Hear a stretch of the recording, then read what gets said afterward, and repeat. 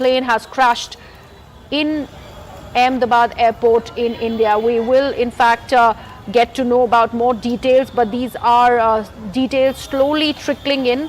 The first one, of course, is these visuals that have emerged. My colleague Anvit Srivastav is also now joining us. Anvit, a civilian aircraft, is it? See, what we are getting initial information is that there has been an incident involving an Air India aircraft. However, the airline has not come forward making any official statement regarding this. But we are learning that there has been some incidents near and around Ahmedabad, and details are that there could be injuries, there could be fatalities as well. But so far, no information as far as Air India, the airline, is concerned. They have not made any statement, or we are checking what airline could this be. But initial reports had suggested, some reports have suggested what airline it is, but no confirmation so far from any of the airlines what incident has happened. Also, it is not confirmed what kind of aircraft was involved, whether there was passengers or was it a trainee pilot aircraft. So it is being confirmed. The airline or the what kind of aircraft it was, this is not confirmed so far. We have tried to reach out to some airlines to find out what aircraft it was, but none of the airlines so far has confirmed the incident. No official statement has been made. Nothing so far has also come from the civil aviation authorities in India. So it is still nascent stage. Some incident has happened. Some visuals are also coming in from near Ahmedabad, but what plane it was, whether it was a passenger aircraft or it was a trainee pilot aircraft or any other aircraft that could have met with any mishap, that is not confirmed so far. Anything from flight radar, anything from the DGCA so far, Anvit? See, no authorities have made any official comment so far, be it the DGCA or BCAS or even the Ministry of Civil Aviation. No confirmation so far because the incident seems to have happened just a short while ago. But we are working on it, and some agencies are saying they are also checking with other airlines also. To find out whether it was a private aircraft, was it an airline-owned aircraft, or it was probably some private jet that could have met with an accident. But so far the news is coming in that some aircraft has met with some mishap. Whether it is a crash, whether it is a crash landing, that is not clear. Whether it's any airline is involved, that is also not clear so far. Fatalities could be there if there has been an incident. There are injuries certainly, what is being reported from the ground, but details of what kind of aircraft it was, or whether it was an airline plane, that is not confirmed. Whether it was passenger plane, these details have also not surfaced so far because no authority has so far made any official comment. What is the first response been like? Because this is a big news, Anvit. When you contacted Air India, are they even ascertaining that it was in fact an AI plane that has been caught because of this particular crash that we are looking at? Of course, those details are going to slowly trickle in, but are they accepting that it is an Air India flight?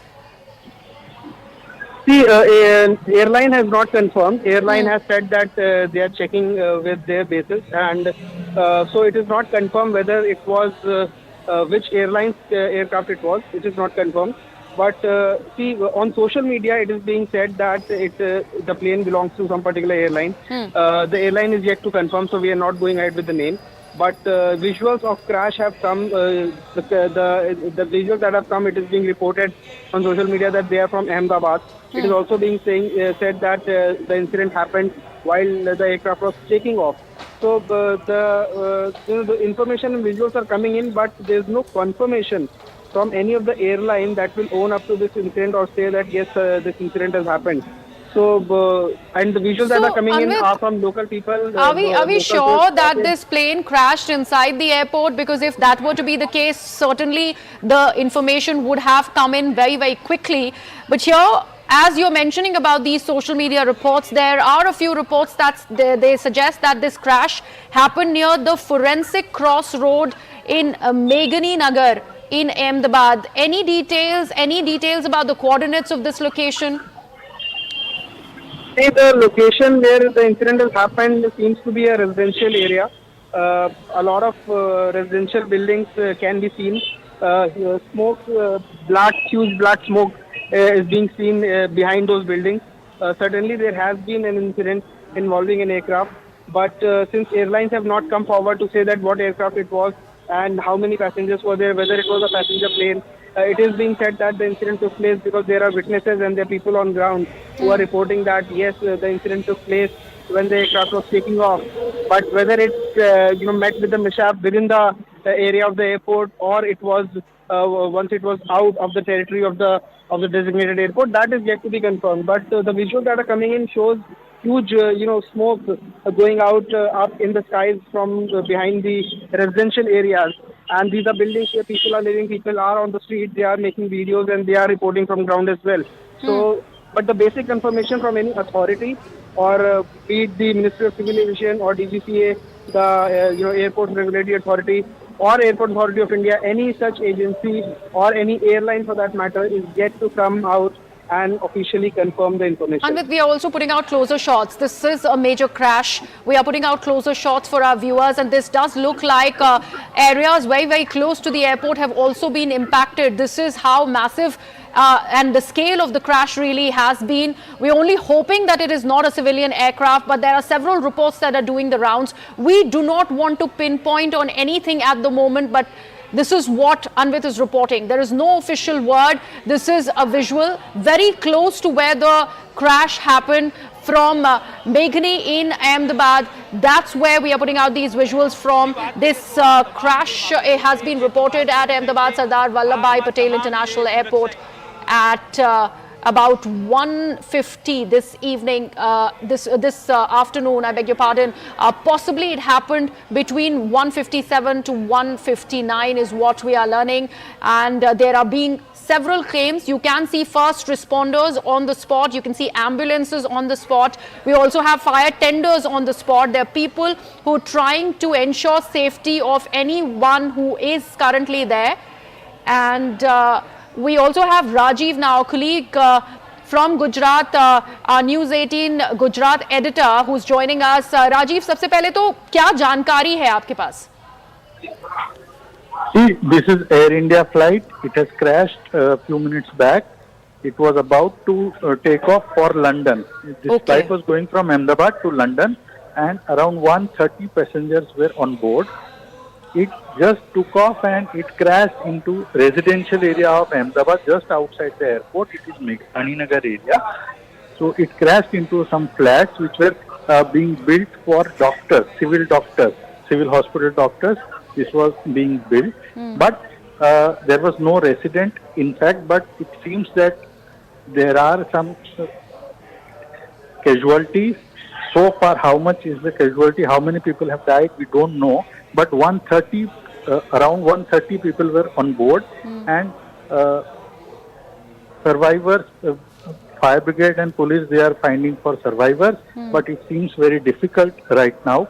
So we cannot say, but yes, there are casualties, but how many people have died, we don't know. We cannot confirm right now, but 130 people were on board. So it is a very big accident that has took place, and it was Air India flight going from Ahmedabad to London. Rajiv, let me put across these details that you have just mentioned. One thing that we are learning, that this was a Air India flight. It was bound for London. It was flying out of Ahmedabad. 130 people on board. Just on takeoff is when it crashed. It crashed into a nearby residential building. From what we are learning through initial information, that these were under construction flats for doctors in that area. Possibly there was nobody present in that building, but this crash has happened. These are closer shots of that crash. 130 people were supposed to fly out of Ahmedabad to London. They were on board the UK is when this crash is reported right on takeoff. This is how crucial and how sad this entire news is, because we are looking at these visuals post the crash, and of course there are people, first responders, still looking for any survivors. This is a big news that we are tracking on CNN News 18. Rajiv Pathak, editor, News 18 Gujarat, continues to be with us to give us all the information. Rajiv, why do you think the Air India has still not come out to confirm this? Because of course there was a flight schedule, there was a flight that was going to fly out of Ahmedabad. It was an AI flight. Why are they not coming out with any information so far? Yeah, we are trying to contact airport officials, but there has been no word from airport officials. So we are trying to find out from them how many people were on board. But it seems the update we are getting from our sources is that the number of passengers may be higher, maybe more than 200 passengers were there. That is a big information we are getting through our sources. We are trying to contact Air India officials if we can get more details from them. But so far, the new information is that more than 200 people were on board. More than 200 people. We are saying more than 200. The number could be higher. So the plane was outbound for London, and it has crashed just few minutes back in the residential area of Ahmedabad. The casualty can be more. Fire brigade, most of the people who were injured or who have been affected in this crash, they are being sent to the civil hospital. The nearest hospital is Ahmedabad Civil Hospital. They are being sent there, and civil hospital is on. It is already on high alert. As far as these visuals are concerned, Rajiv, we do see a lot of people who have reacted because of the impact of this crash. We can see people running, and I believe a lot of those injured are also being taken to the hospital. We are also putting out these distressing images. I would request our viewers to exercise caution, but this is what it is looking like. These are horrific visuals.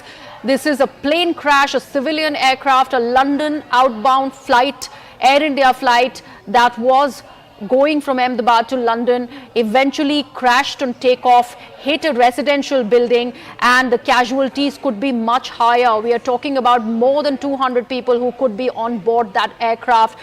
People are still looking for survivors. That's how massive this is. Rajiv, any more details so far? Anything from the DGCA? Yeah, not exactly from the DGCA. Whatever we are going is, whatever information we are getting is through civilian sources and official sources from fire brigade and police. That is what we are getting information from these departments. Right now we are trying to contact DGCA and airport officials, but we have not got any concrete confirmation from them so far. But we are trying to reach to Air India also and airport officials also. How soon do you think there is going to be an official word? Rajiv, we do know how the priority is to take the people who are survivors of this crash to safety, to the nearest hospital. Right now we're looking at one particular hospital where every injured possibly is going to be taken to, but the impact of the crash, really these visuals are telling a completely different story. We can see how big this crash really was, Rajiv. Airport. Yeah, it is a densely populated area, so there were many people there. But civilian people, they rushed to the spot and they tried to help passengers, whoever can be saved. So they are taking them to nearby hospital. Then immediately state machinery also got into action, and they sent 108 ambulances there, and immediately they are being shifted to civil hospital because civil hospital is just nearby the plane crash area. So they are being sent there, and civil hospital is also on high alert. We are trying to get information more from them, and it is a very, very big accident that has come, and since it was a densely populated area, so people rushed to the spot and they try to help people who are affected by this crash.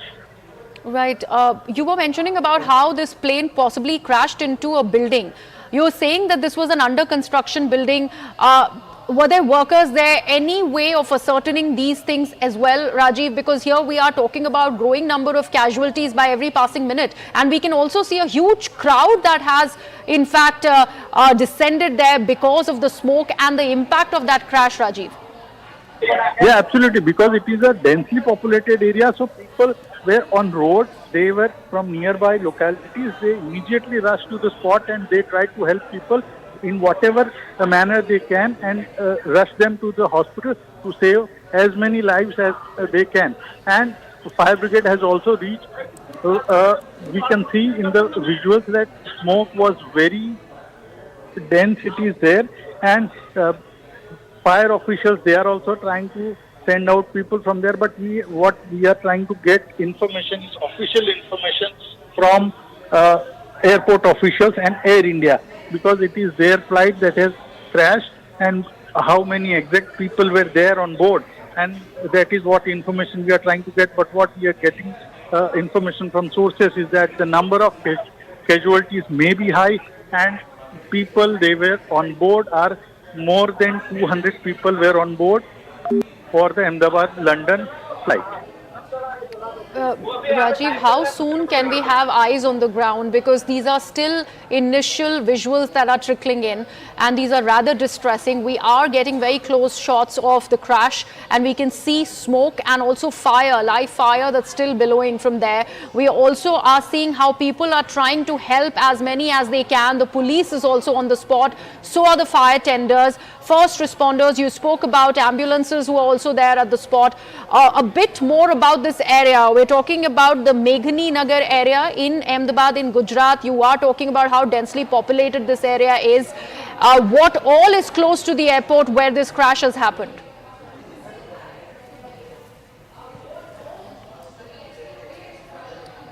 Right, we'll try and re-establish the connection with Rajiv Pathak as he has given us very, very crucial details.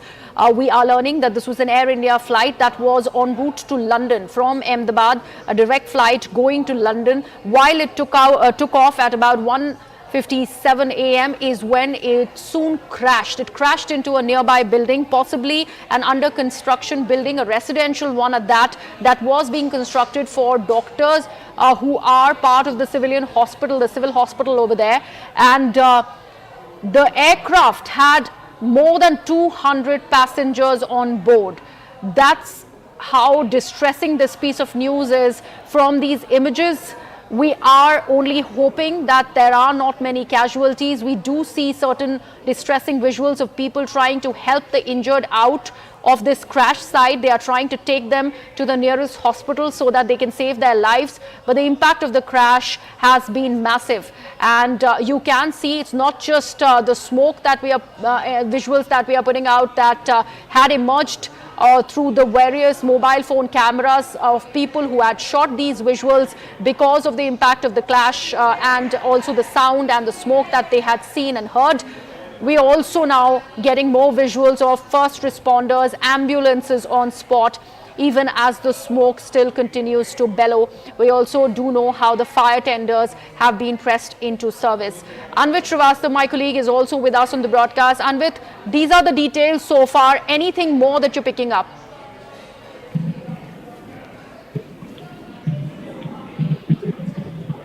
Anvit?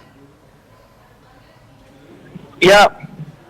See, what the information that we have got that it was a London-bound flight and it was an Air India Dreamliner. Is that what we are needing to know? And a number of passengers were also on board. This has been confirmed by the sources to CNN News 18, and this confirmed that it was a flight that was bound to London. It had taken off from Ahmedabad, and the plane has met with a mishap. However, it is not confirmed and not has been confirmed from the airline that what is the magnitude of the mishap, or how many fatalities could be expected, if any. However, it is being said that the incident took place while taking off, while the aircraft was taking off. It was a Dreamliner that has been confirmed, which means that the capacity was at least of close to 200 passengers or more than that. So there could be number of passengers on board, which has not been confirmed by any authority so far on record. But yes, it is being said that there were more than 200 people, including passengers and crew on board. What is the number of fatalities? What are the nature of injuries? That is not known, but the kind of visuals that are coming in from Ahmedabad, huge smoke that is going up. The aircraft, it seems that it has gone up in flames. The magnitude that it is suggestive of, that clearly suggests that there could be possibility, grave possibility, that there are certainly fatalities and grievous injuries as well to the passengers. Right, Anvit, allow me to put out those details that you've just shared with us for our viewers once again. This plane had about 232 people on board, 12 of them crew members, more than 220 passengers on board. This was a London-bound flight that was going out of Ahmedabad. Right now, we are also putting out hospital visuals for our viewers. As the injured are being taken into the nearby hospital, the hospital authorities and also the doctors and the attendants are reacting fast. They are going to the spot of the crash to take care of any survivors who could be there present. We're also learning that this was the Air India Dreamliner AI-171. That is the flight number. For anybody who's watching, who is worried about their kith and kin, they would want these details, rather distressing details, unfortunately, that we are having to put out.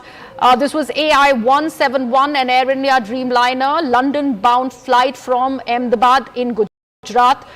10 minutes on takeoff is when it crashed. Anvit, this is an important detail. So possibly the crash happened very, very close to civilian facilities outside the airport. Is that right? Exactly, and this could also have led to fatality or agencies or injuries on ground as well, because the airport is an area that is surrounded by it's a heavily inhabited area, and there are residential buildings as well. In fact, the visuals that are coming in that are also clearly suggestive of the fact that the plane the location where it has gone up in flames is surrounded by visuals by residential buildings.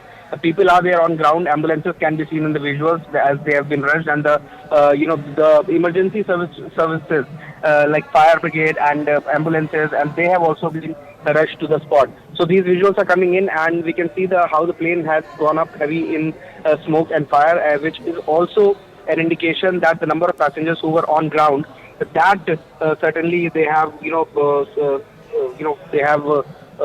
had grievous hurt. Not just that, but what we are fearing is that there could be high number of fatalities as well. What we know is that there were at least roughly about 240 people, at least 220 to 240 people on board that plane. It was a London-bound Dreamliner, Air India aircraft. Dreamliner are usually big aircrafts. They have a capacity of at least 250 to 240 to 250 people to keep them on board. And if this plane has crashed just after 10 minutes of taking off, there could be some technical glitch as well, which certainly the airline will be accountable. But the accountability will be fixed later on once the basics are sorted, once the passengers are taken out. There could be survivors as well. So we do not know as of now what the magnitude of this crash as well is actually. But the kind of visuals that are coming in, they certainly are scary at the moment. Right, and do stay on with us. We are learning that we are getting a word from the Gujarat Chief Minister as well. We're still waiting for those details. Supposed to take off right after AI-171 Boeing 787, the ill-fated London-bound flight that crashed. There you can see a flight before that. These are visuals from the runway that also show that crash happening very close to the airport, possibly inside the airport, but it also ended up hitting this residential building, and hence we are in fact really trying to ascertain if the casualties go beyond the people who were on board that aircraft, because the crash did happen in a civilian spot, hitting a residential building. 10 minutes on takeoff is when the plane crashed.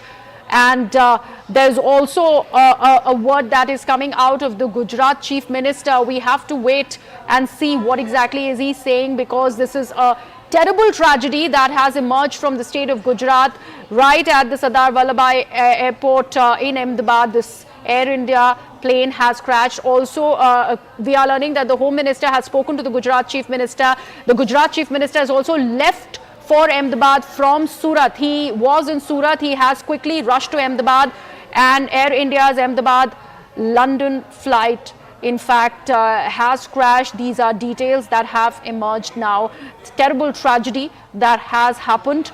The crash has happened near a residential building. 220 passengers were on board, 12 of them crew members. All of them were on board this ill-fated aircraft. Police, fire brigade personnel, first responders are all at the spot to take care of any survivors. But we also are trying to ascertain more details from the very spot. We also are putting out details of how many of those who are injured are being rushed to the nearby hospitals. Possibly the injured could be a lot more than the people who were on board, because the flight ended up crashing in a civilian area right outside the airport. My colleague Arun Dhanta is also now joining us on the broadcast. Arun, we are learning that the Gujarat Chief Minister has rushed to Ahmedabad from Surat after learning of this great amount of tragedy. We're also learning that the Home Minister has spoken with him. Is that right? Absolutely, absolutely. Griha, Chief Minister is rushing to the spot, and we're given to understand that the Home Minister Amit Shah has spoken to both the Police Commissioner and the Chief Minister, Bhupen Patel of Gujarat, and ensure all support from the central government side, which is needed. And perhaps that's the reason why you see the Chief Minister is also heading towards that side. There is no clarity, of course, at this point, how many passengers were on board. But as we've been reporting, that the Dreamliner big aircraft, the capacity is more than 220 passengers. So this seems to be a very big, unfortunate incident, which is, in fact, the story is developing at this point in time. The fire services, police, everything there is on the spot. But of course, it's a big, crash, if we can call it. And Home Minister Amit Shah ensured all central support assistance to the Gujarat administration and the government at this point in time. And in fact, we are also told that a Chief Minister and the Police Commissioner briefed Amit Shah about this entire incident. But still, we are waiting for some sort of a confirmation coming from either the government, Gujarat government side, or from the Air India's side. But as reports are suggesting that it was a big aircraft, the Dreamliner, and the capacity is, above 200. So this, could potentially be a huge loss. But of course, we'll have to see as and when the official confirmation comes from the Air India side.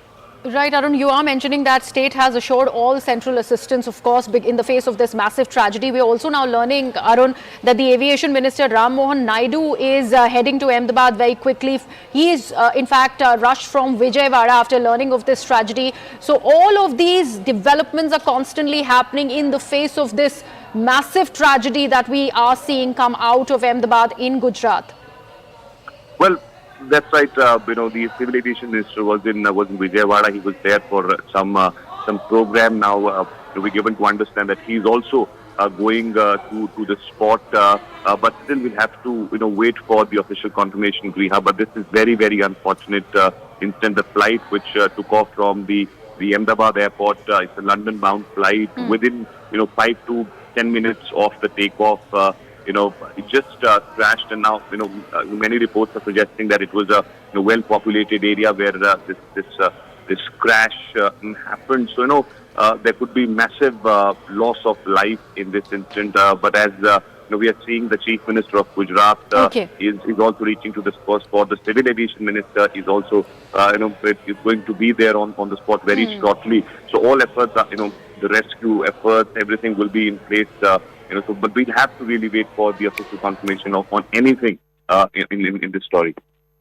Thank you so much for all of that information. In fact, we have got more details about this aircraft, AI-171, Boeing 787 that we have been talking about.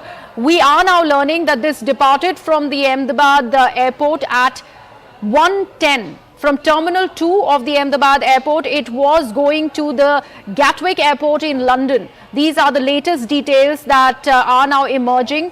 It, in fact, was bound for London. It was going to Gatwick, not Heathrow. And it left at 1:10. In 10 minutes from the time it took off, at about 1:20 possibly is when that crash happened. 1:17 to be precise is when that crash really happened.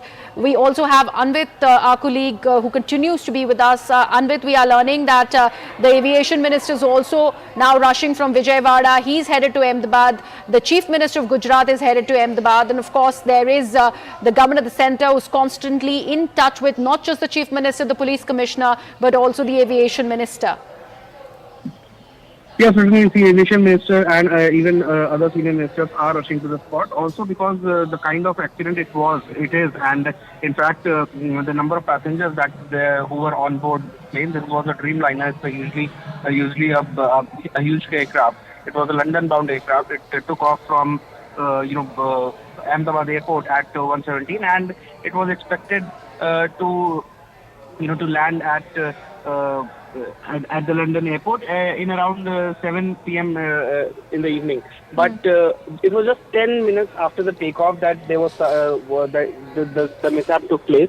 The reason so far is not clear, obviously, because the priority right now is to make sure that the passengers are, if any, there are saviors, then they need to be rushed to the medical facility. If there are fatalities, then that needs to be taken care of. Also, what is being looked into is that the plane, apparently, as per the reports, has crashed into a residential area because it just met the mishap just 10 minutes after taking off from Ahmedabad airport. So it is also being looked if there are casualties in the area where the plane has crashed. It seems to be a residential area. The visuals that are coming in, we can see the paramedics, the ambulances and the firefighters, they are rushing to the spot. There is a lot of chaos in that area. The visuals clearly speak of that the area is a residential one. So which also makes it, even more grave that not only the passengers and the crew that was on board, but also people who were in that area. It looks like a heavily inhabited area. So there could be casualties also on ground where the plane has crashed. So that is also being looked into. Police have been rushed to the spot. All the initial responders have been rushed. But the priority right now is to make sure Anvit, that there is a tweet by Air India that has now come. Let me put that out for our viewers. Flight AI-171, this is what Air India is officially now confirming. Operating Ahmedabad, London, Gatwick was involved in an incident today, 12th of June 2025. At this moment, we are ascertaining the details and will share further updates at the earliest. This is the official words so far from Air India, Anvit. They have just put out this tweet on the social media platform X, but they are still not talking about any number of people on board. What we have managed to ascertain so far that this was going to the Gatwick airport in London. It took off at about 1:10 p.m. is what we are learning, Anvit. So all of these details are emerging. Is it too early to talk about what could have led to this crash? See, right now also the priority of the first responders and the authorities are to make sure that how many passengers were on board, how many of them are safe, if any, how many have sustained grievous injuries, and if there are fatalities, then that needs to be taken care of. Only after that and the site is cleared, then there is a separate committee that is called the Air Investigations, Aircraft Accident Investigation Bureau. That will look into what could be the possible reason. There would be a committee, and this is how it happens that an aircraft is investigated. But that comes at a later stage, because right now the mishap that has taken place and the urgency of the matter is that to make sure those who are hurt need to be taken to the medical facilities on priority, so that the number of fatalities are less, and also the casualties that have happened, they need to be taken care of. Right now the focus is that for all the departments, be it the disaster management, from fire safety to firefighters to the police and the paramedics and ambulances, they have all been rushed to the spot. They are managing the situation right now, but the visuals are really scary. The kind of crash it was, it's a huge aircraft. It has a capacity of at least 250 people on board.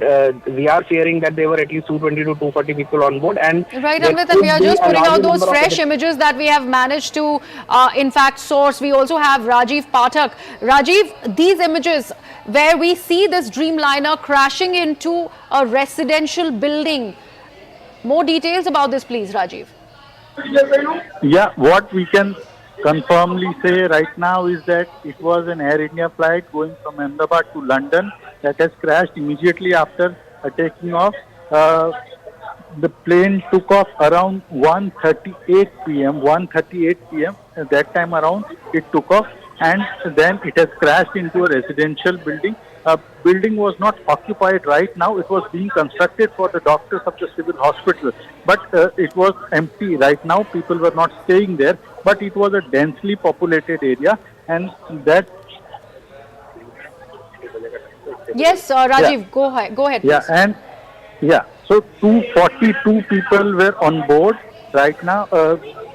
What we have got information from our sources in airport, 242 people, including crew members and passengers, were on board.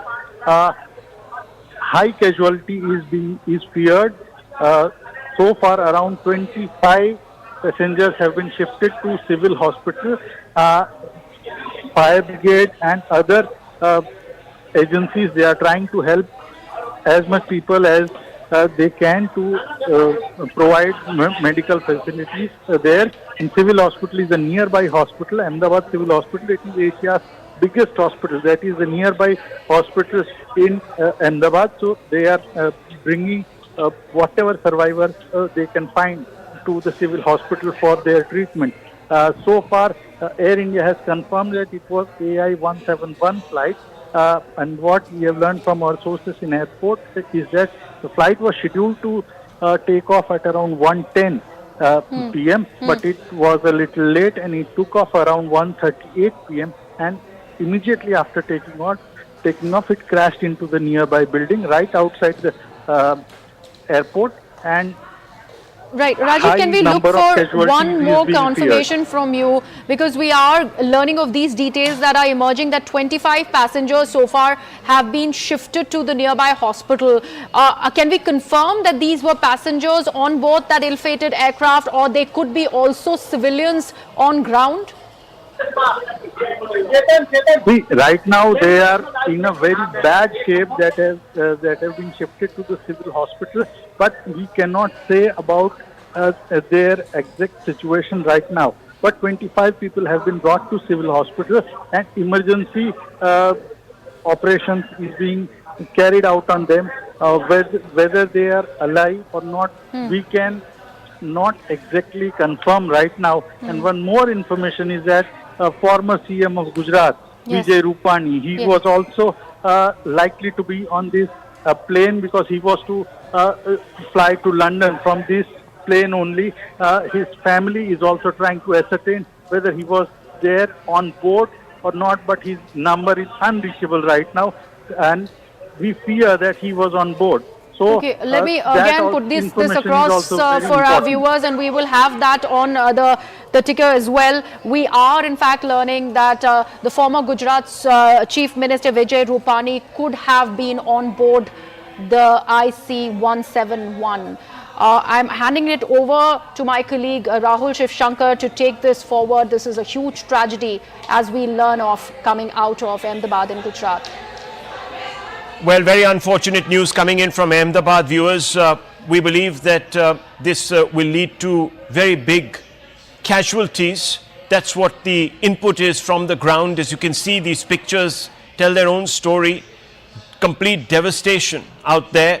This particular aircraft took off and then apparently crashed into an under construction building in the vicinity of the Ahmedabad airport, and you can see the superstructure of that building also quite damaged. This is the moment, just moments after the crash. It's a video that is capturing, of course, the aftermath. This is a very, very, very big catastrophe that has taken place, and that's the picture of the moment of crash. For some reason, the plane lost power moments after takeoff, and within seconds, that's what we saw. Remember, a plane that has just taken off would be loaded with fuel. There would be a lot of fuel on it because it's a long haul flight. It would take about 12 hours to London, given the new flight path, etc. As a result of which you see that huge ball of fire erupting into the sky. Griha, these pictures obviously very disturbing. We don't have updates as of now on who might have been lucky enough to survive this. We also don't want to hazard, even though there is news coming in of certain people who might be on board. We don't want to really second guess the official sources, so we're going to hold back on that news. But Griha, these pictures, these are very, very devastating for any viewer to see. Absolutely devastating, Rahul. You said it right there. We're talking about AI-171. This is Boeing 787.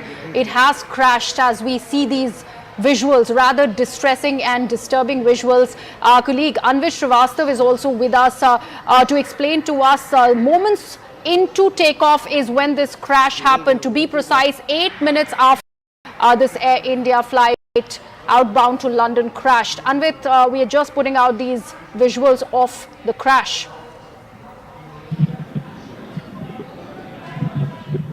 Yeah, see, these are latest visuals that have come in, and it clearly shows the aircraft, in the moment that it met with the mishap, and we can see that it is flying over a residential area. A lot of residential buildings are underneath the flight path, and what we are also learning is that the Mayday call was given by the air traffic control, but the aircraft did not respond.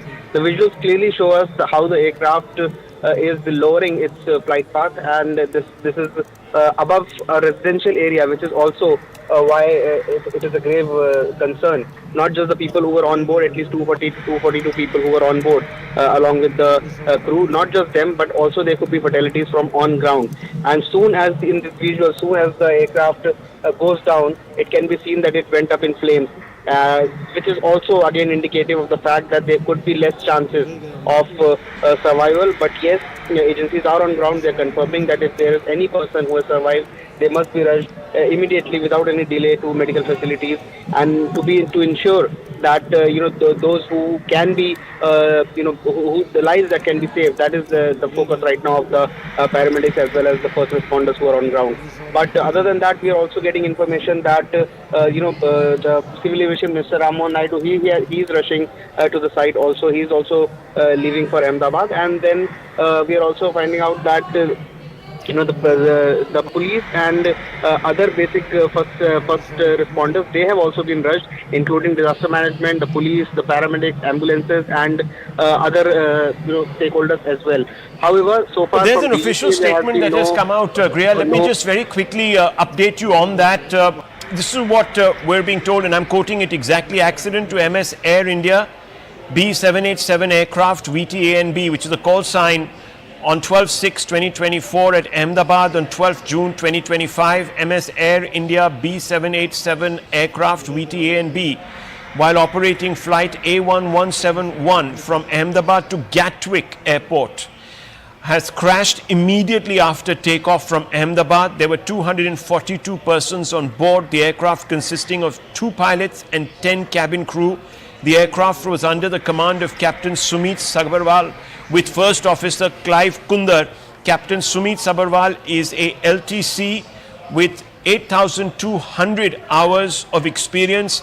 The co-pilot had 1,100 hours of flying experience. As per ATC, aircraft departed from Ahmedabad at 13:39 IST from runway 23, gave a Mayday call to ATC. So there was a Mayday call, Griha, that was issued, but thereafter no response was given by the aircraft to the calls made by ATC. Aircraft immediately after departure from runway 23 fell on ground outside the airport perimeter. Heavy black smoke was seen coming from the accident site. So this is the latest that has come through. The registration of this aircraft, the call sign was VTANB AI171 operating from Ahmedabad to Gatwick. This crashed immediately after takeoff. What we now can confirm is that there were 230 passengers.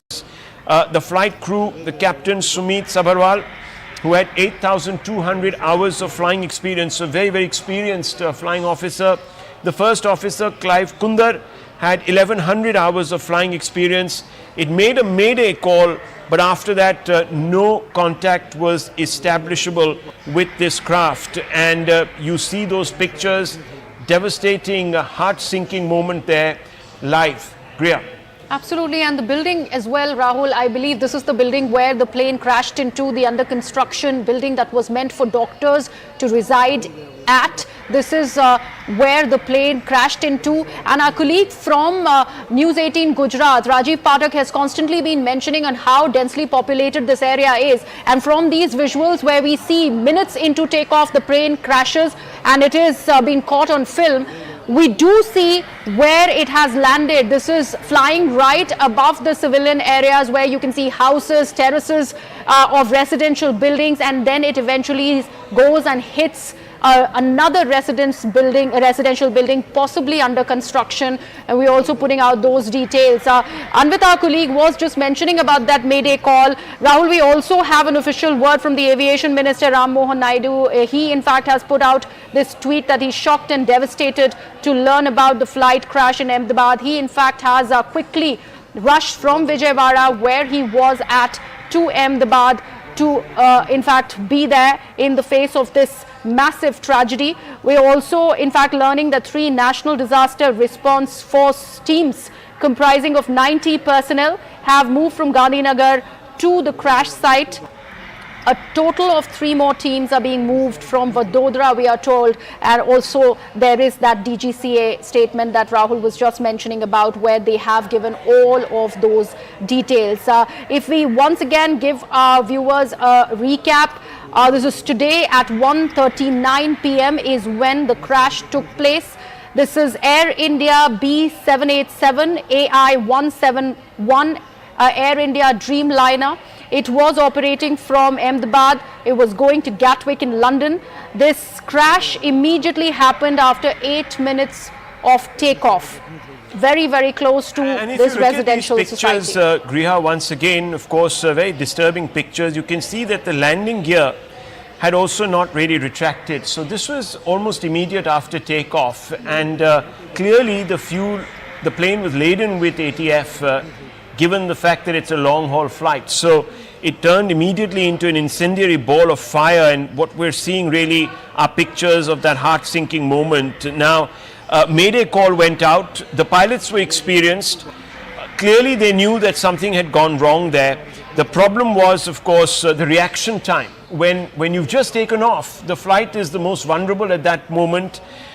You can't really do much. Usually, as the flight takes off, it is only at that point assuming power. Of course, we will have to speak to experts to figure out the aerodynamics there. But the fact of the matter is that at that time, there's only very little you can hope to do. You can just hopefully, that you are landing on an open field where you could make some sort of a stable landing. But with that amount of fuel, you can't even jettison the fuel.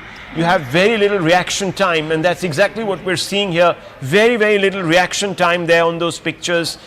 Clearly, there was just time to issue a Mayday call, but no time really to avert the consequences. And those consequences, as you can see from the pictures on the right, as Griha has been describing them, are devastating. Devastating. This is also a residential area, so we don't quite know what the scenario is on the ground. There were a number of people we showed were being wheeled into a hospital. We don't know if they're survivors from this crash, or if they were bystanders, or they were residents of the particular area or the locality where the crash took place. So a lot of unanswered questions right now, very initial days. We can only tell you that a statement has been issued where certain details have been shared with us, and it's quite clear now that the two pilots latched on to that distress that they were obviously facing as soon as the plane took off, issued a Mayday call, but there was very little reaction time for them to do anything consequential to avert a tragedy of this magnitude. Now, the last time we had a tragedy in India of this magnitude was on August 7, 2020, where an Air India Express flight 1344 crashed, and that was a devastating crash also. And that was a repatriation flight, actually, and it was an incident that happened at the time of COVID. I can quite clearly remember it. Obviously, the country was on various forms of lockdown, but today circumstances very different. Air India is privatized. It is an airline that is now in private hands, not in government hands. The government, of course, relinquished charge of Air India a few years ago. It has been, of course, facing some difficulties in making that transition. There have been complaints, Griha, of faulty service, but no one could have imagined this. Could they have? The flight was a bit delayed. It took off about 20-25 minutes after the scheduled time of departure, STD. Griha. Absolutely. Also, Rahul, we are learning that the Gujarat Chief Minister has in fact put out an official word on social media platform, and he in fact speaks about the plane breaking down. That is how he is putting it across, and he said that immediate rescue and relief operations in this accident, as well as immediate treatment to the injured, point here to be underlined, have been in fact meted out. Officials have been instructed to make arrangements for this on a war footing. That's official statement by the Gujarat Chief Minister. One concerning piece of information that is also emerging, Rahul, is possible presence of the former Chief Minister of Gujarat, Vijay Rupani, who could have been on board that London-bound flight. We still do not have confirmation, but we do know how family members of Mr. Rupani are trying to reach him, but his phone is of course not available. But there are in fact, distress calls that were made, and there is a word on social media that is also coming out. Several people, including the Gujarat Chief Minister, we also have many such people, several important celebrities also now beginning to tweet more about updates it. coming through. More updates coming through. The pilots had reported a mayday because they had obviously encountered a devastating loss of lift, and that's really what perhaps has caused this. Why it happened, we don't know, viewers. We're updating you in real time. This crash took place just about 25 minutes ago. News is trickling in. It is trickling in slowly, and one cannot obviously jump ahead and draw conclusions because fundamentally you have very little news coming in from the ground. Air India Ahmedabad London international flight crashed during takeoff in Ahmedabad just about half an hour, 40 minutes back. In fact, to be exact on time now, it's going on to be about an hour. Disturbing pictures are coming through, viewers, so discretion is advised. Very disturbing pictures, some of those. So we're obviously extremely concerned about the extent of the casualties. They are high. It is to be expected because there was very little response time to take any action that could avert a disaster of this magnitude. As you saw in those pictures, and if you look in the right of your screens, viewers, that's really the moment of the crash. Within minutes, the flight takes off. Its landing gear has not even retracted. It's laden with ATF naturally because it was ready for a long haul flight to Gatwick airport in England, and it crashes because there was a catastrophic loss of lift, which is very, very apparent, and this crashes into an area where there is an under construction building, but we're also told that it was a densely packed residential area, so there is a possibility of ground fatalities, of bystanders, collateral damage, so to speak. 250 on board, two pilots, as well as, of course, 10 cabin crew. We're also told that former Gujarat Chief Minister, Mr. Rupani, was also on this flight. We don't know the status of his condition right now. We will get updates and we will report to you. Anvit is here with us. Anvit, what can you tell us? Take us through some of these pictures. Now, see the latest video that we are seeing, that in which this Dreamliner that was London bound could clearly be seen that how it was lowering its flight path, and it clearly can be seen in the visual that it is flying over a residential area, an area heavily inhabited outside of Ahmedabad airport. And there were, in fact, the visuals that have come in from ground also shows how locals have gathered around the crash site. A lot of people are there. The first responders have also reached. The police, the disaster management authorities, and the paramedics and ambulances are also at the spot. But a lot of locals are gathered, which is also indicative of the fact that the area was heavily inhabited, as the reporters from Gujarat have also reported. And there is also fear of loss of life from the ground as well, not just people who were on board the aircraft, but also because there were residential buildings around the place where this plane has crashed. So there's also fear that people who were on ground, they might have sustained injuries. There could be casualties, and there could also be fatalities, the kind of crash it is. As we see, soon as the aircraft lowers its flight path, it can be seen that it's going up heavy in flames. So that is also indicative of the fact that the magnitude of this crash was high, and that also lowers the chances of survival of the passengers who were on board, which also is a scary fact that is coming out from this news. But other than that, the details we have managed to gather so far is that it was around 13:39 IST, that is the 1:39 p.m. when this flight had taken off from the airport, and this was a Dreamliner. It was 787, which usually has a capacity of 240 to 250 passengers and crew on board. And what we're learning is that there were at least 242 passengers that were on board. The authorities from safety regulator in India have also confirmed this, and the airline, however, has not come out with the number of fatalities and number of casualties in this manner, but this is confirmed that it was a Dreamliner, a B787, and it was an AI-71 flight that was operating from Ahmedabad to Gatwick. Also, we are known that the fact that is known to us that there were at least 242 people on board, 10 cabin crew included, and two the pilots that were on board. Also, we are learning that there was a Mayday call that was made by the crew and by the pilots of the to the ATC, to the Ahmedabad ATC. And when the ATC tried to get back in touch with the pilots, there was no response, because probably, like you earlier also mentioned, there was a very short response time, as we also can see in the visuals, that the plane was flying low at the time. It had only been 10 minutes that the flight had taken off. So the plane was still flying low, and we can only see its flight path going down over the residential area when it goes up in flames.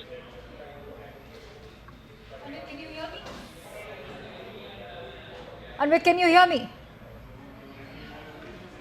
All right, we seem to have lost that connection, but all right, Rahul, if you can see these visuals going on to also indicate the impact of this air crash, how disastrous, how catastrophic it's been, looking at the debris that's been scattered all over. What we are learning is right now that all emergency services have been activated. The fire services have also reached the ground level. But Rahul, as you've been indicating, this is a densely populated area where the crash has taken place, and perhaps there could be also a possibility of ground fatalities as well, something that Anvit was also highlighting. I'd like to bring you in on that aspect. Yeah, we've also got updates coming in from the DG AAIB, Director Investigation, and the GO team are all leaving for Ahmedabad. We're also being told that the Director of Air India has responded, and he has expressed his utter sadness at this particular tragedy. And this tragedy is of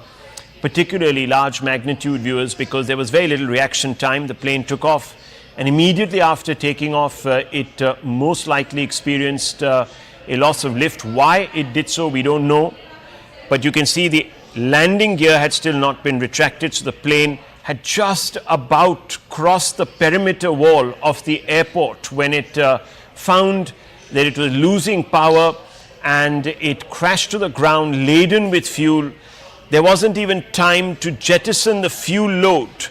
And it did issue a Mayday call. The pilots issued a Mayday call, but it did not obviously result in any bid to avert the crash, because no one had reaction time here. It was very limited reaction time.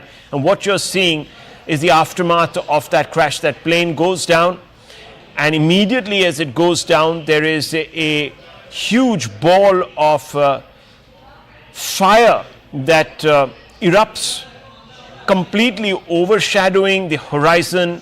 And you can see a number of those chawls, a number of very densely packed residential areas are right under the flight path of this plane. So we're expecting news of collateral damage on the ground. We also have no updates.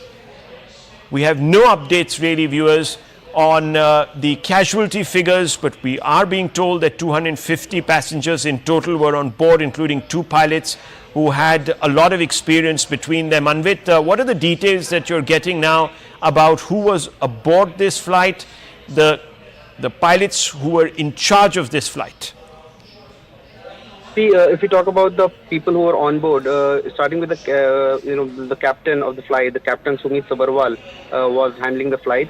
He was an experienced pilot with more than 8,200 hours of flying, and his first officer was Clive Kunda, who also is said to have at least more than 1,100 hours of flying experience.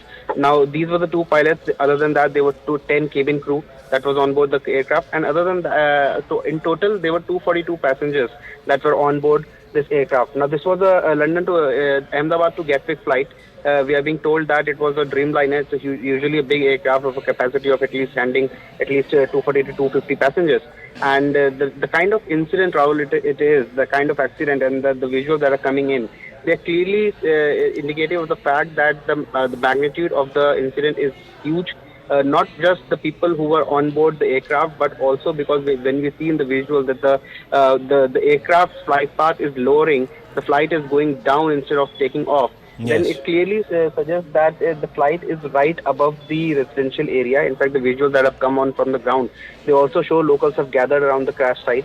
Other than the first responders, be the police, the ambulances, paramedics, or the disaster management authorities, and the firefighters. Along with that, we can also see hundreds of locals have gathered there because it is a residential area and there are certain, it's a heavily inhabited area, and that is one reason why it is also being feared that there could be casualties from on ground as well, not just the people who were on the aircraft and the way. Just the hold your aircraft thoughts, went up in Anvit. I flame. just want to quickly update London Gatwick. The airport management has also issued a statement clearly intended, of course, for those who were expecting their loved ones to come to London.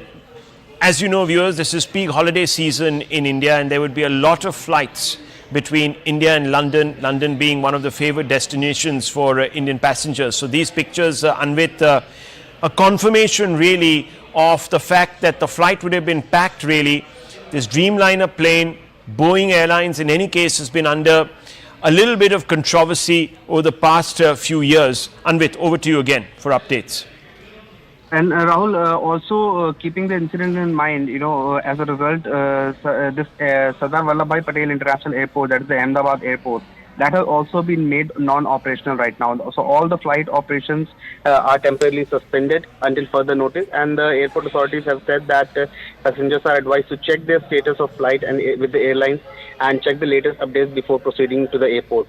So following this incident, flight AI-171 that had crashed outside Ahmedabad airport, that was bound to London Gatwick, that has crashed, and following that, the airport has shut its Let me operations. also very quickly read out this statement, Anvit. Stay on with me. N. Chandrasekharan, chairman of Air India, has put out a statement.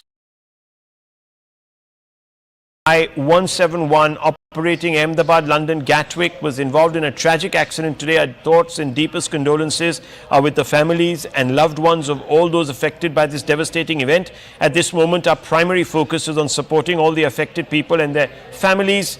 We're doing everything in our power to assist the emergency response teams at the site and to provide all necessary support and care to those impacted.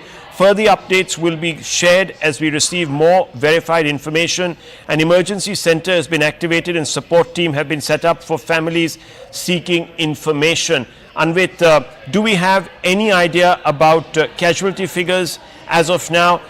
We are being told that unofficially there are 30 deaths that have been verified, but these are not still confirmed officially. These are first responders who are relaying information. Anvit.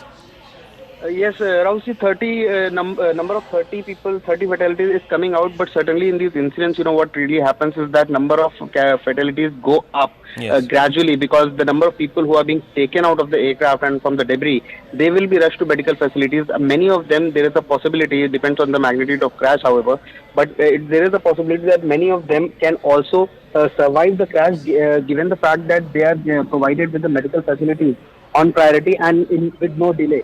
But that also certainly, and completely depends on the kind of injuries they have sustained. If it is an injury that can be managed, and if it's not a fatal injury, then certainly there are chances that when you get medical facilities in time and without any delay, then certainly their chances of survival increase. So gradually, given this, what we are learning from the sources that from on ground is that the number of fatalities, unfortunately may go up. But yes, initial number is somewhere 25 to 30 people who have been confirmed.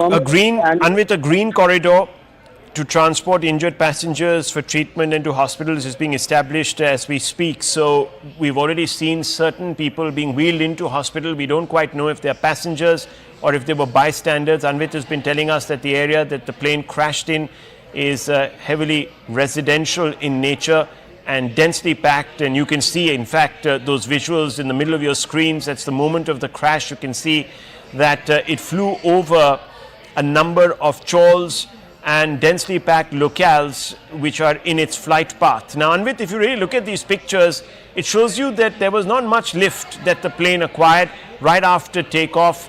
That's not the normal trajectory of a plane. Mayday call issued. The wheels, entire landing gear has not even been retracted, Anvit. Yes, that is correct. Also, see, in these incidents, the last moment communication between the pilot and the ATC is usually very crucial in investigation of such crashes. So once the Yes. investigation begins, the black box will be retrieved, and the data from the black box will clearly suggest that what was the There last was, moment. there was Anvit, a Mayday call that was issued by the pilots. So clearly they realized very early on that there was a problem. Stay on with me. I want to bring in Payal Mehta. She's got some updates. Payal, over to you.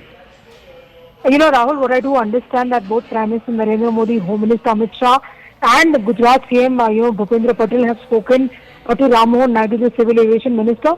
Ram Mohan Naidu, currently is in Vijayawada, and there is no direct flight to Ahmedabad from there. So he's been flown in a special flight. He's been rushed to Ahmedabad to look into the situation, and he's going to reach there by about 5 p.m. The concerning news that is coming in is, of course, that of Rupani, Vijay Rupani, the former Gujarat Chief Minister, being on board on that flight as well. But what his office currently is telling us, Rahul, is that he's badly injured as well. We'll have to just wait and see for more updates. But most unfortunate scenes coming to the fore, and like you're mentioning, like Anvit is reporting, that the government of the day is very, very concerned about the episode, and they'll get to the bottom of it. Okay. And therefore, the emergency teams have been rushed. And so have the, investigation teams have already been rushed. Yes, three national disaster response force teams comprising 90 personnel have been moved, as Payal was saying, from Gandhinagar to the plane crash site. A total of 3 more teams are being moved from Vadodara, according to the NDRF. Let's listen into some reactions that we're picking up from the ground. These are eyewitnesses.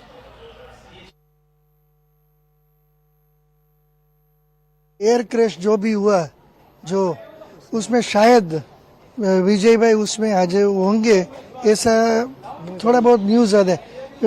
ये news confirm है या नहीं, it is very difficult to say. So we are highly intense situation कि क्या होगा क्या नहीं होगा. अब प्रेस वाले जो है हम उनसे पूछते हैं कि भाई ऐसा क्या हुआ और कैसे हुआ. यदि आपके पास कोई कंफर्म न्यूज़ है तो आप हमको बताइए. विजय भाई लंदन जाने वाले थे. Well, those were updates coming in on the identity of at least one passenger, former Gujarat Chief Minister, Mr. Vijay Rupani, who's on board. We don't know his condition as of now. We're getting conflicting details really about whether he's injured, but we will update you on all of that. The fact of the matter is, right now, viewers, at 5 minutes past 3 in the afternoon, we have a statement, and that statement seems to suggest the following, and let me read out this statement to you. Flight AI-171 from Ahmedabad to London Gatwick earlier today was involved in a crash shortly after takeoff outside the airport. Those pictures in the middle of your screens tell you exactly what happened, because it captures the moment of the crash. Because of the crash, Sardar Vallabhbhai Patel International Airport, Ahmedabad, is currently not operational. That's the latest detail there. All flight operations are temporarily suspended until further notice. So if you were expecting to travel from that airport, we'd advise you to check with your airline. And of course, people who were expecting to land in a particular space time after taking off from this airport will also be advised to contact their loved ones and relatives and inform them. We're putting out this statement. Passengers are also advised to check with their respective airlines for the latest updates before proceeding to the airport. This is a statement that has been put out by the Sardar Vallabhbhai Patel International Airport spokesperson. We also have some other news coming out that seems to tell us now a little bit more about the scenario on the ground. So this is a report that has been filed. Let's go straight across to it. इस वक्त मैं मौके पर हूँ. ये बिहारी नगर का इलाका है. मैं कैमरामैन को बोलूँगा कि आप देखें कि यहाँ एयर इंडिया की जो टेल वो टेल यहाँ पर दिखकर आई है और सामने वहाँ पर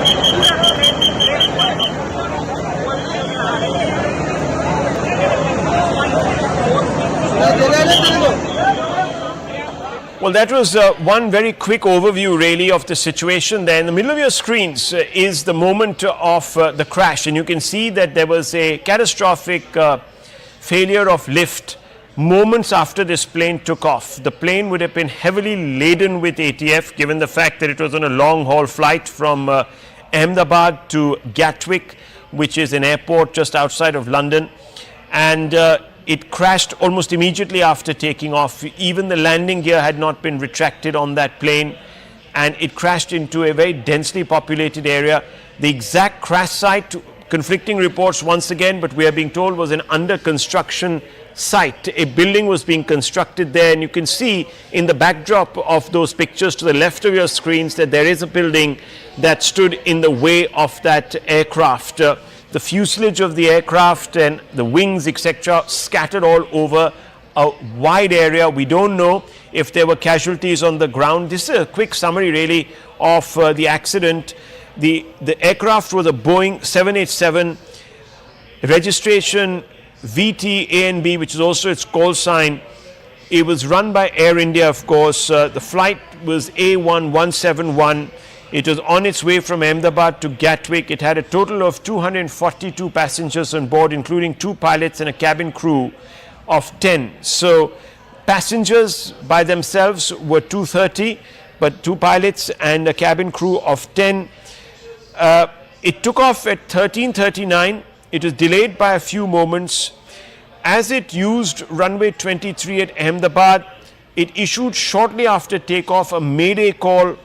No response after the Mayday call, because as you can imagine, there's very little response time for the pilots to take any action to avert a crisis. Let's go straight across to Anvit for more details. What can you tell us, Anvit? We are looking forward to get details as to what happened and what transpired in this entire incident, as to understand that what actually happened because we can see clearly in the news that the flight was taken off. What the time, given the time of departure, the flight took off, but the flight path, we can't see that it had good elevation as it should have had. So that also depends on a lot of factors, a lot of technical factors as well. And also the last moment conversation between the pilot and the ATC, that would also have much to reveal, because before the Mayday call was made, whether there was any communication, whether the pilot had communicated any flaw or any glitch while they had taken off from Ahmedabad airport. So that will also play an important role, and the retrieval of black box certainly. Well, one quick update. We're being told that the Union Home Minister, Mr. Amit Shah, will be leaving for Ahmedabad. He's expected to take off by 4 p.m. So that's a quick update for you there. Anvit, you were talking a little bit about the on-ground arrangements that are being made now to try and affect some relief. Can you give us more details on that? So I was saying that more technical details are awaited, and that is what will actually give a clear picture as to what happened and what led to this unfortunate incident. Last moment conversation between ATC and pilot, and also the communication that was sent out by the aircraft to the ATC, and that will also have much to reveal as to what eventually happened that led to this crash. The elevation part was certainly low, the elevation was less, and that is what we can see in the visuals also. The flight was only going down, it was decreasing, and it was on decline, which is the reason why it was a residential area and the plane has crashed out of Ahmedabad. We're getting some details and updates. Anvit, stay on with me from Payal Mehta now on the possibility of the former Chief Minister of Gujarat being on this flight. Payal. Rahul, the passenger list, shows unfortunately Mr. Rupani was on board and is identified as passenger number 12. We've been trying to get in touch with his family and, probably people in his office as well. But we're just given to understand that as of now, they're saying that he's badly injured. We do not know anything for a matter of, confirmation as well. But, when the passenger list was reviewed by our colleagues, including Anvit, it showed very, very clearly that he was on board on that flight. What is really happening to him right now is just a little too early to jump the gun, because obviously we have to wait for the confirmation coming in either from the Gujarat government or, from his family as well. But, most unfortunate episode coming to the fore, passengers who were on board are to go to London, and frequent passengers go to London at this point in time, from Gujarat in particular. Most unfortunate thing coming to the fore, but the government of India has assured Rahul that they will get to the bottom of this, and of course that's the reason Prime Minister Narendra Modi, Home Minister Amit Shah, and the Gujarat Chief Minister, all three sticking to Civil Aviation Minister Rammohan Naidu. This is going to be one big challenge for him as well in his 1 year career as a Civil Aviation Minister of the country. He's been rushed in a special flight to Ahmedabad, should be landing there around 5 o'clock, is what we were given to understand. But all rescue teams have been mobilized. and he's also made sure that the investigating teams are also mobilized and sent ASAP to Ahmedabad to figure out what really is happening. Meanwhile, the civil departments of the Gujarat government have also been on task. I'm very, very sure that Harsh Sanghvi, the Home Minister of the state, is already on the job as well. The Home Minister, Mr. Amit Shah, has also spoken to multiple people, including having spoken to the Commissioner of Ahmedabad as well, so that she was awaited. But we confirmation of Mr. Rupani coming in either from the Gujarat government, yes, or his family, and we should not really speculate at this coming time about anything. Well, Payal, the Director General of the Aircraft Accident Investigation Bureau, the AAIB, with the team leaving for Ahmedabad for investigation. This is also something that we're learning from our sources at the Ministry of Civil Aviation. So clearly, in the first few hours, there has to be a thorough investigation from the ground, collecting of evidence, etc., etc. And just one hopes that the scene of the crash is not compromised. There are, of course, pictures coming in to the left and to the right of your screens of the aftermath, the devastating aftermath. In the middle of your screens, viewers, is the moment of the crash, and you can see that there was very little reaction time. Now, Payal, in a situation like this, what is the protocol that is usually followed in government? Will there be immediate meetings to determine the next steps? What exactly is on the cards? There will be immediate meeting that's going to be there, and of course the Civil Aviation Ministry will do its own probe. Yes. And like you mentioned, the probe teams have been rushed as okay. well. We're also The being center- told, hold your thoughts, Payal, just hold your thoughts. I want to go straight across to Arunima for an update on the Union Home Minister Amit Shah. Yes, Arunima. Yes, as a Home Minister, Amit Shah is just flying off to Ahmedabad. He is the local member of parliament as well. And this is coming at a time when people are still speculating. These are just speculation. Nobody is confirming it as yet. But there are speculations whether this was an accident or whether this was an act of sabotage. So since he is also the Union Home Minister, both in his dual role as the Home Minister and the local member of parliament, and somebody who knows Gujarat like nobody else does, he's already spoken to the Chief Minister, and his presence there is aimed to aid rescue and relief efforts. From the central government side, if anything that the state government requires to retrieve the situation, if there are any survivors, if they need any medical aid, if they need to be flown out of Ahmedabad, taken to Bombay, taken to Delhi, whatever needs to be done, I think the best man is being put on the job by the Prime Minister. The local member of parliament, the Union Home Minister rushing to Ahmedabad, should be flying off within the hour is what we are told. Yes, we're also being told, of course, and I just reported this, the Director General of the Aircraft Accident Investigation Bureau with his team is leaving for Ahmedabad for an investigation. This is according to Ministry of Civil Aviation sources, because viewers, in the right aftermath of a crash, you need to sanitize and in some ways or the other ensure that the scene of the accident is, or the crash is not compromised, because there's important, very important details that emerge from there. I want to go straight across to Griha, who has a list of the passengers aboard. Our prayers, of course, with each one of them. Griha.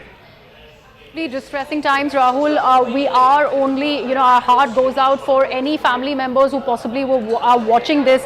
This is the list that has been, in fact, put out. It has been released, and there you can see passenger number 12. There has the former Chief Minister of Gujarat, Mr. Vijay. Crash हो गई है, जिसमें preliminary हमें पता चला है कि 223 जितने पैसेंजर थे यहाँ पे जिस बिल्डिंग के ऊपर गिरी है वो डॉक्टर्स का हॉस्टल है। इंसिडेंट बनने के विदिन 2-3 मिनट्स में पुलिस, बाकी सभी बॉडियां, सिविल एडमिनिस्ट्रेशन, कॉर्पोरेशन वगैरह सभी लोग आ गए थे। फायर फाइटर वगैरह स्थल पे हाजिर है। लोगों को बचाने की और रेस्क्यू करने की कार्रवाई जारी है। ऑलमोस्ट 70 से 80% एरिया हमने क्लीन कर लिया, बाकी आने समय में हम लोग क्लियर कर लेंगे। मैं सभी मीडिया के मित्रों से रिक्वेस्ट करता हूं, सभी हमसे सहयोग करें। जितनी पुलिस, उसके अलावा जितनी भी agency, army, BSF, CISF, corporation, collector office के सभी स्टाफ, सभी यहाँ काम में लगे हुए हैं। प्लीज हमसे सहयोग करिए और थोड़ी सी हमारे लिए जगह बना के रखिए, ताकि हम एम्बुलेंस को ग्रीन कॉरिडोर बना के हॉस्पिटल तक पहुंचा सके। Thank you. We're talking about the passenger list that has been accessed by CNN News 18. We are only hoping that the family members here are not watching, but this is the list that has been released. Here you can see passenger number 12, if we can close in on this particular list, has the former Gujarat Chief Minister Vijay Rupani's name on it. It says boarded. He in fact was very much there on that flight. We do not have any details as of now from his office about Mr. Rupani's whereabouts, so we don't want to in fact draw anything up for conjecture, but this is what we are in fact seeing through this particular list that is out. Let me also give you a lowdown on the kind of people, the nationalities that they belong to, or the people, the 242 people who were on board this ill-fated flight. We are learning through this particular list, and there are nationalities here, Rahul, where we learn of many people, not just Indians, but also from Britain who were on board. They had the British passport, so about 52 British individuals were on board this aircraft, also one Portuguese from this list that we learn of, and the rest were Indian. So this is what this list in fact lays bare, the number of passengers who have boarded, several of them also children. That's how distressing this is, because we are talking about 242 in this case, and also a statement there, confirmation that Gujarat, the former Gujarat Chief Minister Vijay Rupani had boarded this particular flight. Very, very unfortunate scenes, viewers. To the left is a flight manifesto, at least parts of it, and you can see that this was a flight that was carrying a large number of citizens from different parts of the world, including British citizens there. You can see Griya just talked us through some of those people. Let's go straight across to Yesha for more details. Yesha, what can you tell us? We know that this flight has crashed moments after it took off. We're being told that it crashed into a doctor's hostel. Absolutely. In fact, this very flight that we speak of was an Air India flight from Ahmedabad headed towards London. It was involved in a crash shortly after the takeoff. And right outside the airport. Details emerged as to within 8 to 9 minutes of the takeoff from Sardar Vallabhbhai Airport was where the flight in fact took off, and it has in fact fallen into a residential area. All of these are preliminary details which have emerged. In fact, more details speak about how the Home Minister is also headed towards Ahmedabad to take a stock of the situation. The Prime Minister has also spoken to the Civil Aviation Minister and has asked all of them to head to Ahmedabad and to ensure all possible assistance possible. What's also important to note is that as of now, details from local sources have spoken about how there have been more than 40 bodies that have been brought to the hospital. So far, no official source has in fact gone ahead to mention as to what can be the toll here, but it seems to be a massive tragedy, particularly because so far Ahmedabad Airport has also been kept non-operational for any further flights from here on, which is where all the local authorities have been rushed to the spot, and there are expected to be more than 200 people who would have been on board that very flight. So yes, all the particular stakeholders responsible, be it the Tata Airlines, or for that matter, other stakeholders, they've all been kept on tenterhooks to ensure that that those who are injured or those who are involved there, plus residents who've been injured in that very incident, are rushed to the local hospital. All the local authorities have been kept on alert. Yes. Yeah, well, the updates that are coming in now, of course, official sources, and we're not going to, of course, play out anything that hasn't been verified. So what we're now being told is that Captain Sumit Sabharwal was an LTC with 8,200 hours of experience. The co-pilot had 1,100 hours of flying experience. As per ATC, the aircraft departed from Ahmedabad at 13:39 Indian Standard Time, or 8:09 UTC, from runway 23, and most importantly gave a mayday call to the ATC, but thereafter no response was given by the aircraft to the calls made by the ATC. So viewers, very little response time there. The Union Home Minister is on his way at 4 o'clock to Ahmedabad. He is also going to be overseeing the rescue. Crashed almost within minutes of takeoff. You can see that it was reduced to a ball of flames, towering ball of flames. And I want to go across to Mr. Mark Martin, who's a technical expert, for more on this. Mr. Martin, catastrophic loss of lift, it would appear. even the landing gear had not retracted. What do you make of the incident? Mr. Martin, can you hear me? Yes. Hi. Good afternoon. Thanks for having me. Well, from what we know, I think it's very, very initial, and I don't believe it's right that we speculate on this. But I think from what we know so far, this guy had about 254 passengers on board. The 787 capacity is 265, so it is almost a full aircraft. He was full with fuel and cargo. He took off, and I think what appears to be the issue here is that the power assurance that he was trying to get from both his engines, those really didn't help and support him much. So, I mean, the pilots that were flying were very qualified. They had a TRI. There was one of the pilots was a TRI, which is a examiner and instructor and a senior captain. So obviously he was well versed with the situation and knew how to deal with emergencies. So clearly, I think a full-blown investigation has to be called into this. The DGCA must be involved. The AIB should be involved.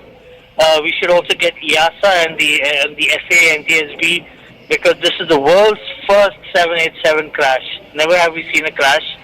And what is worse is that the 787 has been flying with Air India for the last 15 years, and with zero incidents except for minor maintenance issues and spare parts. And this is the first time we've seen a catastrophic event after the takeover of Air India by Singapore Airlines. So clearly there has to be a holistic investigation into the entire incident and event, and we need to get to the bottom of this, because this is going to send a rippling message to the world on the efficacy and safety of the 787, which has been one of the safest aircraft ever produced by Boeing. So are you saying that there has been no crash prior to this of this particular airline? Is that what you're saying?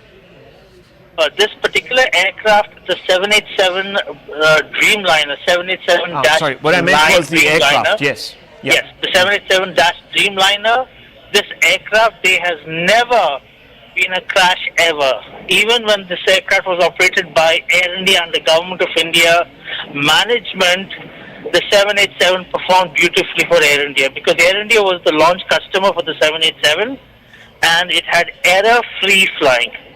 Sure, there were maintenance issues, there were groundings, but back then this aircraft was one of the best, and it still is. It still is a technology trendsetter. Well, so clearly, let me just hold on, Mr. Martin. I'm also being joined by Mr. Devesh Agarwal, who's an aviation minister. I would like aviation expert. I want you to stay on with me. I want to also bring in Mr. Agarwal and involve him in this conversation. You've probably seen the pictures, Mr. Agarwal. They obviously tell a catastrophic story, horrific story, heart-sinking visuals. Moments after takeoff, the plane loses what appears to be power and crashes into a very densely packed residential / habitated area right outside the perimeter of the airport. What do you make of this? What's your assessment, preliminary assessment? Let me first preface by offering my deepest condolences to the families of the bereaved, and my prayers that they find survivors. In fact, my cousin sister works in the civil hospital where the aircraft crashed. She was unable to talk because there was quite some smoke. She was telling me that there is a student hostel immediately adjacent to the building in which the aircraft crashed, and there are students who are not accounted for. So again, prayers that they have not been victims of this crash and they may have just stepped out of the building. So that is where I'm going to preface it. I was listening to what Mark was saying. Yes, this is the first quote-unquote accident. There have been, I'm not sure if there has been a hull loss earlier due to the grounding. For sure, India's AAIB, Air Accidents Investigation Board, will be involved. And from the United States, you will get the NTSB, because it is the aircraft is made in the United States. I don't see EASA playing any role because they are the European regulator. Definitely there will be representatives from Boeing and from GE, because this was a Gen X engine. The launch customer was All Nippon Airways. I forget the exact date, but they used the Rolls-Royce engine on their 787s. Japan Airlines and Air India, they used the General Electric GenX engine, and there was an issue right at the beginning which delayed deliveries of the GE equipped, or rather GE powered 787s. So this was delivered in January 2014, but its serial number is 26. That means this was the 26th aircraft or 787 that was made. But as I said, 11 years is nothing in terms of this aircraft. It's a very modern aircraft, as Mark said very correctly. Modern systems on board. I see the video, and obviously there has been a loss of lift. Why that has been a loss of lift is what I think everybody's going to focus on. From what I could discern from the ADSB data, the aircraft was traveling at roughly around 174 knots, which is close to 350 kilometers. It achieved a height of right around 700 odd feet. It was ascending at roughly about 900 feet per minute, which is pretty decent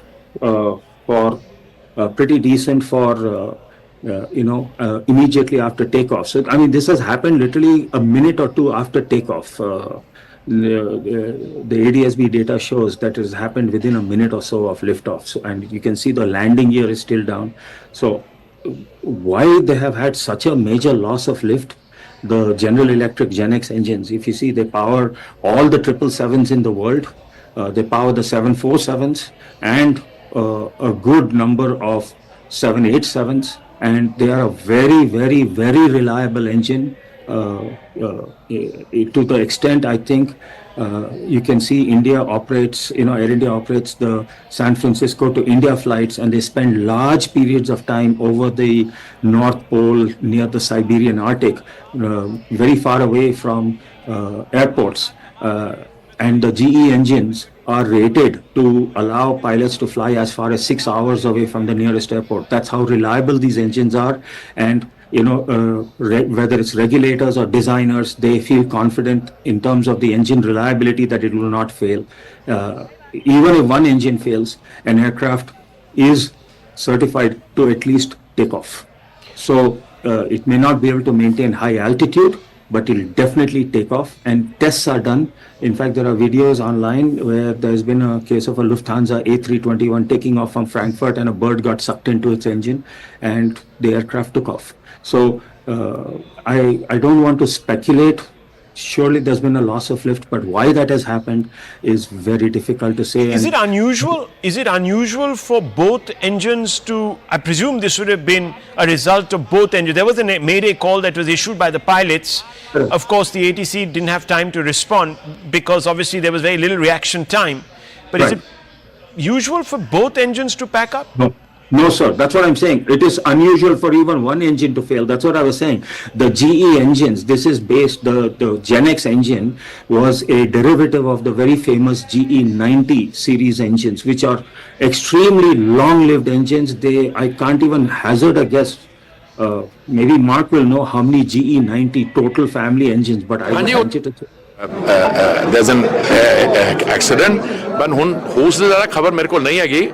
ਅਸੀਂ तो यही प्रार्थना कर रहे हो कि जिन्हें all those who were on board should be all right, and we should await the news. I don't think one should speculate on that. Sir Punjab pipeline ने चार्ज भी सर. हाँ जी वो तो पहले यार खबर तो ले लो पूरी. Well, viewers, there are all sorts of course, inputs that are coming in. We don't want to really lend anything to any rumor, so we're going to continue to stick with the official record that we're being shared moment to moment by the authorities. I can tell you that the last update, and Devesh Agarwal is here with us, and we're going to stick with him, but I want to quickly go across for more updates to Payal. Now we know a few things. For example, that this particular flight did send out a Mayday call. The pilots did call for help. There was very little time for the ATC to do anything about it, and clearly for the pilots to also react. It was a craft laden with ATC, which explains why there was this huge ball of fire and flame that rose up into the horizon. But what are the updates you have, Payal, right now for us to share? Rahul, of course, the investigation teams are on their way, and it's just for them to come out and do the entire investigation. Of course, a lot of talks have been doing the rounds as far as the efficiency of these engines are concerned. The expert that you were just speaking to, as in terms of what could be the reason as well. We do not want to speculate at this point in time. And neither does, the government has also assured us that they will be giving us timely updates, from time to time, telling us what really is happening. But the man whose soundbite that you just played right now will definitely, Rahul, know a thing or two about how the aviation industry really works. Hardeep Puri has very successfully led the country as a civil aviation minister. It was during his regime that the entire merger of Air India and Vistara took place, and the Tatas took over as well. So he definitely will know a thing or two about the technicalities as far as that is really concerned. But like I said, at this point in time, the government of the day wants to make an effort to have all the hands on the deck, whether it's the rescue and relief operation that is being, of course, led by the Gujarat state government, and therefore you have the Union Home Minister, who's also a member of parliament from Gandhinagar, which is, of course, the capital city of Gujarat. He's rushing there. He also, he also controls the disaster management teams across the entire country. So his being present there on ground will also give a lot of solace to the locals once he goes there and gets the situation on ground. And a short time, after which, of course, Rammohan Naidu, civil aviation minister, very young in his civil aviation ministry days, so his first year just about getting complete, reaching there as well. So obviously that's going to be a all hands on the deck approach that has been put in place. Bhupendra Patel, in fact, has also spoken to Union Home Minister Amit Shah in the past, and has also spoken to Rammohan Naidu as well. So he's also marshalling on the resources, including his ministers being on ground as well. We can just hope and pray that the casualties are minimum, but we'll have to just wait and see on the numbers, because many people are being rushed to the nearest hospitals possible. All kind of help is being given, and therefore the Union Health Minister has also asked for all medical help to be rushed to the accident site as soon as possible. Well, let me go across to Devesh Agarwal. Thanks indeed for that update. From Payal there, we're also being told that the Union Home Minister is on his way to Ahmedabad. He's going to depart at about 4 o'clock from Delhi. The AIB is already sending 3 teams to go and scour the crash site for clues, etc. We were speaking to Devesh Agarwal, aviation expert, to express dismay at the catastrophic failure of the Gen X series of GE engines, which he says are very, very reliable. In fact, Mr. Agarwal said that the plane can fly on one engine. For 2 engines to fail is very unusual. Would you still stick by that statement, Mr. Agarwal, and give us a little bit of a background on this engine? Well, one thing, please, as I said, I never ever said that there's a failure of the Gen X engine at all. I said there is a loss. From the video, we can make out that there is a loss of lift on the aircraft. Okay. What has happened is obviously going to be determined by the accident investigators. I was only saying that the GE Gen X engines are extremely reliable engines. They are fitted on more than half of the world's 787 fleet, and I can't even recall how many 787s are currently operating, but they are in their hundreds. And it's a very reliable aircraft. Please, I've never made that statement. Please, is my humble request, because this is a sensitive time, and I am a person by nature. I don't like to speculate on reasons for a crash. We have seen a loss of lift, and that is, the crew has been very experienced. It's a very experienced crew. It is a stable aircraft. What has happened will obviously be, What can sometimes trigger a loss of lift, Mr. Agarwal? See, you could have a loss of engines. You could have, and why did those engines lose the power? Is it a bird strike, or is it possible that you get what is called a microburst wind shear? What happens is, this normally though happens in thunderstorm conditions. You have air rising and a column of air shooting down towards the ground. And so it sort of tends to push the plane down. If you remember, Delta Airlines had a crash, if I remember, Delta 191 back in Dallas-Fort Worth, which was as a direct result of a microburst right as they were getting ready to land at the airport. So we don't know why there is a loss of lift. And to be honest with you, one engine failing itself is out of the very, very far-fetched possibility. both engines failing is an impossibility. There is obviously something else that has happened that has caused the loss of lift. These two engines are too reliable. And as I pointed out, the aircraft could have climbed with one engine. So definitely there has to be some other reason. We just don't know. We absolutely don't know. You can see the pilots have not even retracted the gear. So the aircraft is not in what we would call in a clean condition. So it's what, 700 feet off the ground. It's at a climb rate of 1,000 feet per minute. That means that 70% of a minute, less than 45 seconds after takeoff. It's just within 45 seconds to a minute after takeoff. There's obviously something else that has happened that has caused this loss of lift, and that's what needs to be investigated. And I really do hope that the Indian government, the AAIB, takes a lead. If you recall the way the NTSB gave timely updates, they had public briefings and timely updates, and they accepted questions from the press, or rather the media, and they gave timely information. That, I think, is what is going to be the determinant of how India and Air India is viewed by the world of True, aviation. of course. I mean, I'm sure that the government will do what it has to do, Mr. Agarwal. The point of this entire broadcast right now is to give you quick updates, really, on what has transpired. So, Mr. Agarwal, just stay on with me. I want to walk our viewers through what we know definitively about 2 hours back, that a very, very, very unfortunate happenstance. Not very usual, is it? No, it's a very sad day for aviation in general and Air India in particular, and Indian aviation. My heart goes out to many of my former colleagues who've probably on that aircraft as well as in the company. Prayers and thoughts with them. Very tragic, and it's pretty certain, or it appears to be that either the aircraft had major engine failure, whether it's through ingestion of birds or just stalling.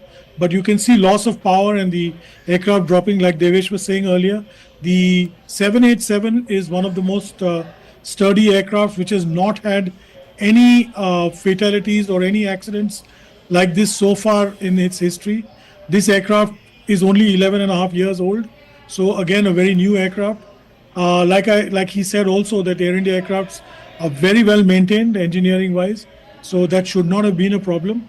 The pilots were very well experienced, more than 10,000 hours between them. So, really one is left scratching his head trying to figure out what could have been at the bottom of these two engines failing and the aircraft sinking. Also, it's rammed into a building which is a medical college and a medical college hostel. It was afternoon time, and we believe the lunch mess must have been full of kids who were studying in that hostel. So I worry about what may have happened over there. Part of the aircraft tail seems to have been lodged on the roof of that building, and the rest has collapsed beyond that. It's a very, very grim situation. We can see, we've already heard from sources in Ahmedabad that almost 40 bodies have been recovered. We don't know what's happening so far. I think 11 or 12 were taken to hospital. Whether they have survived or not, we're not certain. We're still in the realm of speculation as far as that is concerned. But it's a black day for aviation in India and the world over, really. Mr. Reza, from what we gleaned from our short conversation with Mr. Agarwal was that the Dreamliner can fly also on just one engine. So this sort of adds another layer to the fact that there was this catastrophic failure of lift. I don't know if it was engine induced, and neither did he want to actually hazard that guess, but what do you think really happened here? A Mayday call was issued, the landing gear hasn't been retracted, so it's very, very early in the flight. How would something like this anomaly, gone undetected? Is it possible? Would checks have been, are checks conducted before a flight takes off for a long haul? What kind of checks are they? Can you just walk us through some of the preparatory procedures? Well, there's no question about checks. Checks are taken whether it's a long haul or a short haul. There are detailed checks that go on by the ground engineers as well as the pilot himself. You know, either the first officer or the PIC does a walk around. Typically it's the first officer. They check. Systems are checked, so there's absolutely no question of not having been checked. You're right. So is Devesh, that the one engine could have helped it, but obviously it's clear from images. We don't have any data. We know that it took off 175 knots was the speed. We know it was a hot day, so the profile of the weather profile, takeoff profile must have been built according to that. Also very heavy aircraft, 240 passengers plus baggage plus fuel for a long haul flight to London. So it's not exactly light. Possibility of perhaps both engines having stalled is all I can say, because there's absolutely zero lift. When you look at the image that you're playing on your screen right now, it shows that the aircraft has struggled to lift off and is just not climbing. There's zero climb. And rightly, as you mentioned, the pilot did issue a Mayday call, which the DGCA itself has reflected in its press statement. And before the ATC could respond, it just hit the building and went up in a ball of flames. He couldn't direct the aircraft anywhere, could not maneuver it to safety. So, correct me if I'm wrong, Mr. Leza, the GE engine, the Gen X series of GE engines are known to be very reliable. Very reliable. They are very reliable and very, very powerful engines. So, I'm only speculating that there were birds that, bird hit that happened. That's about it. I can't think of anything else. This was a major ingestion or, something that caused both engines to stall. Because even in the videos that I've seen, I've not really heard the engines, the togas being introduced or the power of the engines coming into force. So I really can't tell, from this distance, sitting far away as we are, and we really is not fair to speculate beyond that. True. A bird hit, could it result in this kind of an incident?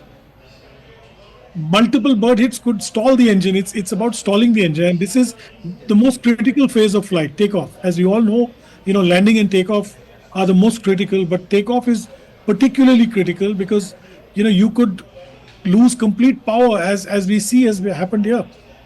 And the fact that he issued a Mayday call, just pushes us towards that conclusion, unless there was catastrophic failure in both engines that we do not know about as yet. Mr. Leza, we were told that the Boeing could actually fly on one engine also, in case there was a bird hit to one. In this early period of flight, is that possible? Well, I don't know if one engine would be able to lift an aircraft with, at this stage of flight with all that load. But be that as it may, it's pretty clear. You can't see the aircraft bang to either side. It's obvious that there seems to be total loss of power in this aircraft. Not from one, possibly both engines. That's what I can surmise from the videos and the data that we've received so far. Yeah, well, I mean, the data, of course, at this instance is very, very sketchy, viewers. We're only getting information that we're reeling that has been confirmed and put out by the authorities in question, because doing anything else would be to hazard misinformation, which is not our intention at all. But the pictures are now quite clear. There are first responders on the scene, a building, as you can see on the right, there's a lot of smoke emanating from that building. Clearly it's the ATF that is cloaked to that building. Whether there have been people inside that building that have also been affected, we don't know. We have seen bodies and being pulled out of the wreckage. We also have seen people the injured rather, being wheeled into hospital. Obviously, we can't tell you if those are passengers or if there were people on the ground, but the scenes are extremely overwhelming. Let's go straight across to the MOS of Civil Aviation, who has spoken to our network. Let's play that out. Sir, हमसे बात करने के लिए शुक्रिया। मैं जानना चाहता हूं कि अभी फिलहाल वहां की स्थिति क्या है, किस तरीके से सरकार जो है वो मदद कर रही है। जी, अभी तो वहाँ की जो गवर्नमेंट है, स्टेट गवर्नमेंट के साथ हमारे अधिकारी संपर्क में है। राहत बचाव का कार्य भी शुरू हो गया है जी। और हम भी घटनास्थल पे पहुंच रहे हैं। मैं भी थोड़ी देर में वहां पे पहुंचूंगा। माननीय एचएम सर, देश के गृह मंत्री अमित भाई भी वहां पे पहुंच रहे हैं। तो अभी सभी स्तर पे कार्रवाई शुरू है, काम शुरू है। और सर, प्राइमरी इन्वेस्टिगेशन में क्या कुछ सामने आया है कि एग्जैक्टली रीजन क्या था? नहीं, अभी तक तो जांच चल रही है। अभी कुछ हम इस पे बात करना उचित नहीं होगा, लेकिन उसकी जांच चल रही है। मैंने अभी भी मिनिस्ट्री में सभी वरिष्ठ अधिकारियों के साथ मैंने मीटिंग भी करी है, लेकिन उसका सामने आएगा एक्चुअली रीजन क्या है, वो सामने भी आएगा। लेकिन अब तो पहला काम हमारा है कि वहाँ के राहत बचाव का कार्य में हमें ध्यान देना है, पहले वो तो काम करना पड़ेगा। मोदी जी, मुझे ये जानना है कि आंकड़े जो है कैजुअलिटी हो या फिर इंजर्ड हो, उनके अलग अलग आ रहे हैं क्या आपकी तरफ से? नहीं, अभी तो कुल 242 लोग थे जी। 230 उसमें यात्री थे, 12 क्रू मेंबर्स थे। तो अभी तक तो कैजुअलिटी आ रही है सामने। अभी तक कोई ऑफिशियली कैजुअलिटी हम नहीं बोल रहे हैं, सभी जांच भी चल रही है। पहले तो राहत बचाव का काम शुरू है, बाद में उसका। ये जो फ्लाइट क्रैश हुआ है वो रेसिडेंशियल एरिया में हुआ है, तो क्या वहां पे लोग कितने इंजर्ड हुए या वहां की कैजुअलिटी का कुछ आंकड़ा? वही तो मैंने अभी कहा कि राज्य सरकार के संपर्क में हमारी सभी टीम है वहां पे। तो अभी सामने नहीं आ रहा है कि, लेकिन वहां भी राहत बचाव का कार्य जो शुरू है उसमें पहले तो इन लोगों को बाहर निकालना है। इनको इमीडिएटली वहां पे मेडिकल इमरजेंसी को पहले उनको वहां पे हॉस्पिटल में शिफ्ट करना है, मदद करना है। I'm also joined by Captain Kishore Chinta, who is the Chief Pilot of Sirius India Airlines Private Limited. Thanks a lot, Captain Kishore, for joining us. I want to understand from you first, from what we know, within a minute or so of takeoff, this plane has crashed, and it has crashed in a scenario where it seems the pilots were not in control at all. They had already issued a Mayday call, and they actually crashed into a building. What do you make of what could have happened?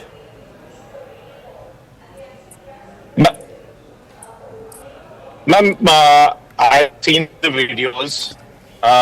The 787 has 70,000 on each engine. For an airplane like a 787 to go down in a controlled manner like that, either they've lost both the engines, and Ahmedabad per se always has a lot of birds and vultures over there up to almost 3,000 feet. It's speculation as of now. That either both the engines have to have had some kind of bird ingestion or a compressor stall or something like that for the engines to lose power. Otherwise, with just one engine, also the aircraft can climb out at 400 to 500 feet per minute for a aircraft of that size. I just want to understand from you, these bird ingestion issues that you're talking about, how frequent are they? Bird ingestion are infrequent, but there is always that risk, especially in airfields like Ahmedabad and Baroda and some other airfields. Ahmedabad has historically had bird activity in and around the airfield. So I am not saying that it could have been a bird hit, but the fact that the pilots gave a mayday and we see the aircraft climb to max altitude on flight radar close to 625 feet, which would be about 425 feet off the ground. The airfield elevation is about 200 at Ahmedabad.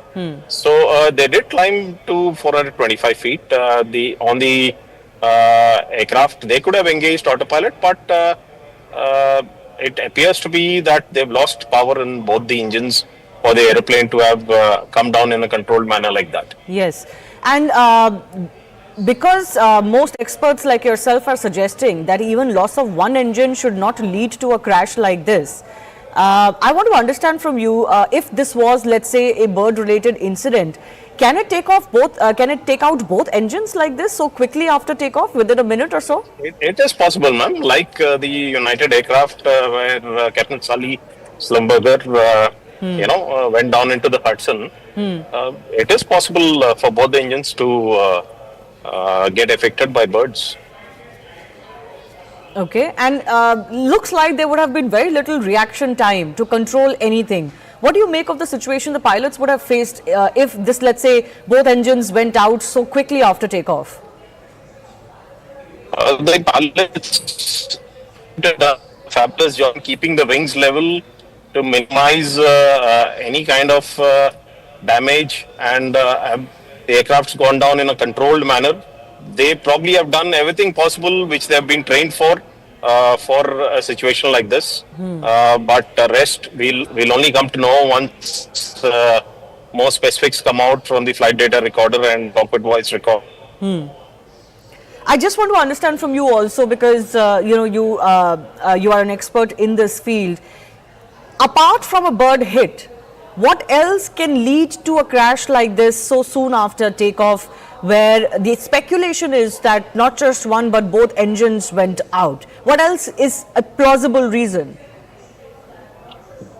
I don't see another plausible reasons, ma'am. This has to be loss of both the engines for the aircraft of the magnitude of 787 to go down in this manner. And this is the world's first ever Boeing 787 crash. So that's the track record of this aeroplane. And the pilots are highly experienced, well trained. So the only probable cause would be loss of power on both the engines, just at the time they were getting airborne. And that's extremely rare, isn't it? It's probably 1 in a million kind of scenario. There's probably nothing anyone could have done in this case. If there was no obstacles immediately after takeoff, probably they could have glided down onto the ground to as minimal damage as possible. But with buildings over there, they seem to have landed on top of one of the under construction buildings. We do not know the damage or the loss of lives on ground, but more details will be coming out as and when the DGCA Aircraft Accident Investigation Bureau brings out details. Just stay with me. Speaking of those buildings that this plane has crashed into, and I'm sure the pilots would have tried to avoid as much as possible, but it looks like they really couldn't avoid crashing into a building. We have information that the flight has crashed into BJMC, which is a hostel where many MBBS students stay. And these are some visuals also that we were running earlier of the hostel, including the canteen, etc., where there is damage because of the impact of this airline crash. And we don't quite yet know what the damage could be as far as students there in the building is concerned. But certainly news is coming in that some of them have been injured, and we hope that they get quick treatment. Praful Patel, former aviation minister, is also joining us over the phone line. Mr. Patel, thanks a lot for your time. Extremely sorry scenes that are coming in from Ahmedabad, and of course news of heavy casualties as well. Very saddened to hear and very distressed at the same time. One of the biggest tragedies in our country, and unfortunately whatever visuals we are able to see on TV, that's all information we have. But considering that today's aircraft are very sophisticated, very technically advanced, to see a situation like this, unless we know the full details, will be very difficult to comment on that. But at the same time, whatever visuals we see on TV, our hearts go out to the passengers and their families. We don't know what is the fate of many, so I only pray and hope that most people survive this horrific crash. Yes, the pilots were extremely proficient. Praful Patel, there are 133 casualties that we are getting latest updates on. We are hoping that some rescue operations are able to find some injured who can receive some treatment. But many international passengers on board as well, and many countries on alert now, including UK. We are told that as many as 50 plus passengers were from UK. We are also told that former Gujarat Chief Minister Mr. Rupani was on board.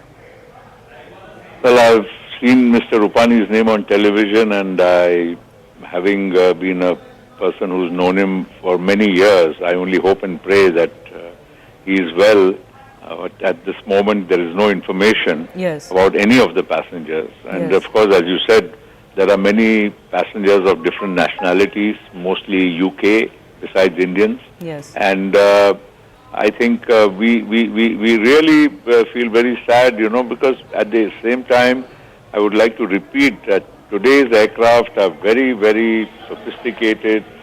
The pilots, especially who fly 787 Dreamliner, are obviously very well trained, and they are very senior commanders. Yes. And they've gone through many hours and hours of flying, and they would have obviously, it seems to me, whatever little I can make out from that the plane was on climb mode, and suddenly it's lost power or something else has happened, or maybe it was struggling at the time of takeoff. These are all very speculative things. But one thing is certain: if the pilot gave a Mayday call, we don't know the exact time of when he gave the Mayday call. Was it just immediately on climb, or Yes, soon after was it takeoff, sir. rolling? In fact, within a few minutes, it seems this flight has crashed. It had barely reached the height of 700 feet. This flight couldn't have flown more than 60 seconds because of the very fact that it's just 825 feet into the air, which is virtually nothing. It just would not take more than 60 seconds. Yes. So it is very intriguing because of the first, as I said, the aircraft itself has many backup systems. These are very fly-worthy, very safe aircraft, and 787s are flying all over the world. In fact, I would be surprised to see that probably this may be the first major incident with a 787. Yes, actually we have been confirmed, sir, that as far as a 787 Dreamliner is concerned, this is the first major such incident that has come to light. Boeing has had some issues with grounding and all. There have been investigations whether they have, not done enough as far as maintenance and certain other activities on planes are concerned. But this certainly is the major crash of its first of its kind when it comes to a 787 Dreamliner. Well, absolutely. A 787 Dreamliner, as I said, is being flown by most airlines of the world. And it's a very, I would say, a workhorse. It's a good aircraft. And in this case, it's flown from Delhi to Ahmedabad. So obviously it was absolutely flyworthy. Otherwise, no aircraft takes off. And pilots also, before they take off, they go through all the checks. And if they find anything missing, and especially if they are on a long-haul flight like London, they would be absolutely very careful to see all parameters are fine before they would take off. Okay. So obviously something has gone wrong after they started their roll on the runway for takeoff.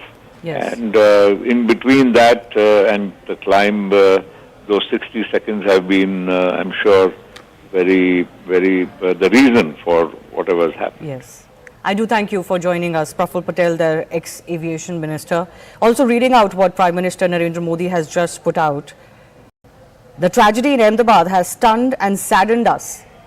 It is heartbreaking beyond words. In this sad hour, my thoughts are with everyone affected by it, have been in touch with ministers and authorities who are working to assist those affected. We also know that Home Minister Amit Shah is travelling to Ahmedabad. My colleague Payal Mehta is also joining us with more on this. Payal, words coming in from Narendra Modi as well. Everybody offering, of course, their deepest thoughts to those who have been affected, including, of course, the families. Already 133 have been confirmed dead. Yes, it is, of course, heartbreaking beyond words. That's what the Prime Minister really said. And this has happened in his hometown, which is in Ahmedabad. The tragedy in Ahmedabad has stunned and saddened everyone. And he has been in touch with the ministers and the authorities who are working to assist those who are affected. He has already spoken to Bhupendra Patel, the Gujarat Chief Minister, already spoken and asked Ram Mohan Naidu, the Civil Aviation Minister, to rush as well, and constantly been in touch with Amit Shah, another union minister in his government, the Home Minister, another son of the soil. So they've all been rushed.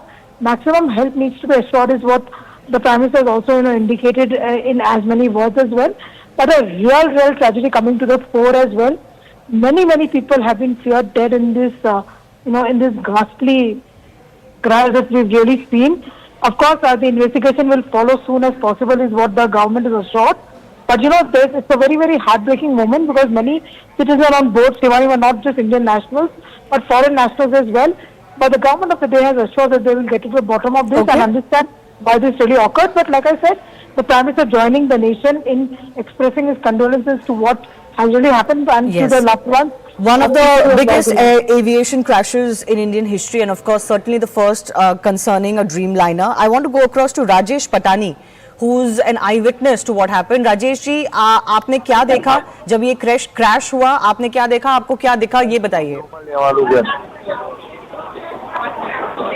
Rajesh ji, आपको मेरी आवाज आ रही है?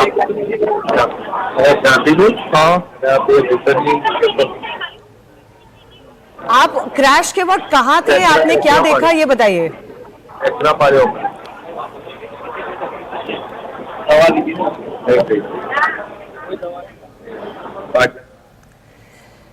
Let's try and reconnect. We're trying to get you some more eyewitness accounts, but of course visuals of the crash are on screen, and they show that the flight had barely taken off. Within less than a minute, of course, this flight has crashed. It seems the pilots have lost all control because they couldn't even deviate the flight from a what seems to be a residential area. There was, in fact, a MBBS students' hostel that has come into the path of this crashing airline, and the aircraft burst into flames immediately upon impact. Those visuals have also been caught by those who were living in the vicinity of the Ahmedabad airport.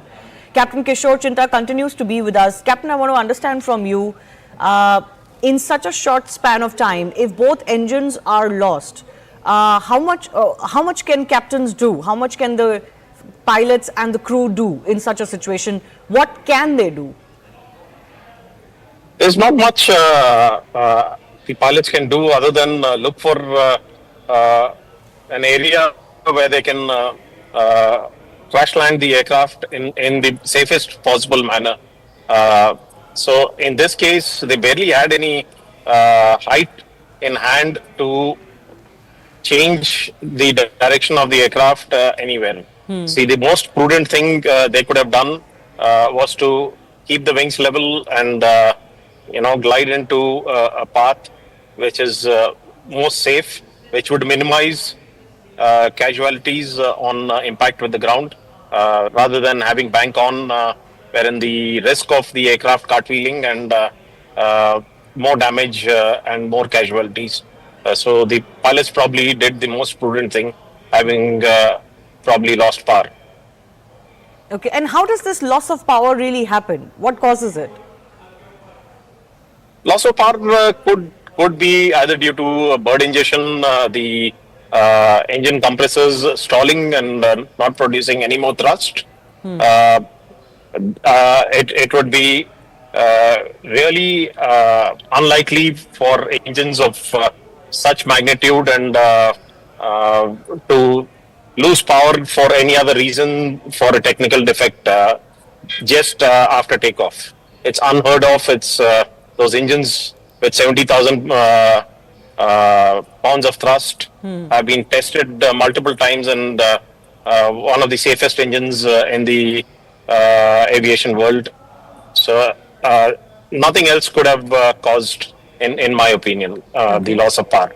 So this couldn't have been any kind of technical failure, and the most plausible reason you can think of is bird ingestion, but of the kind which took out both engines. Yes, that's, like I said, we can only speculate as of now. I haven't heard of a technical defect taking out both the engines just after takeoff ever in the aviation history. Right. Certainly what has transpired is shocking everyone. This is already, as experts have told us, the first of its kind crash, including involving a 787 Dreamliner. And the way this crash has transpired, soon after takeoff, within a minute of takeoff at very low altitude, seems to suggest the pilots lost all control. They couldn't even divert the plane to a safer area, and it crashed immediately within a minute of takeoff. What also is concerning is that they seem to have lost all control, so both engines were out. There was a Mayday call given, but agencies tell us they didn't really manage to contact this flight after that. So it all points out to things going wrong very, very quickly. Harshit, Yes. Captain Kishore, I'm going to come back to you in just a bit. Harshit is an eyewitness of this crash. Harshit, आप कहाँ थे जब ये crash हुआ और आपने क्या देखा? हम मेस में ही थे जहाँ पे ये प्लेन टकराया था। अच्छा, तो आप स्टूडेंट हैं जो मेस में रहते हैं वहाँ पे हॉस्टल में? हाँ, मैं कॉलेज से लाइब्रेरी से पढ़ के मैं यहाँ पे खाना खाने आया था 2 बजे। तो फिर कैंटीन में भी वहाँ पे क्रैश हुआ प्लेन का पार्ट्स जो आप वहाँ पे खाना खा रहे थे? हाँ, वहाँ पे सिर्फ टकराया था, प्लेन आगे क्रैश हुआ था। अच्छा, हमारी बिल्डिंग में सिर्फ टकराया था, इसलिए धमाके की आवाज आई। अच्छा, आपके आसपास कितने लोग थे? कोई इंजर्ड है? इंजर्ड इसमें ऐसा है कि जो बारी के पास खाना खाने बैठे थे उसको थोड़ा वो इंजरी हुई है, बाकी सब ठीक है। अच्छा, कितने बच्चे हैं वहाँ पे? खाना खाने के लिए तो यहाँ पे 50-60 लोग हम आए थे, ऊपर और नीचे दोनों। अच्छा, इंजरी सबको नहीं हुई है। जी जी। और आपके हॉस्टल, आप किस हॉस्टल में रहते हैं और कितने लोग हैं वहाँ पे? हम अतुल्य 11 में रहते हैं। कितने लोग होंगे पूरे हॉस्टल में? कितने लोग रहते हैं वहाँ पे? हम तो MBBS स्टूडेंट ही वहाँ से 1 से 5 साल तक के सभी बच्चे वहीं पे ही रहते हैं। अच्छा, और वो सब इसी मेस में खाना खाने आते हैं। जी जी जी। और उस वक्त 50-60 बच्चे वहाँ पे थे जिस वक्त ये खाने हाँ, ये खाना खाने का ही टाइम था, इसलिए वो सब वहाँ पे ही थे। जी। आपकी जो बिल्डिंग है उससे ये प्लेन टकराया नहीं है, ये आगे जाके एक बिल्डिंग में क्रैश हुआ है, तो आपको उस बिल्डिंग के बारे में कुछ पता है? क्या हुआ वहाँ पे, क्या देखा आपने? वो अतुल्यम 1, 2 और 3 है, वहाँ पे वो रेसिडेंट डॉक्टर रहते हैं सभी, और ये सब मेडिसिटी के क्वार्टर्स ही है जहाँ पे ये प्लेन हादसा हुआ ना कोई। तो जिस बिल्डिंग में क्रैश हुआ वहाँ पे रेसिडेंट डॉक्टर रहते हैं? हाँ। और उस बिल्डिंग में कितना इम्पैक्ट हुआ है, आपको कुछ जानकारी मिल रही है वहाँ पे? ना कोई वो नहीं पता है। नहीं पता। जी जी। बट आपका जो हॉस्टल है वहाँ पे सब सेफ है? कुछ लोगों को इंजरी हुई है?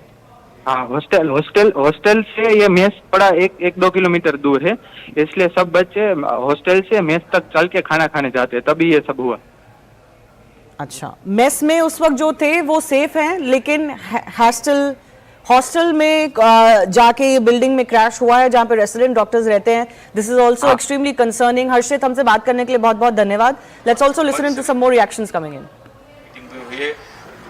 लगातार पिछले 2-2.5 घंटे से हमारी टीम उस पर काम कर रही है। हमारी सेक्रेटरी है, DGCA है, AI की टीम में सभी लोग, हमारी विकास की टीम, सभी लोग एक साथ बैठकर वहाँ पे काम कर रहे हैं। और अभी हम DGCA, हमारे सेक्रेटरी और मैं तो हम तो वहाँ पे अभी फिजिकली भी जा रहे हैं।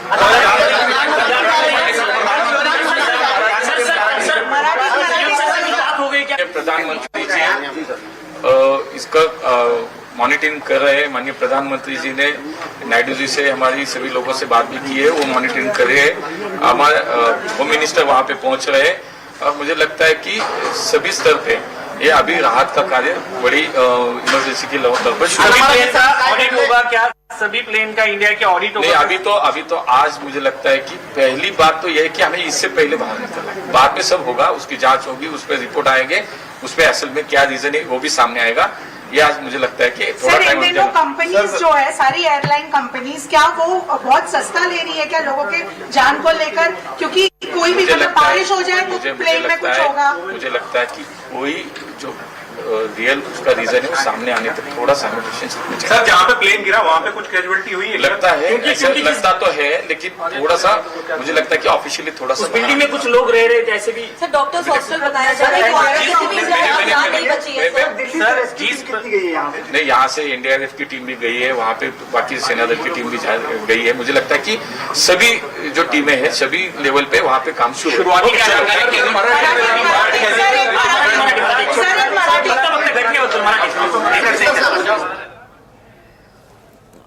All right. There is, of course, all hands on deck approach as far as the aftermath of this aircraft crash is concerned.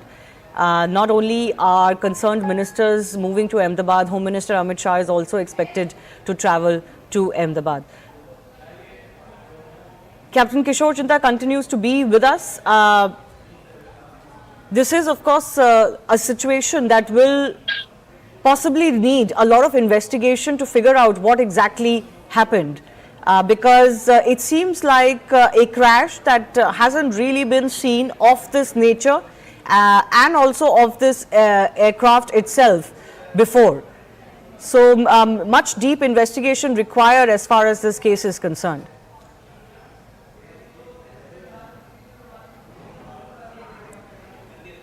Captain Kishore, can you hear me? Yes, ma'am.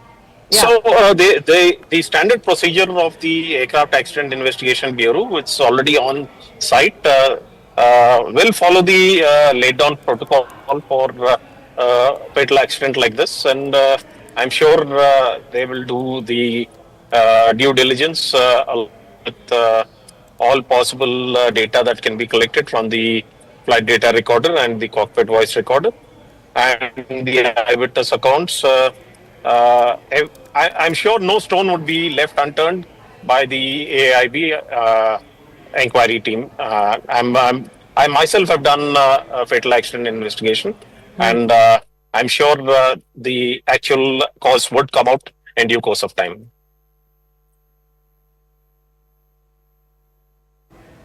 Can you just take us in detail into what exactly will go into the investigation of this crash? The black box is going to become extremely crucial?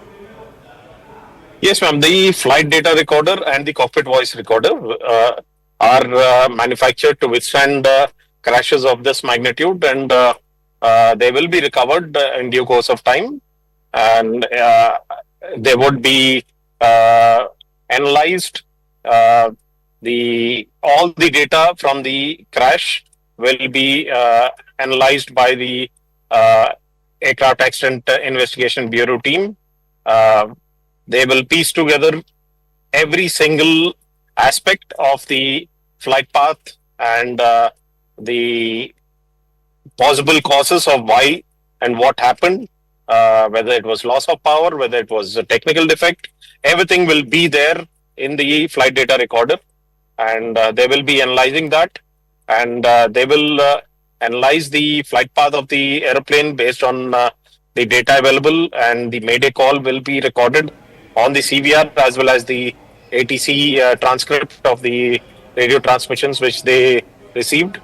All this will be correlated, and then the inquiry team will piece together their facts and figures and come out with the conclusion on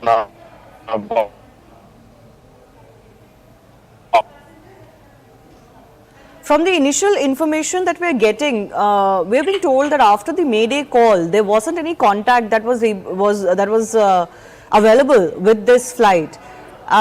What could have happened to make it unavailable? Captain Kishore, I want to understand from you, if there is loss of power, does that mean that all communication also goes away?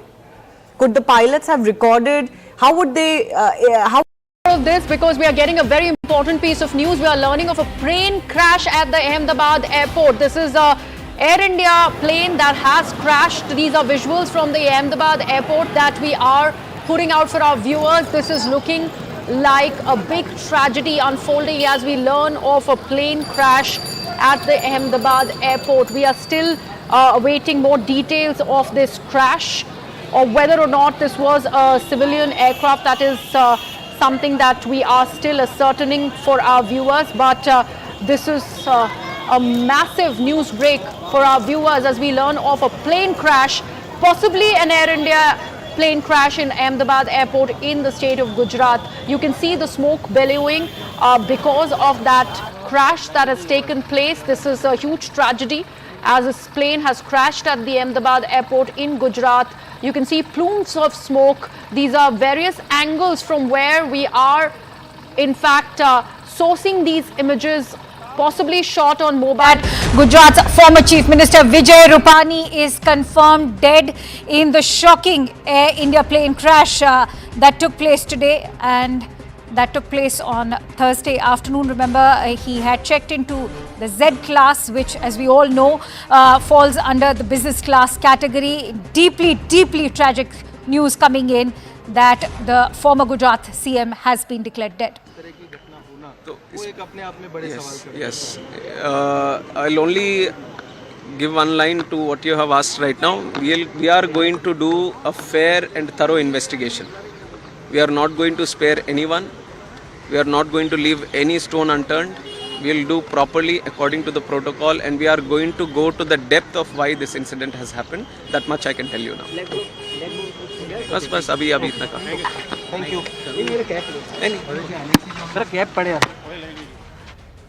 All right, Civil Aviation Minister Ram Mohan Naidu over there confirming that they will get to the depth and establish what led to that tragic air crash. But in the latest news that has come in, which is equally shocking as the air crash, is the fact that the former Gujarat Chief Minister, Mr. Vijay Rupani, has been confirmed dead. Let's also listen in to what C.R. Patil, Gujarat Minister, has to say. Plane के हादसे जब होते हैं वो भयंकर होते हैं, और वो गुजरात में अहमदाबाद में हो, ये तो कभी गुजरात के लोगों ने कभी सोचा भी नहीं था।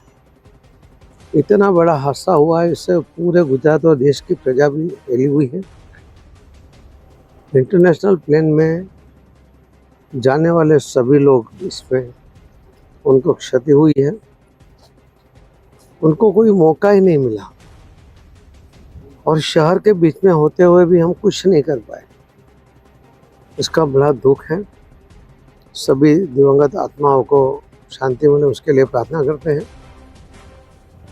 उनके जो स्वजन है, उनके ऊपर जो आपत्ति आ पड़ी है, भगवान उनको शक्ति दे, ऐसी प्रार्थना करते हैं। और हमारे लिए तो हमारे नेता पूर्व मुख्यमंत्री श्री विजय रूपाणी भी इसी फ्लाइट में अपने परिवार को मिलने के लिए जा रहे थे, वो भी इस हादसा का शिकार हुए हैं। भगवान उनकी भी आत्मा को शांति दे। भाजपा परिवार में एक बहुत बड़ी खोट आई है, और इस हादसा इतना बड़ा है कि माननीय प्रधानमंत्री श्री नरेंद्र मोदी साहब भी और श्री अमित भाई शाह साहब भी तो तुरंत गुजरात पहुंच रहे हैं, और जो भी बन सकता है, जो भी कर सकते हैं, उसके लिए भी वो यहाँ पर आकर करेंगे। All right, so C.R. Patil over there expressing his condolences, conveying his condolences to all those family members of the victims of this air crash. He's also conveyed his deep remorse with regards to how helpless they were in terms of not being able to do anything to rescue all those victims. Also has expressed his condolences for the tragic demise of Mr. Vijay Rupani, the former Gujarat CM. Joining me right now with more inputs is Payal Mehta. Payal, what are you learning in terms of the demise of the former Gujarat CM, Mr. Vijay Rupani? At what time was he declared dead? He was declared dead just a short while ago, but Rupani's demise seems very personal. I have covered his journey both as a Rajya Sabha member of Parliament to the fact that he was declared the Chief Minister in 2016, to the fact that he was asked to step down in 2021 when Bhupendra Patel took over. Thereafter, he's held organizational responsibilities. Is currently the Punjab head as far as the BJP's organization is really concerned. He has been somebody who in fact stepped down from active politics, in the sense he would not fight active electoral politics in 2022 when he wrote that letter to C.R. Patil, essentially saying that he would not like to contest the election.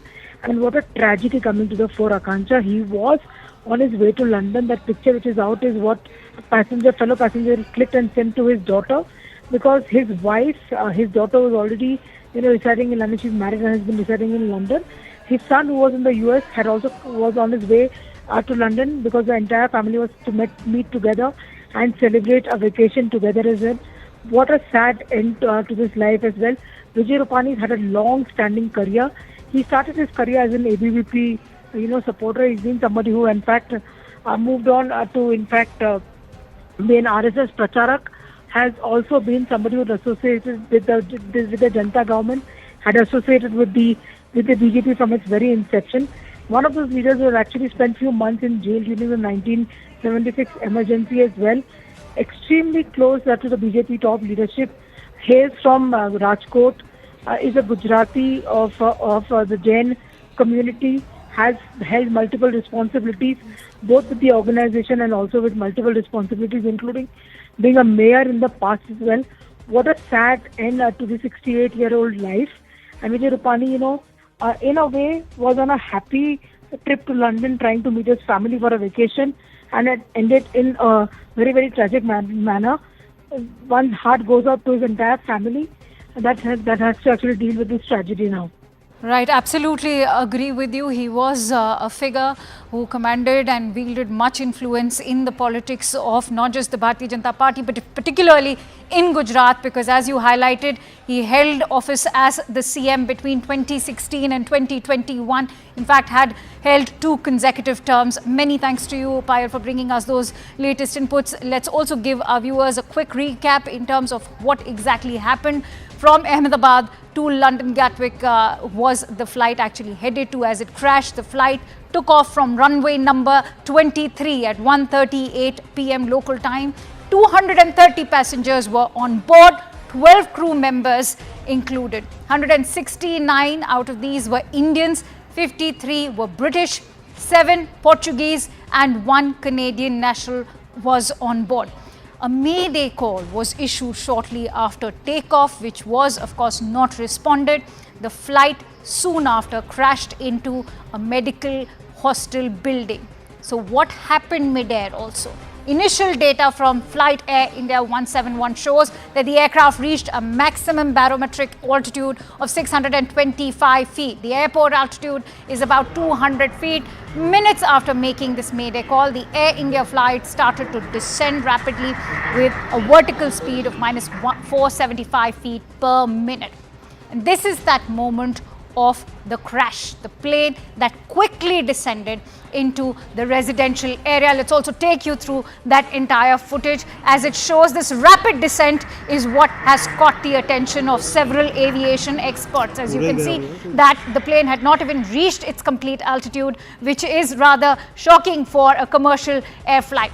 The blaze also soon after erupted, and it was a catastrophic blaze that took place. As you can see, this is in fact the entire debris and the crash site with the debris and the fuel catching fire, gutting several buildings. As you can see, the smoke continues to bellow out, and those are the gutted buildings in the background.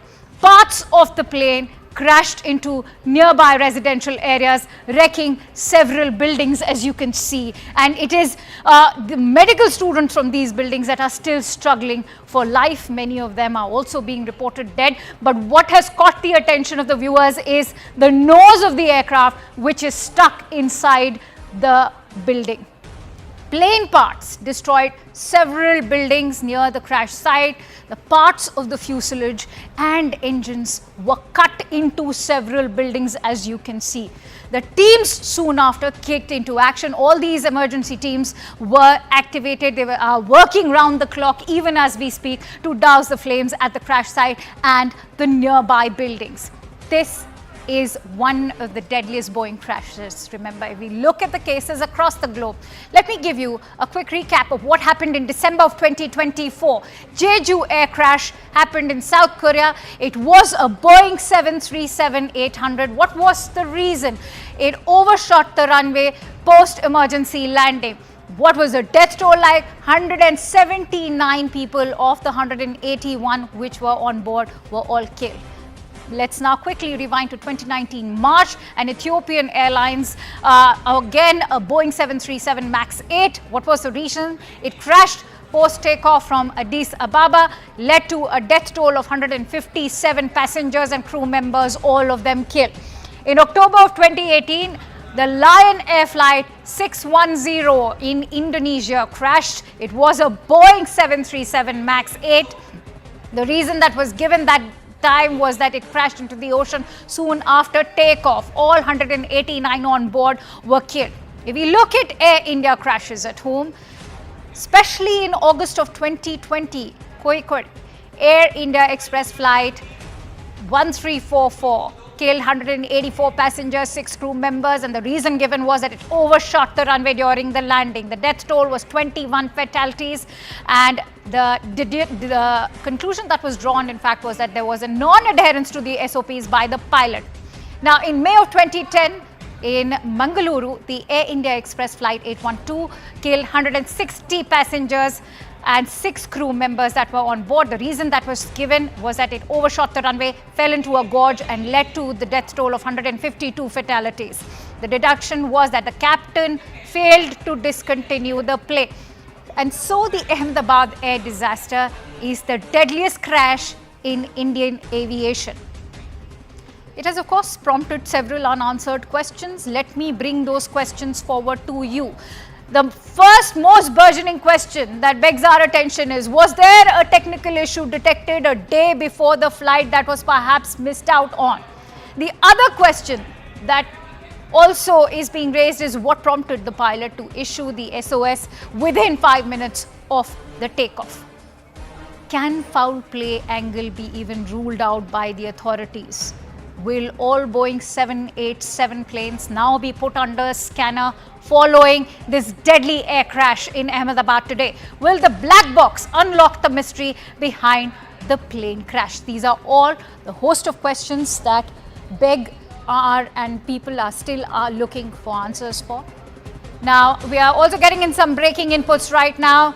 Sources from the Ahmedabad police have gone on to say that one survivor has been rescued out of that entire plane crash that happened. So far, only one survivor. Almost a miraculous incident that there's one survivor who has been rescued. The confirmation coming in from Ahmedabad police as we speak. This, remember, so far is a lone survivor who was sitting on seat 11A. Payal Mehta joins me with more inputs. Payal, share the details with us. Well, what we're given to understand is that there is possibly one survivor. That is at least what the authorities are confirming. So that was actually at least some glint, of hope in this entire otherwise dismal affair that was only seen. That 11A is a survivor that the police has really come out and said, and that is actually no less than a miracle. Given the fact that we're almost confirmed that most of the passengers are feared to be dead. In this, including the building against which it crashed, where doctors were eating lunch during the lunch hour as well. This is tragic beyond, beyond one's imagination, but at least one faint glint of hope. And that survivor actually must be a real survivor to survive this entire crash where everybody around him is feared to be dead. Akansha. Also, Payal, what are you learning in terms of the condition of this survivor?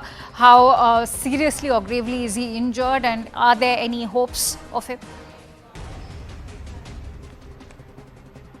All right, we seem to have lost that connection with Payal, but what we can tell you is this is almost a miracle that we have a lone survivor from that plane crash. And remember, many of them or almost all of them have been declared dead, but the Ahmedabad police confirming that one person has miraculously survived, and perhaps this survivor could be of extreme importance to the entire investigation, which will now be looking into what exactly led to that deadly air crash. Payal Mehta is back with us. Payal, if you could share details with us with regards to what is the condition of this lone survivor. Well, the condition has certainly been ascertained, and no doubt whatsoever, Akansha, that person must have really, got grievous injuries to say the least, given the fact that everything around him is charged.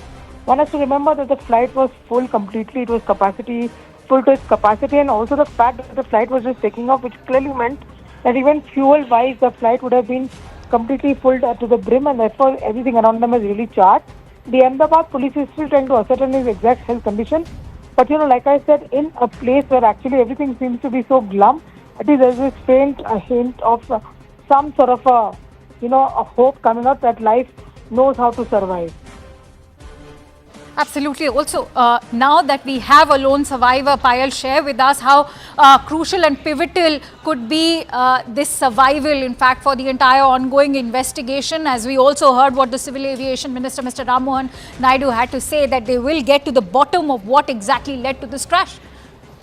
Of course, it's going to be of great help to see when he or she is able to recover and be able to share what he or she went through, in the entire flight, depending completely on his health condition, what he's able to recall. But at least one thing is for sure, at least one family will have some smile on their face when everybody around them are completely heartbroken and just fallen, given the fact that every of their loved ones have, fallen prey to this ghastly attack, ghastly crash which has taken place as well. But like I said, it is going to be certainly a very important piece of evidence coming to the fore. He's an eyewitness who was on that flight. he will be able to, in fact, recall and tell the police officials what really happened. Because I'm sure before, the ATC was connected, the pilot must have also alerted the passengers within the aircraft as to what was really happening. It was all this happened within a matter of 60 seconds is what we've been able to fathom and we've been able to gather as well. So his testimony will be of great importance as far as that is concerned. But purely depends on what his health condition is and when and how much he'll be able to recall. All right, so what we are also learning that the survivor's name is Vishwa Kumar, and the Ahmedabad police have in fact gone on to confirm that he has been rescued. He's a lone survivor from this crash. Of course, it is a miracle that he has survived. In fact, this is footage coming in of the survivor, Mr. Ramesh, as you can see as he walks out, almost surviving for him, of course, has been a miracle. That is something what we can tell you for sure. And as Payal was also highlighting, he's going to be very pivotal.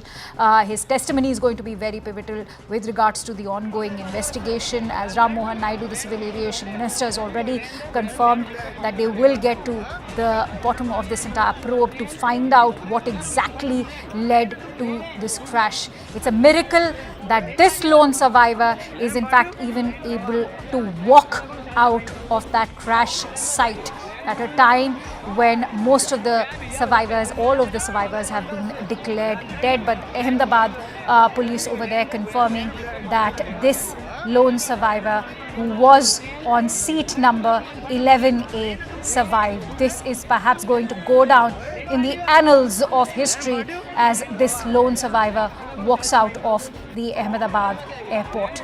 He is, remember, the only lone survivor in a flight that was carrying over 230 passengers. His name is Vishwas Kumar Ramesh, who survived the plane crash. He was allotted seat number 11A.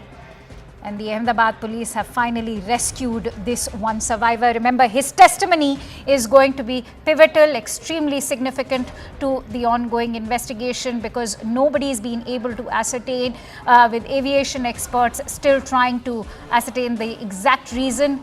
The quality control behind Boeing is also now coming into the picture, as reports are indicating that there was an FAA audit last year, which was a 2-week audit into the quality checks of Boeing.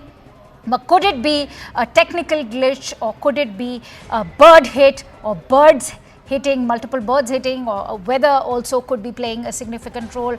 Right now, it is fairly nascent at this stage to comment into exactly what was that went behind. But perhaps it is Mr. Ramesh's testimony that will be extremely significant. Vishwas Kumar Ramesh, he's a British national, is what we are being told, and he was on the Gatwick bound flight that took off from Ahmedabad and crashed soon after takeoff. Roughly 20 minutes after takeoff is when it crashed, and it crashed into the residential building of the medical college, into the medical hostel, where several students are still grappling for life. It is a miracle, to say the least, that we have a lone survivor, Mr. Ramesh, allotted seat number 11A. He is a British national, as we are being told. He was on a visit to Gujarat and was heading back to London. Payal joins me with more inputs on this miraculous survival that's taken place. Payal, share what else are you learning from your sources? Like I said, that this is a very, very tragic episode which has come to the fore as well. Nobody would have been prepared for an episode like this. A flight of happiness for many who are either looking to go back home or embark on a vacation or a work trip has turned into an extreme tragedy. The testimony of the lone survivor as of now is going to be of extreme importance. That is something at least what the authorities are hoping for, because his testimony in terms of what really led to the circumstances that actually happened is going to be of great importance. We'll have to just wait and see. But like I said, all hands on deck approach being applied by the government of India over here. In terms of what we've seen so far, multiple leaders, multiple ministers being flown down to Gujarat. C.R. Patil, the Union Minister of Casualty, and also, the state president of BJP has just reached Gujarat. He, in fact, gave us the unfortunate confirmation of Vijay Rupani's unfortunate demise over here. Civil Aviation Minister Ram Mohan Naidu can be seen taking rounds of the accident site, trying to ascertain what's really happening. Murugan Mahal, the MOS for civil aviation, will also be landing shortly at around 7 o'clock, 7:30, I beg your pardon. He is going to be accompanied by officers from Ministry of Civil Aviation Secretary and also the DGC officials who are going to be examining the accident site and understanding how to go about the investigation, because remember, the government of India has promised not just to the Indians and not to the victims of those people who actually fell prey to this deadly accident, but also to the foreign nationals that a thorough investigation will be done. And also the fact that Union Home Minister Mr. Amit Shah is a local son of the soil. He's also expected to land in Ahmedabad sometime from now. As it's just too early, I can't to predict as to what really led to the situation, whether there was a technical failure, or whether there was a human error, or whether there was any attempt to sabotage, because there were a lot of foreign nationals on this. Nothing is being ruled out from the agency so far, and should there be any sabotaging angle which emerges over here, it is important to see if the government hands over the probe to NIA or any other investigating agency. It's just too early in the day to talk about it. We'll have to just wait for some more time. Absolutely. In fact, stay with me, Payal, as we are also getting in more information through newspaper reports which are going on to indicate that Mr. Vishwas Kumar Ramesh, who's 40-year-old and the only lone survivor of this deadly crash, has, as we can see, borne impact injuries on his chest, eyes and feet. He has received these impact injuries but is miraculously able to walk out of that entire crash site. That is in fact indeed a miracle in itself. And he's also gone on to share his experience. Most importantly, he's gone on to talk about how there was a loud noise just 30 seconds after takeoff, and that is what in fact led to a crash within minutes, and the plane of course burst into flames. So this is what Vishwas has had to share, that it was only after 30 seconds of takeoff there was a loud noise, and then soon after the plane crashed. It all happened very quickly. So if one was to go by what Vishwas has had to say, this is also contradicting the other versions that have come into limelight, which are going on to indicate that it was roughly after 20 minutes of takeoff that the plane actually crashed. But Vishwas has gone on to share that only after 30 seconds there was a loud noise, and soon after the plane crashed. It all happened very quickly. But this indeed is a miracle to see Vishwas Kumar Ramesh, who is a 40-year-old British national, was visiting Gujarat, has miraculously escaped this or rather survived this deadly or catastrophic air crash. This, as relatives of all those who were aboard the Air India flight are currently desperately looking for their loved ones at the civil hospital in Ahmedabad as we speak. All the rest have been declared dead except from Vishwas Kumar Ramesh, who's a 40-year-old, the lone survivor, as he survived this deadly crash. But if you can see that image which is currently being flashed on your screens, he's of course borne injuries on his face. These are impact injuries that he's not just borne on his face but also on his chest.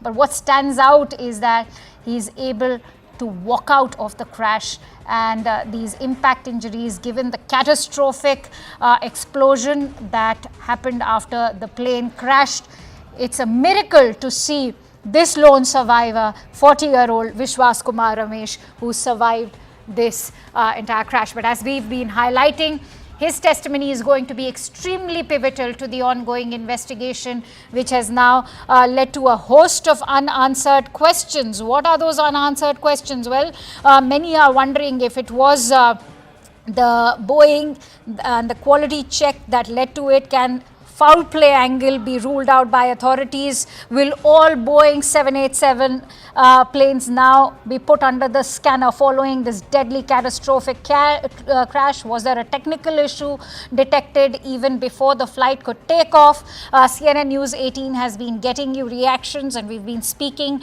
to passengers who boarded this flight earlier in the day, and they've gone on to talk about how there were technical slags because the AC in the aircraft was not working, the in-flight entertainment was not working, which is rather unusual for Air India flights. And those are the testimonies that we are learning from passengers who had boarded this flight earlier during the day. But as of now, there are a host of unanswered questions, and to pinpoint any particular factor would be fairly nascent or premature, but all those unanswered questions do call for an investigation. Will the authorities be able to find the black box? How soon will they be able to?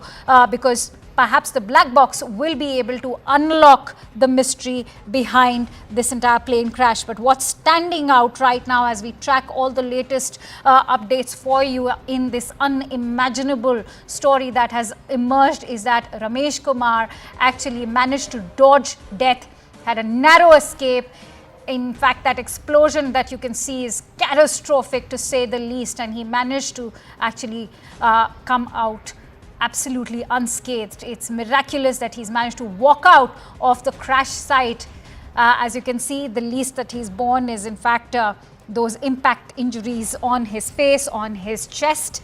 And he's a 40-year-old British national who was in fact visiting the state of Gujarat. He was on this Gatwick bound flight. He was allotted seat 11A.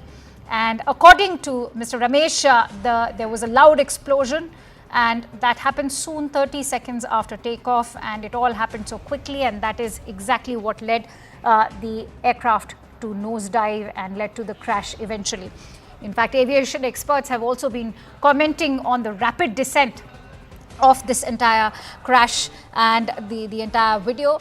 But let's quickly go across to Anvit, who's been tracking the latest for us. Anvit, if you could share with us the story of this lone survivor, what is it that you're learning? If you could give us some confirmation regarding the comments that he's shared with other newspaper reports that are indicating that he said that only after 30 seconds did the aircraft crash, and there was a loud explosion before it led to that crash. Anvit, can you hear me? All right, we'll try and reconnect with Anvit, but this is the big story of the hour that has emerged out of this entire air crash. The only silver lining to this deadly, catastrophic air crash, as Ramesh Kumar is the lone survivor, is a 40-year-old British national visiting the state of Gujarat. This as several families now look for their loved ones. Vishwas Ramesh, of course, survives this deadly air crash. Anvit is back with us. Anvit, what are you learning about this lone survivor of this catastrophic air crash? One passenger so far has been identified who is the survivor, and so far we are calling him the lone survivor because no other survivor has been reportedly been safe in this flight, and this man has been identified as Vishwas Kumar Ramesh. He had been living in UK for more than 20 years, and he had come to India with his brother, and he was traveling back. They had visited Diu, and he's a 40-year-old man. He had when he was found on the spot, he was put in an ambulance and sent to medical facilities. But as he recalled the incident for the media, he mentioned that when he when the plane crashed, he was on the seat 11A, and he has said that he realized only after when the plane crashed, he found himself amidst the debris that was on fire, and he said that he has recalled that there were bodies all around and there were remains all around. And he said that he was scared seeing those visuals and he was terrified. That was the moment when he was put into an ambulance and was sent to medical facility. Now, he has been marked safe. He has injuries. He certainly has injuries all over his body. There are burn marks as well, and there are injuries also. But doctors are saying that he's safe, he has been marked safe. He's out of danger right now, and he's under medical supervision. But so far, he's the only passenger actually who has been found to have survived this crash. Other than that, even though the rescue operations are underway, it is being the debris also being looked if there would be any more people who can be sent to medical facility, or the dead who can be shifted to the morgue. But so far, this person is the only survivor that we have spotted and that the agencies have spotted, and he has been marked. Vishwas Kumar Ramesh is his name. He's a 40-year-old resident who was the British national by nationality, and he had come here with his brother. He was traveling back to London when this incident took place. Many thanks to you, Anvit, for bringing us those latest inputs. In fact, in the studio, we are also joined in by Captain Kishore Chinta, who is the chief pilot of the Sirius India Airlines Private Limited. Many thanks to you, sir, for joining in. Captain Chinta, what do you make of this miraculous survival? Also, how crucial and pivotal could this testimony be now of Mr. Ramesh to the entire investigation? Good evening. Thank you for having me on CNN News 18. It is indeed practically grabbing life out of the jaws of death for the survivor. It is indeed miraculous that he survived the crash, considering that the aircraft would have probably had 50 to 60 tons of fuel when it impacted the ground, and that kind of fuel would probably just wipe out everything in the vicinity after the crash. So the testimony is pretty understandable. It is well known from the data available from the Flight Radar 24 ADSB data, which is not very accurate, but gives us a sense of the timing of how much time the aircraft was up in the air. It was definitely not a immediate loss of power. The fact that it happened beyond a speed of V1, beyond which the pilots were compelled to continue with the takeoff, and that it gained an altitude of close to 625 feet as on flight radar.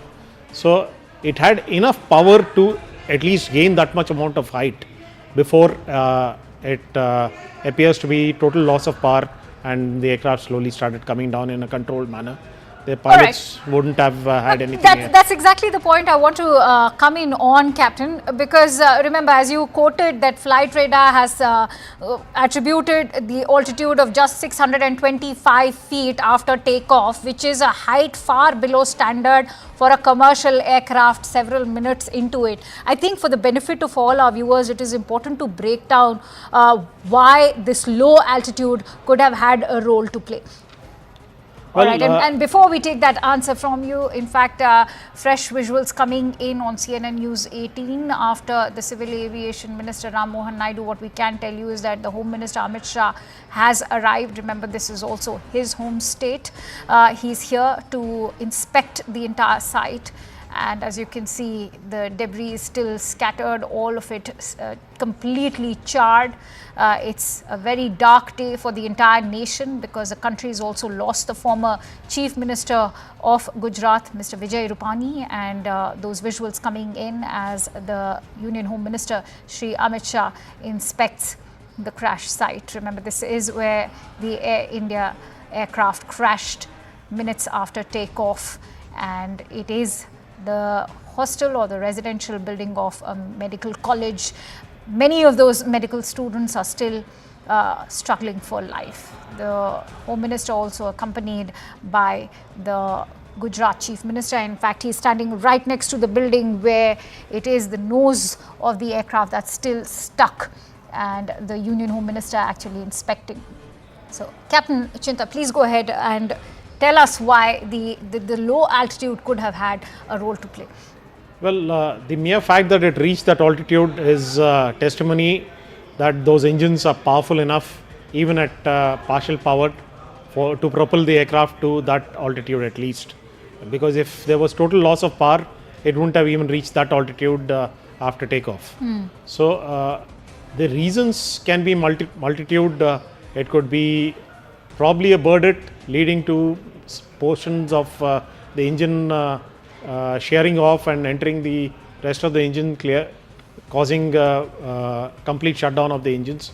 So right now, until like you mentioned, until the CVR, the cockpit voice recorder and the flight data recorder are found and downloaded by the Aircraft Accident Investigation Bureau, we will not come to know the actual picture on when actually the engine started winding down. So the height definitely is critical. Probably if they had a couple of 100 feet more, they would have crossed that one sole building and maybe impacted the ground in more clearer area, leading to chances of more survivors compared to what we have right now. All right, let me also introduce the other guests joining us. I'm joined in by Captain Ehsan Khalid, who's a veteran pilot and currently flying as captain of Gulfstream 650 aircraft. Also joined in by Commodore B.S. Sivach, who's the ex-DG and an aviation safety expert, Mr. Anand Ranganathan, renowned author. Thank you for joining in. Anand, if I could come to you, what is your assessment of the lone survivor, first of all, who's in fact walked out completely unscathed. It's rather shocking to see him walking out at a time when the loved ones are looking for their family members who could have been on that flight.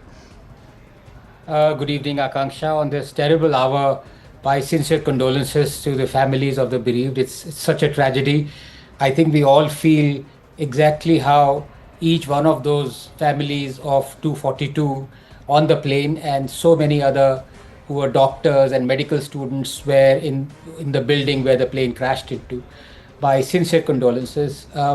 It's an absolutely ghastly event that has taken place. 3 points I'd like to make. Number one, of course, it is too early to even discuss about the possibilities of what caused the fatal crash. There are many theories floating around, but at the moment, I'm not going to pick one of those, or at least go with some of those theories, because all of them are at present mere conjectures.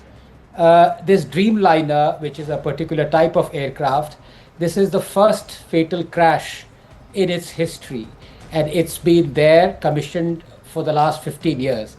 Having said that, there have been whistleblowers who've talked about the deficiencies that have gone on in the construction, in the making of the Dreamliner, who've talked about the cost cutting or indeed cutting corners by Boeing as far as the commissioning of the plane itself is concerned, who've talked about various inadequacies, especially relating to hydraulics.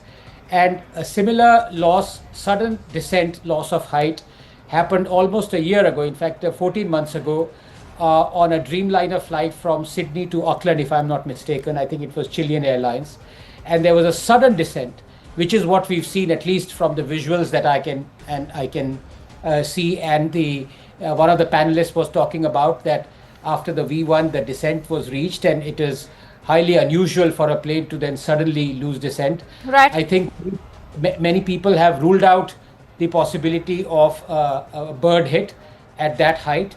As far as the survivor is concerned, Akanksha, it's an absolute miracle, and I'm so happy, at least in this unearthly hour, ungodly hour, to have this small bit of news, good news, and I hope that he's able to, he looks pretty fit under the circumstances. True. And he could be giving us vital information about about what happened. Yes. True. He's the only silver lining at the moment, and perhaps, in fact, latest visuals coming in to take our viewers through these visuals that have just come in. These are critical moments before that Indian Airlines flight took off. Just critical moments of that entire takeoff that have been accessed by CNN News 18 before it crashed. But as flight, this is in fact just the takeoff, and it led to the crash soon after it takes off. This is the entire video that we have accessed for you that shows that entire takeoff till the moment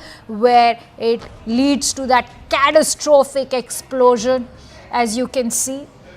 And those visuals, in fact, indicating that the moment when the AI-171 actually took off. And as you can see, those visuals actually speaking for themselves, that as Mr. Ramesh's testimony goes, that it was a loud explosion and within 30 seconds it was all over. And I want to bring in Captain Ehsan Khalid. The video speaks for itself. Captain Khalid. All right, we'll bring in DBS Gujral over there. DG Flight Safety of Air Costa is also with us. Mr. Gujral, what do you make of these visuals? They are also in alignment with the testimony that's come in of Mr. Ramesh, who said that it was all over within 30 seconds.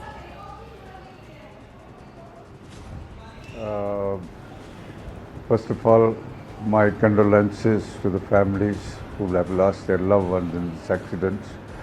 And I would like to say that this particular crash has got an international ramifications as far as Boeing 787 is concerned. Now, I have been watching and listening to the various people who have been coming on the television and expressing their views about this accident. But to my mind, it's too early to say anything about the cause of this accident, as there was very little time between the takeoff and the accident, and the time between the takeoff and the time when Mayday call was given. After that, there could not have been any conversation between the ATC and the pilot. And all this little time is having all the answers hidden into the black box, that is digital flight data recorder and the cockpit voice recorder. Once we decode it, there may be or may not be, there may be answers to all the questions that everybody is asking. And to my mind, we cannot rule out the role of any one of the factors, that is the controls, the engines and the environmental factors. We have to combine them all and study as to what possibly could have happened when the aircraft just took off and crashed within a few kilometers of the airport and went into a building. As far as the disaster is concerned, this sole survivor, as you have said, is very fortunate and he is a crucial witness. And the loud thought or noise that he is expressing must have been recorded in the flight data recorder, and it will have the answer from that.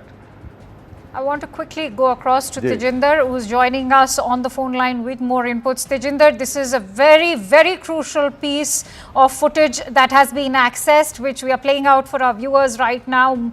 Very crucial moments of AI-171's takeoff, and in fact, that also goes on to indicate that it was a matter of seconds that soon after the takeoff, the crash happened.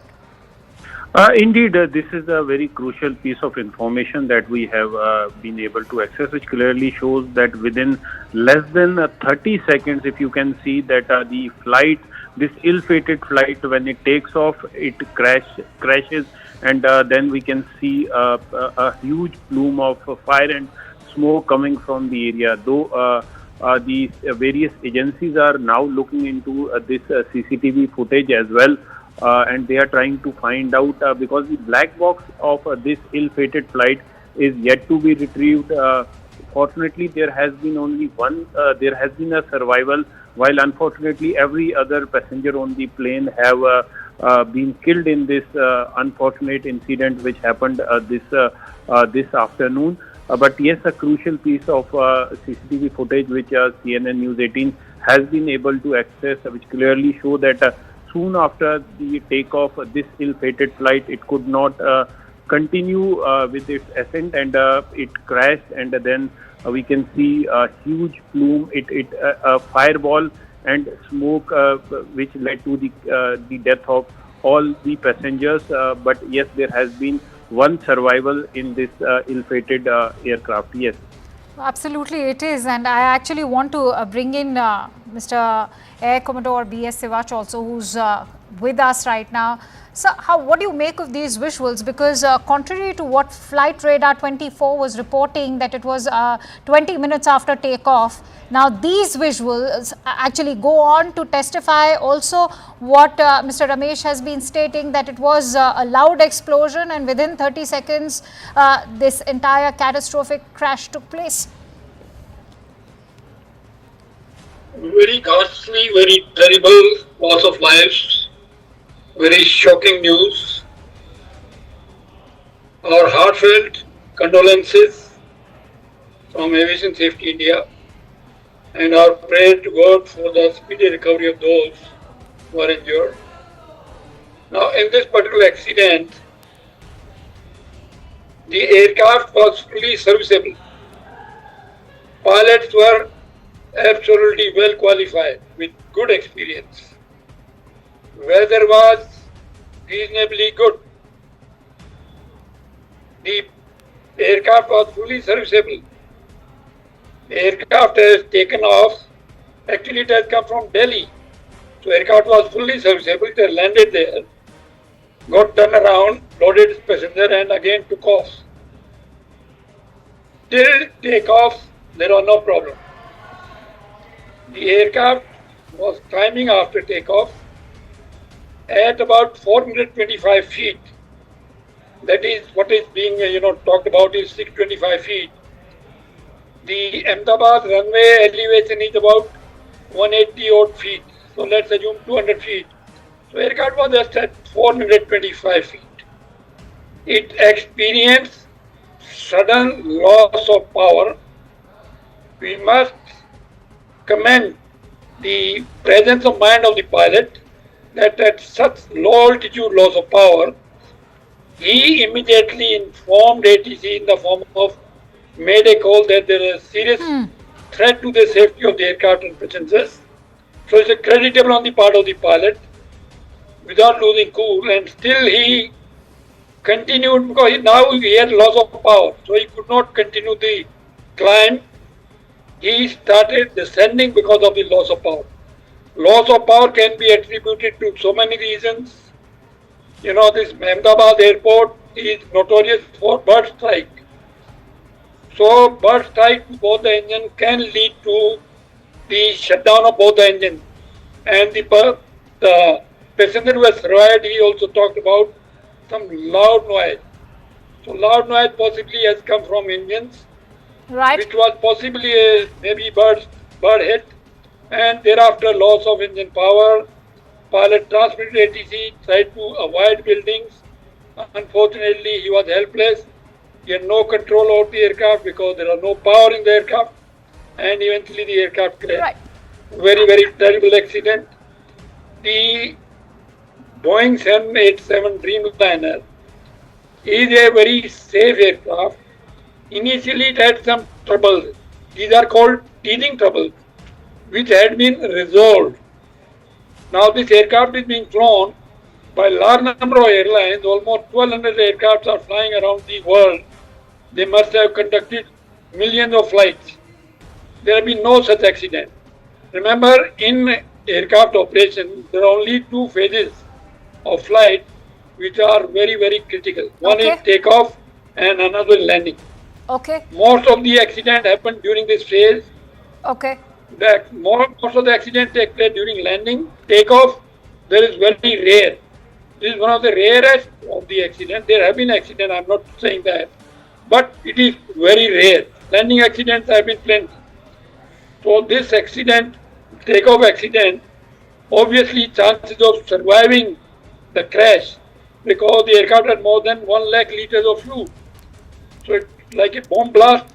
The fuel caught fire, and of course there was a large flame. It is very miraculous, very surprising, and very good news that at least one person who survived this Holocaust. I want to bring in Captain Chinta on that note. Captain Chinta, this is a very significant and pivotal piece of footage, and I'm sure this will also be aiding the ongoing investigation. But what is your assessment? Because as we said, that this is now fresh information corroborated by these visuals that the blast happened within 30 seconds as the plane takes off and it crashes within 30 seconds.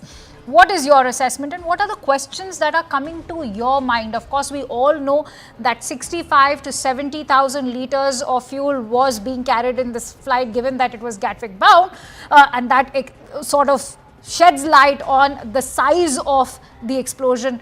But what is it that comes to your mind when you look at how rapidly the descent happens, eventually leading to the crash? Well, this video makes it amply clear that it did gain height at some point of time. It's lost because you can see some smoke coming out of the engines. So just before it starts descent from this new video which is there. So something did lead to loss of power on both those engines. And an aircraft which is going to be close to 200 tons weight for 240 odd passengers and 60 tons of fuel. Approximately we can take a guess estimate of about 200 tons for a 787 to fly from Ahmedabad to London. So with no power being generated, 200 tons would come down that quickly, as you can see from that video. So the pilots did a miraculous job of maintaining full control and maintaining wings level all the way down to the impact. If they had even slight amount of bank, we wouldn't have seen even that survivor which we have. All right, Mr. Gujral, I want to quickly bring you in before I take closing thoughts from Anand. Mr. Gujral, what comes to your mind when you look at these visuals? Within 30 seconds, the crash happened as soon after the takeoff, and that also aligns with the testimony that's come in from the lone survivor. I'd like your thoughts. Thank you so much for bringing me in. What I find is that there are so many factors coming into my mind when I listen to and watch the visual on the TV. But there is one very crucial question. Why did the aircraft did not gain the height? The loss of height is not being explained by any of these arguments, right? Whether it was fuel starvation, whether it was something else, or whether it was failure of the engines, or whether it was bird ingestion. All these questions are being answered by the silent listener, that is called black box. Once we get the answer from the flight data recorder, once we decode it, and once we listen to the cockpit voice recorder, the pilot's conversation will come to us. The parameters that are recorded in the flight data recorder will be in front of us for finding out at least as to what exactly at that moment in a very brief short time happened. As far as the aircraft is concerned, it flew from Delhi to Ahmedabad. It was trouble free, and in every transit the aircraft is checked up thoroughly before it is cleared for the next flight, and the same must have been done by the engineering staff at Ahmedabad as well. But what happened between those few seconds and after the loud explosion which our friend survivor is telling, is these questions will be answered only when we decode the flight data recorder. The pilots are definitely experienced and qualified, and I understand that Captain Sabrawal was a line training captain. Such position is given only to the pilots who are well briefed, well qualified and well experienced. As the Air Commodore has said, it's definitely a compliment to the pilots who maintained their calm even at that critical moment when perhaps they saw there was no chance to survive. I think it's a great compliment to their professional skill and to the maintenance of the aircraft, which was definitely trouble-free when it arrived from Delhi. Thank you so much. Stay with me, Mr. Gujral. I also want to bring in Anand. Anand, I think you were raising a very critical point. While it is fairly nascent to probe into what exactly led to the air crash, there are many who are also raising questions about whether or not this calls for a quality control for Boeing, because remember there's talk about how the Boeing 787 Dreamliner was also facing numerous quality controls, and the FAA and Boeing both had in fact paused its deliveries between the year 2021 and 2023 because it was not just facing numerous quality control issues but also manufacturing issues, and there were reworks being called for within these Boeing Dreamliners. No, absolutely. But, I have to say this, that your video, it is clear. Thank you for airing it. I think it's quite clear from those visuals let me just play up Mr. N. Chandrasekharan's phone conversation that he's had with CNN News 18's Sharon Elizabeth. Let's listen.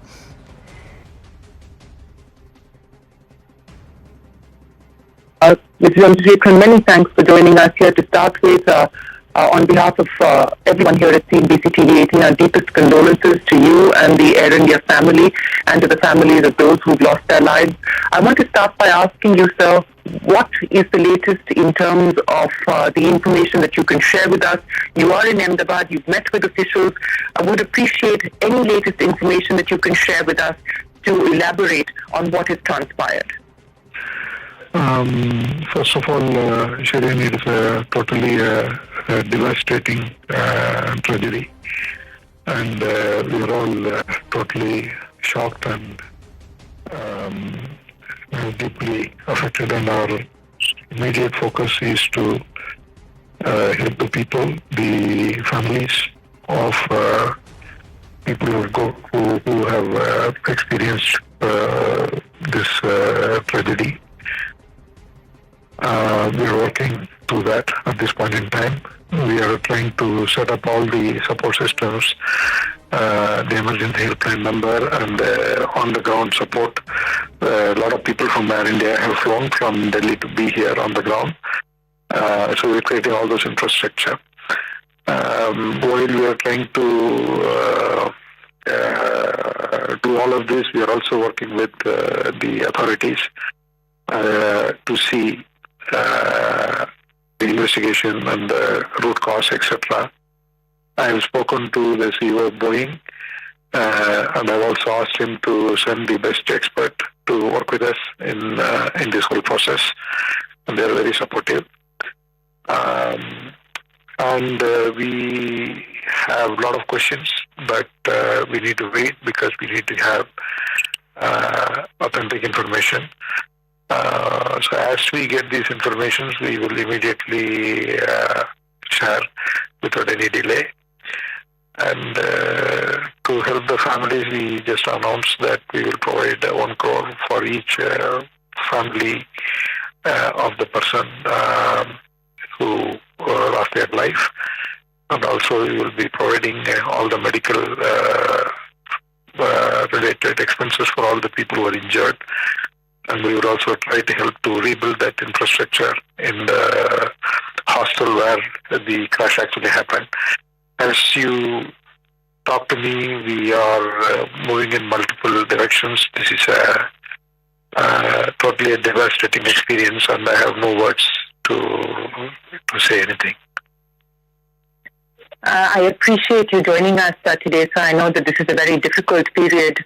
And I just wanted to understand from you, there is a lot of speculation, and I would like to hear it from you. Do we have an update on whether there are any survivors? There are some indications, some comments coming in that there are some survivors. If you can share with us the information that you have, Mr. Chandrasekharan. So I don't have the exact number, and see on the other. I'm also hearing from you. I also have the information that maybe there is a survivor, but we still don't have confirmation. I'm waiting for authentic information. I'm talking to the government. As you know, the government is on top of it here, and I'm in constant touch with them. And they are in touch with the hospital authorities.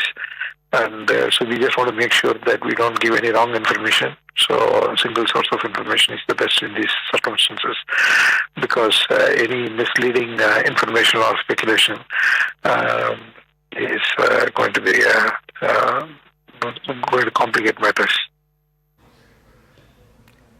It is a terrible, terrible evening for all of India, in fact, all of the world, because this is one of the most terrible air tragedies that has happened, not just here in India, but anywhere across in aviation history. Air India Flight 171 from Ahmedabad to London Gatwick, with 232 passengers and 10 crew members on board, crashed within a minute of takeoff from the Ahmedabad airport at 1:38 this afternoon. The plane was carrying 169 Indians, 53 British nationals, 7 Portuguese and 1 Canadian passenger. It was bound for London Gatwick. Hundreds have been declared dead, including the former Chief Minister of Gujarat, Vijay Rupani, who was one of the passengers who was on board that ill-fated flight. The aircraft involved was the Boeing 787 Dreamliner. It is the very first time that the Dreamliner flight is crashing in such a fashion. The pilots have believed to have lost both engines, and it plunged very quickly within seconds after taking off. In fact, that video clip that we're playing shows that the entire sequence of events happened within a minute after takeoff of this ill-fated flight AI 171. The London-bound flight took off from Ahmedabad. It was exactly at 1:39 in the afternoon today, but within a minute it crashed about 5 kilometers or so away from the BJ Medical College and Civil Hospital. It crashed into a building which is believed to be a residential compound, hostel facility for undergraduate medical students. This was lunchtime, it was peak hour, and there were a lot of undergraduate medical students who were there in that building having their lunch or coming to the mess or the canteen to have their lunch. So a large number of the people who were in that building could have also died. We're given to understand about 30 people have been moved from this building who were on the ground in this building. They've been taken to hospital. We don't know the number of fatalities there. But as far as the people who were on board this flight is concerned, other than one survivor, Ramesh Vishwash Kumar, who was sitting on seat number 11A, closest to the emergency exit, and once the plane crashed, he jumped out through the emergency exit. He is the lone survivor out of 242 people who were on board this flight AI-171 Ahmedabad to London. He, of course, those are the pictures from earlier this afternoon, jumped off the aircraft, limped away, and then an ambulance took him to hospital. He said that he was lucky to survive. He jumped off the aircraft. He saw dead bodies and mangled remains around him, wreckage of the plane around him. He was very scared, he said, and then he ran away, and then somebody took him in an ambulance to hospital. He is the lone survivor. What a miracle story this is for him and his family members. I believe he was also traveling with some of his family members back from Ahmedabad. He was going back to London. He's a British citizen. He was in India for a few days to celebrate some functions back home, but he was on his way back to London, and he managed to survive. But he is the sole survivor that we know of. All the other passengers, I'm afraid, are dead in this flight. So what exactly transpired? Because this flight, clearly from the images you can see, failed to achieve critical liftoff. In fact, it reached about 600 feet in the air, and then immediately after that started descending, almost gliding down for the crash that eventually happened. So what exactly transpired?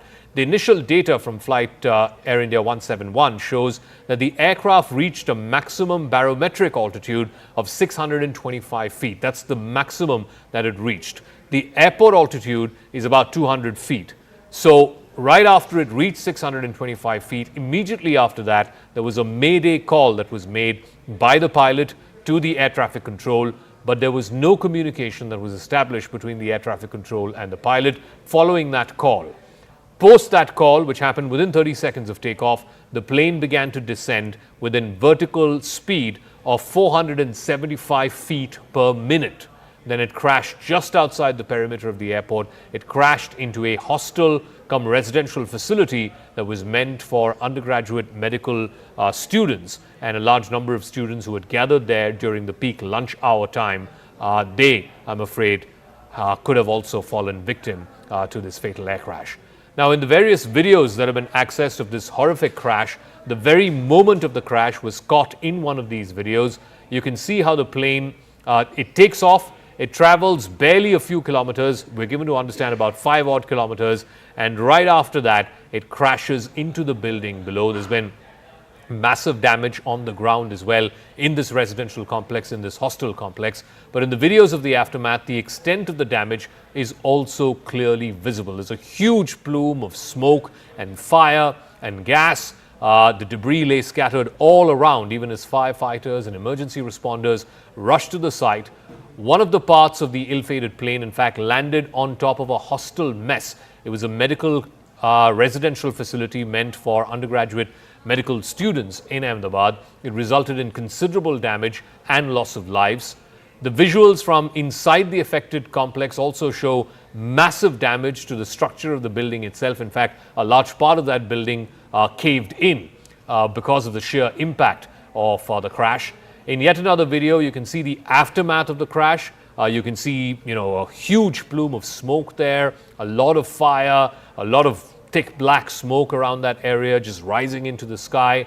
Remember, this was a flight that was meant to be about 8 to 9 hours between Ahmedabad and London Gatwick. So it had a tank full of aviation fuel, about 60,000 liters plus of aviation fuel. So all of that would have come down in this crash.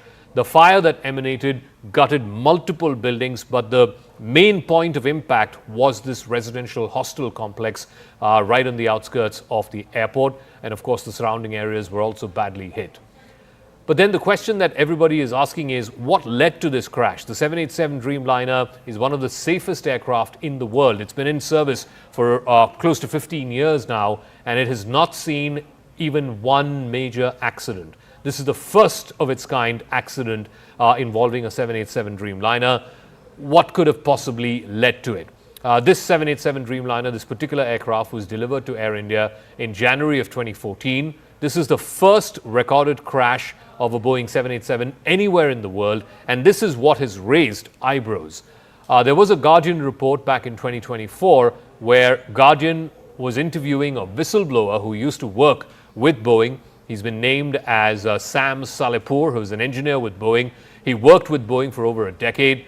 He urged Boeing in that interview to ground every single 787 Dreamliner worldwide. He warned that the 787s were at a risk of premature failure. The whistleblower also alleged that Boeing took shortcuts to reduce the production bottlenecks while making the 787. He also raised issues about the production of the 777. He also alleged that he faced retaliation from the company, including threats and exclusion from meetings after raising concerns over these issues, including a gap between the parts of the fuselage and the remainder of the body of the 787. Now, while this is one isolated report, this came out in 2024. Boeing didn't necessarily take any action, at least certainly did not ground the 787 fleet. After this interview, after this Guardian report came out, it did raise questions about the safety of passengers. Many questions are being asked in the aftermath of this crash, many for which answers will be sought for, but right now these questions are unanswered. Number one, was there any kind of technical issue that was detected before this flight took off, either the day before the flight or moments before this flight took off? Remember, this flight also had arrived from Delhi. This was an Delhi-Ahmedabad flight first, a 2-hour flight, and then it was subsequently meant to be an Ahmedabad-London Gatwick flight. So was there any technical snag or any issue noticed in the first flight that was between Delhi and Ahmedabad?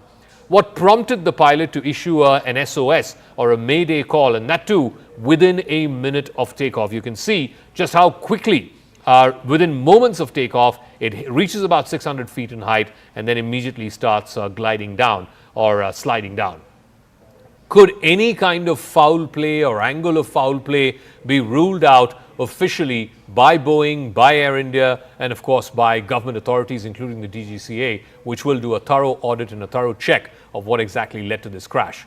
The other question that's being asked, will all Boeing 787 flights, certainly Indian operators, Air India operates a lot of 787 Dreamliners, will they be grounded following this flight, this crash? Will the black box and the voice recorder instruments that are there on board all flights, will they be recovered, and will they unlock the mystery that led to this plane crash? I want to first go across to Mr. Jitendra Bhargav. He's a former executive director with Air India. Mr. Bhargav, thank you very much for joining us. This particular Air India crash will go down in history. It's the deadliest. It's the first time that a Dreamliner 787 has crashed like this. From whatever you can see in this footage, the flight taking off within a minute, it sort of starts descending. Within a minute, we're given to understand the Mayday call was made by the pilot, and then the plane crashes. What do you think could have possibly gone wrong from whatever you've seen in the available footage? No, it's a very horrific incident. This accident has taken place. We are all very sorry about it. Having worked for Air India, I felt very dejected for the first 2 hours. Did not know how to react to the situation. But the irony has been that it's happened during daytime. You had a captain in the cockpit, commander who had 8,000 plus hours of flying experience. You had an aircraft, Dreamliner, which has a relatively good safety track record. What can possibly go wrong?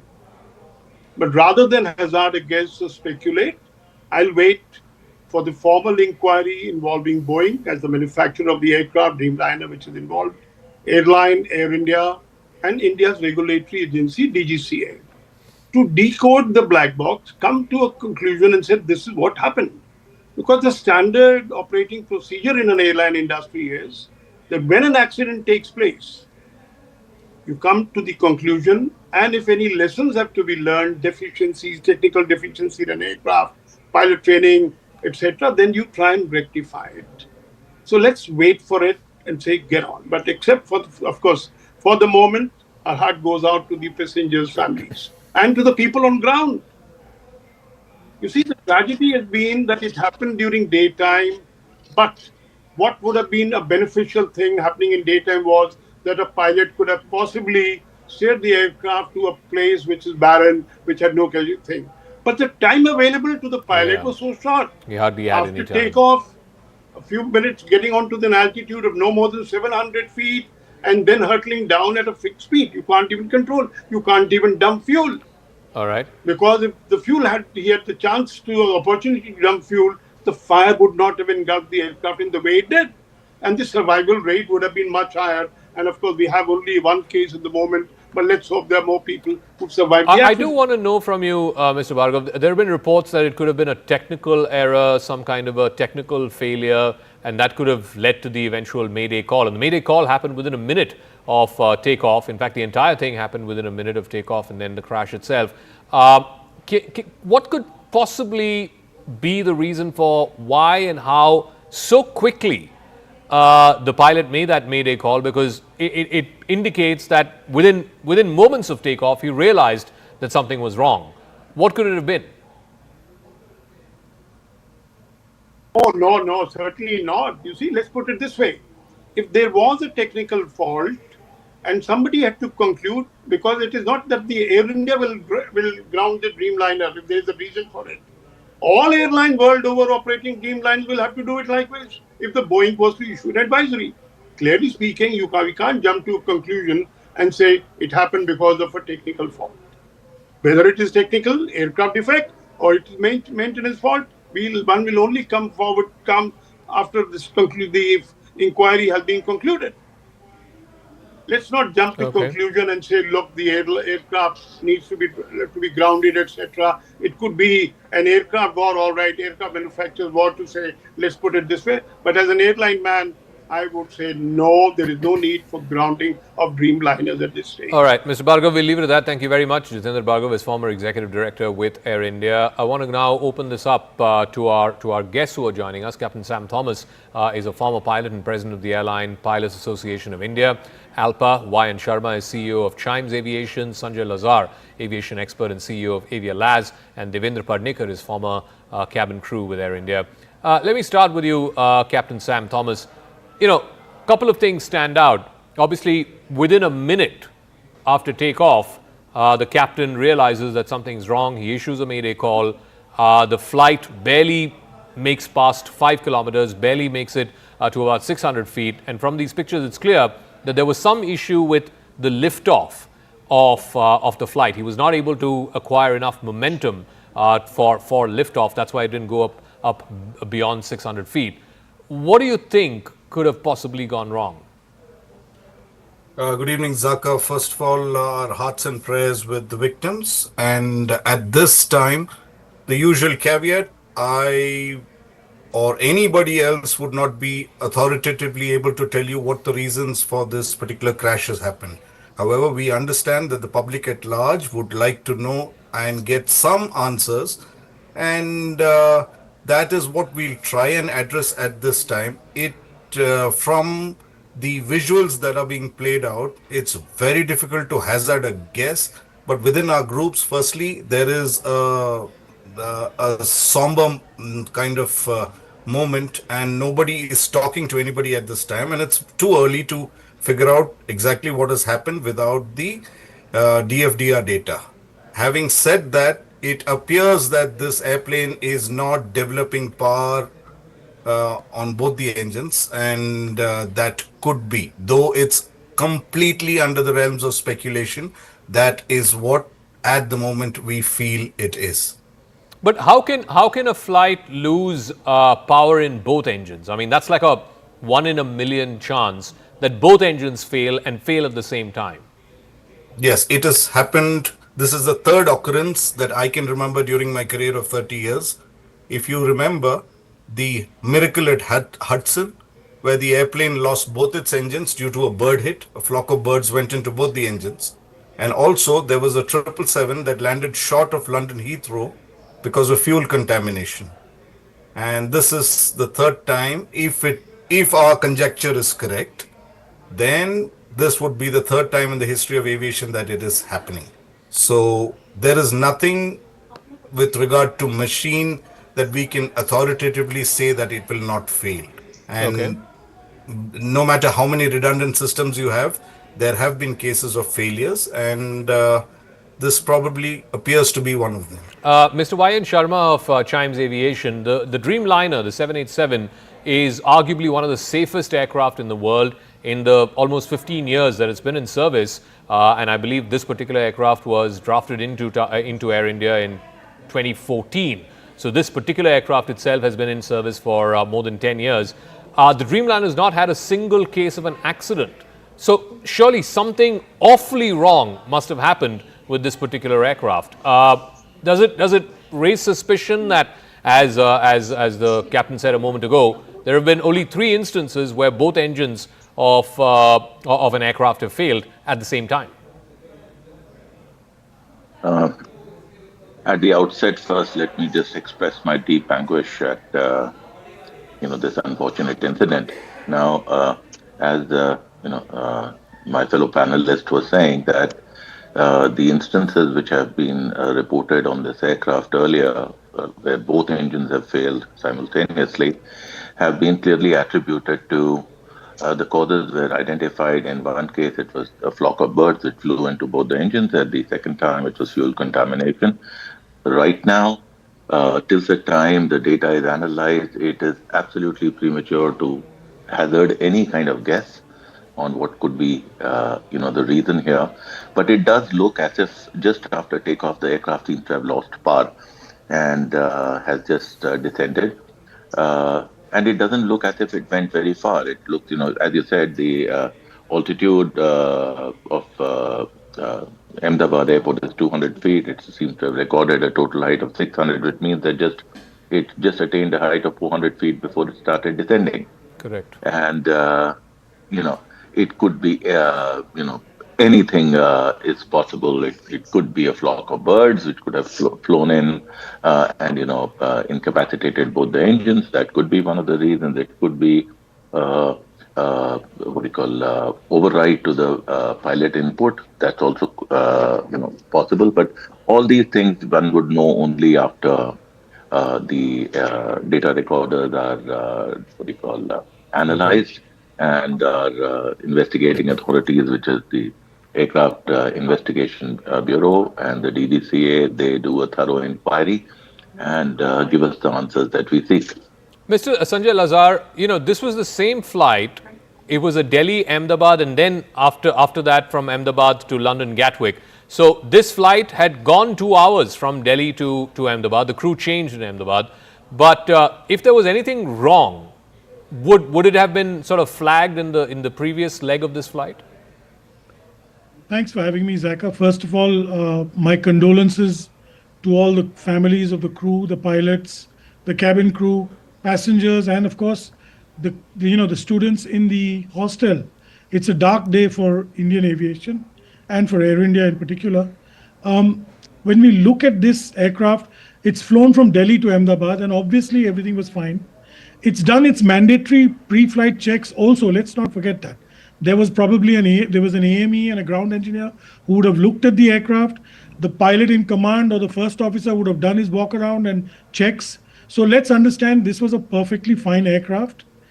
This aircraft is 11 and a half years in service, and one of the newer ones. Like you said in your introduction, the 787 is a very reliable machine and has been, there are more than 1,200 of them flying in the world today. Yeah. So when we enter into discussion on this, we shouldn't get into the realm of speculation. The video you've shown is a very telling comment. It obviously means, like Captain Thomas has pointed out, either something catastrophic has happened to both engines, like bird ingestion in both engines, or just mechanical failure or engine failure in both. But what is important is the commander gave a Mayday call at 13:59 or 13:39 hours, and there was also an ACAS message, I'm told, but that's not confirmed as yet. But it's very clear that he lost lift, he lost thrust, and it dropped like a stone. What are the conditions, or what are the scenarios in which an aircraft at the time of takeoff loses lift? Well, obviously failure of the engine, or some problem with the engine. If birds hit the engine, it would completely seize. So if a flock of vultures or any large type of birds And Ahmedabad is notorious for a lot of this, instances. So it's quite possible. But it's the key thing here is that the aircraft wasn't lifting and then it just crashed into that hostel building. You saw part of the tail on the roof, Yeah. and then the aircraft collided. Yeah? It's miraculous that we saw one survivor, Yeah. and I pray to God there are more, because we need miracles like that. Looking at such a grim situation today. Before I go to Devendra Padnakar, I mean, I think Mr. Lazar let made me a just one point, yeah, which yeah. both these pilots were highly experienced pilots. Exactly. Okay, Captain Sabharwal was 8,200 hours. Correct. The other pilot was 1,100 hours. So that's almost 10,000 hours of flying. Yeah. So let's respect that as well. They've tried to manage this. We don't know what happened. We'll get to know after the investigation. I just want to show you this story of hope, really, the only silver lining of hope amongst the 240 plus who have died. This one gentleman, Ramesh Vishwash Kumar, and I want to go to Devendra Padnakar on this. He was sitting, I believe, on 11A, which is the seat that is closest to the emergency exit. It's the first row of economy. He was traveling with some of his family members. The manifest says, which is different from the boarding pass number. The boarding pass, it says 11A, but the manifest says he was supposed to sit in 11J, and a lady was supposed to sit in 11A. In any case, when the flight took off, he was in the window seat. He was in 11A, the first seat in the economy row. The flight crashes. He's closest to the emergency exit. He jumps out, and then he spoke to some reporters there, and he said, I couldn't see anything. It was just a huge ball of smoke and fire, and there were mangled remains all around me. I got scared. I started running, and then somebody came with an ambulance, and they put me in an ambulance and took me to hospital. A phenomenal story of walking away from the dead, almost cheating death. There were 200 plus others on that same flight, and all of them are dead, Devendra Padnakar, and this man survived. What a story. I mean, he will live to tell this tale till the rest of his life. Yeah, it's indeed a miracle. I mean, that would be 1 in a billion that could happen, someone just escaping death like this. But, I mean, I feel sorry for everyone who's lost their lives, right from the crew members to the cockpit crew, to the civilians the plane crashed on, to the passengers who were flying on that aircraft. It is very shocking, till the day when I flew, I was always dreading that something like this should never happen to anybody or the entire world. But today I'm seeing this, and I'm still in shock from the afternoon itself that something like that, and I still can't believe something like that has already happened. And I see a survivor like this who's escaped. He's truly blessed. But I don't know. I'm just shocked of words of not being able to express how deeply saddened I am with whatever's happened today. Can you also sort of understand, and from the pictures that we're seeing, within the first 30 seconds, it takes off till about 600 feet and then immediately starts dropping almost like, somebody threw a big rock from the sky. Clearly, there was no control there. What could have possibly led to this? Like Captain Thomas said, that there could be endless possibilities that could happen, and we speculating on them is really not, to be considered. But I feel that there is very little chance of anticipation when something like this happens, and it is just seconds where you fall and then you realize that you were amidst a crash, or you're not even there to even express that. So I wouldn't know what exactly happened, but we should wait and we should see what the governing authorities have to, find out about why this crash actually happened, and we come to know more into it. I also want to see if we can go across to my colleague Arunima. She's just landed at the Ahmedabad airport. Remember, the airport was shut for a couple of hours, in fact, more than a couple of hours, from about 2 o'clock till 4 o'clock, and then after which it reopened. So if Arunima is there, we'll try and go across to her. We'll try and get her. But Captain Thomas, what are the various inquiries that will now get ordered? Obviously, Boeing will have its own inquiry. I would imagine the DGCA will have that as well. And what would it take to understand what happened on this flight and what led to this crash? Yeah, Zaka, the most important thing is the investigation now. And Air Accident Investigation Board, that's the AAIB of India, would be involved along with DGCA. And they have a mandate of about 30 days within which they have to give a preliminary report. And the DFDR CVR, ACARs, all will be analyzed threadbare. And the OEMs, the engine manufacturers, the airframe Boeing, and anybody even remotely connected with the avionics would be a part of this investigation. What we in India sometimes find lacking is the transparency that happens. And that is why we from Alpine India want to reach out to the people and say that we would also like to be a part of this investigation, as we are quite a few of us are certified investigators, and so that it's not a blame game that happens. A part of investigation is to find out the exact cause and to mitigate that risk so that never in future this particular incident happens.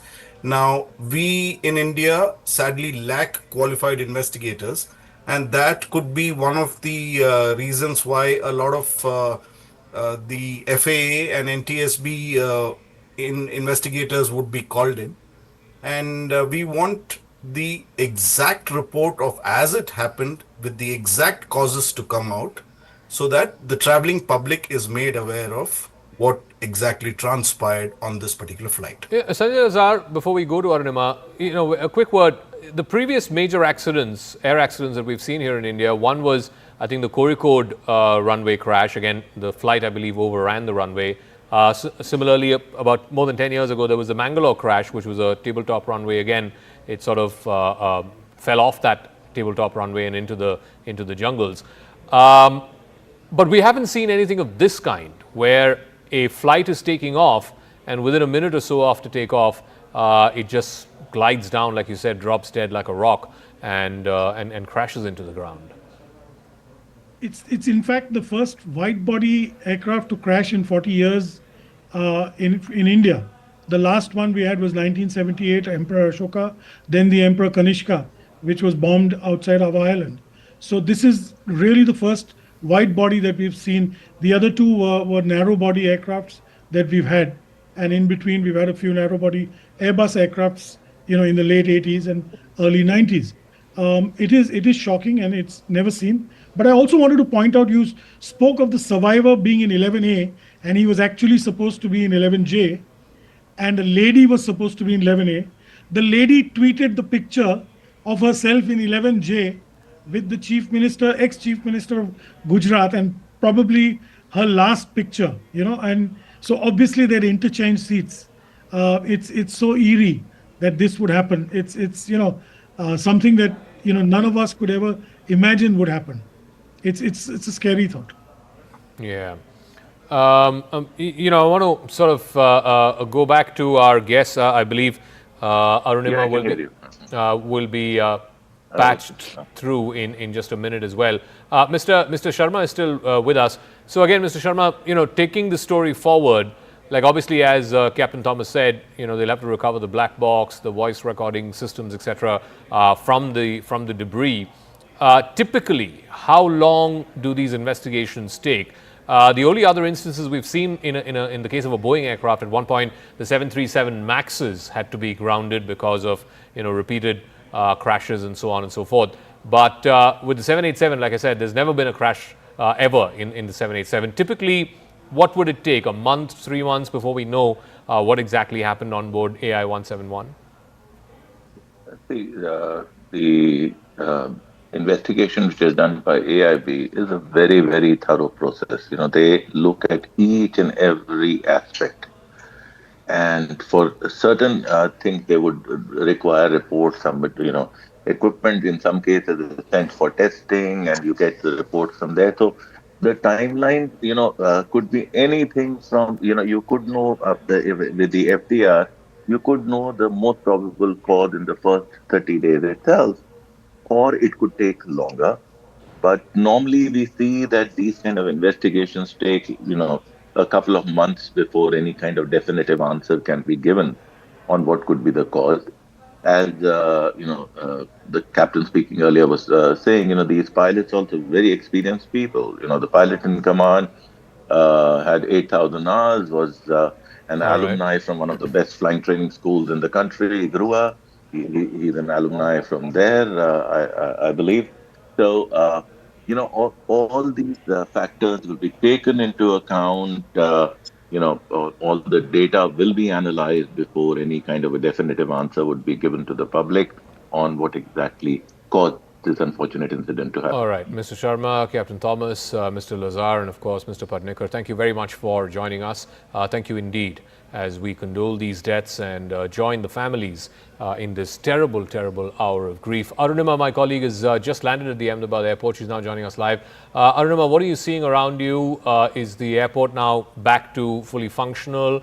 Have the number of flights, the traffic, has it been impacted in any significant way? That yes, I've just landed. Telltale signs of the kind of chaos that Ahmedabad airport has seen over the last 6-7 hours. It's visible. We are in the arrival lounge, mostly empty. I think the first 2 flights have just landed here. But in the departure lounge, while we were coming in, we saw many passengers waiting there. There were huge queues. Many passengers were sitting on the floor. I think the airlines had provided them with food packets considering the delay. Many could not take off.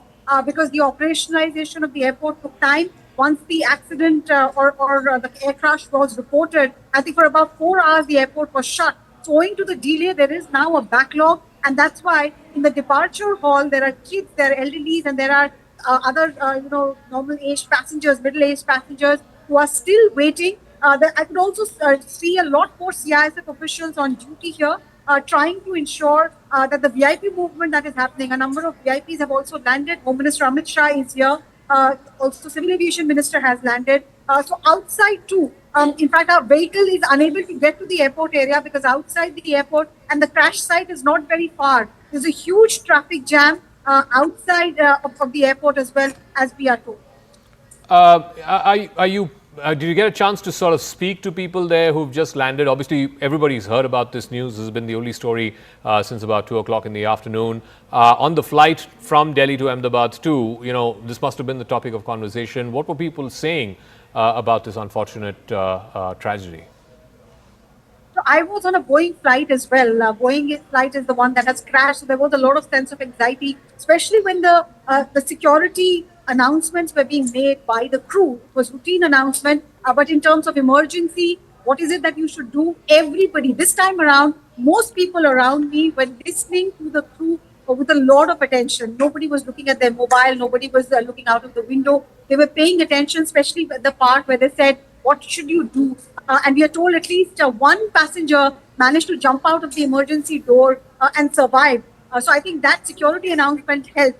Second is when the flight landed here at Ahmedabad, we saw some people clapping. Most passengers here are people who belong to Ahmedabad or who speak Gujarati. So there were some Gujarati greetings that were exchanged. Some people clapped. Many called up their loved ones. And I can tell you, the crew members also, when I chit-chatted with them, they told me that for their family members, it has been a very, very anxious last 5-6 hours.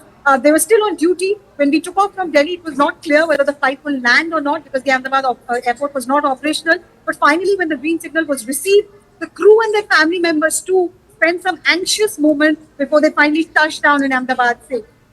All right, Arunima, we'll leave it at that. Before we go back to other guests who will be joining us in the latter part of this program, I also want to bring you up to speed with the timeline. First, show you that video.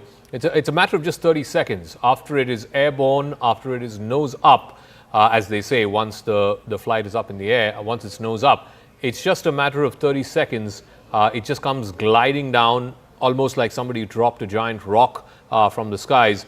And then at 1:39, within a minute of takeoff, it crashes onto this hostel building. It's attached to a medical institution. There were undergraduate medical students who were there, who had gathered there for lunch. It was lunchtime at 1:39 in the afternoon this afternoon, and it crashes into this building. So there are fatalities, not just of the people who were on board, other than one person who miraculously managed to survive. There is also, I'm afraid, a large number of fatalities on the ground. About 30 bodies from the ground, people who were on the ground, have been shifted to the hospital as well. 30 people have been taken to hospital, some of them in grievous injury. It is really a matter of concern because investigators will be probing this for days, for months now, to find out what is it that led to such a crash, because it's so dramatic. It's not like this flight was mid-air for an hour or a couple of hours, or that it was something that happened at the time of landing. This is within a minute of takeoff for the captain to send a SOS message or a Mayday call to the ATC. No communication then between the ATC and the captain of the flight. And despite the fact that this is an aircraft which has a stellar record of safety. There's not been a single instance of an air crash involving a Dreamliner 787. This is the very first one. And if you look at that, once the flight takes off, within 30 seconds after its nose up, it just comes crashing down. One of the things that people have pointed to after looking at this footage 2 or 3 times is that the landing gear has not been drawn in. It is still out. I don't know. I'm not an expert, so I don't know if that is a particular cause of concern. Let's try and ask Captain Sam Thomas that. He's a former pilot and the president of the Airline Pilot Association of India. The fact that the landing gear has not gone in, Angad Singh is also joining us, aviation expert. Would you make much of that, Captain Thomas? Oh, well, it appears that there is a startle effect on whatever has happened. And this is very common that the moment you notice something that is not normal, your complete attention is shifted towards that. And that is the reason he might have not called for. Now, this is speculation, all speculation. I must put it up. There is a good reason that he would be attending to the engine emergency or any emergency that has come up and not elected to take the gear up. Now, if from what I can see, if he's having a loss of thrust on both engines, it would not be a wise thing to put up that landing gear up. Having said that, this is I'm looking at this video clip, which is limited information, and giving you my assessment on that. Angad, the fact that, and I was speaking about this in the previous half hour of this conversation as well, some of the major accidents that we've had, air accidents here in India, usually involve planes going off the runway, skidding off the runway. The Kozhikode instance, the Mangalore instance, it was a tabletop runway. The plane literally fell off that tabletop runway. But this is the first instance I can think of where at the time of takeoff, and that too within a short span, within a minute of takeoff, there's a Mayday call and the flight just comes crashing down. What do you think possibly went wrong? I think it's clear that this aircraft lost thrust on both engines. Now, what specifically caused that is much more difficult to say. One point of speculation, for example, has been birds, not too dissimilar from the accident on the Hudson that we saw all those years ago. But normally when that happens, the engines will trail debris, smoke, and so on. And there's no real trail from these engines from what is admittedly a very grainy, low-resolution video. So it may not have been birds. And I think given the sort of expected actions of a pilot in such an emergency, it may well be that this engine emergency took place after decision speed, after what they call V1. Where the aircraft and the aircrew are committed to taking off regardless of what goes wrong. And it may have been anything from a mechanical fault to bird ingestion. But couldn't he have aborted the takeoff if he did? Because, I mean, within a minute of takeoff or within 30 seconds of takeoff, the SOS call, the Mayday call was made and the flight crashes. So what happened in those 30 seconds that he couldn't abort the takeoff? As a general rule, once you cross decision speed, it's called decision speed because that is the point at which you decide whether you're committed to taking off or not. Once you're faster than that speed, you don't change your decision. And in this case, if they decided to take off, there was no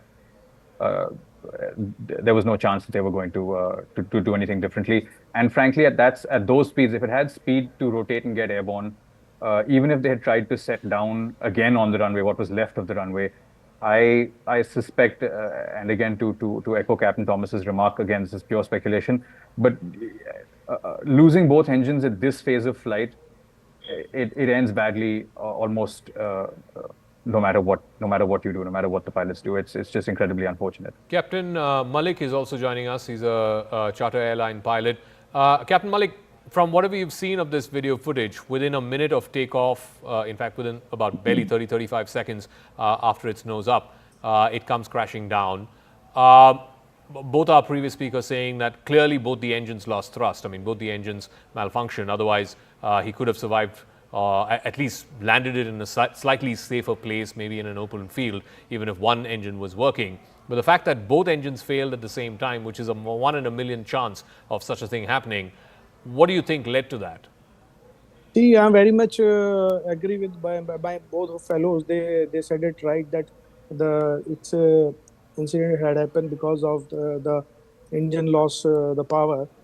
Because we can see at the time of the takeoff, the aircraft gained the right power till it's reached, I think, 200 or 200, 300 feet height from the runway, and suddenly it's just sink towards of the incident place.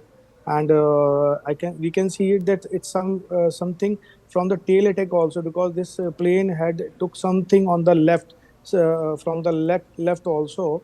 It was not on the straight gliding, descending path.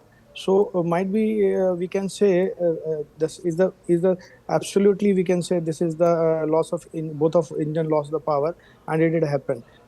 We can assume it right now, but the rest of things it will become after the investigation what exactly had happened with the aircraft and inside the cockpit.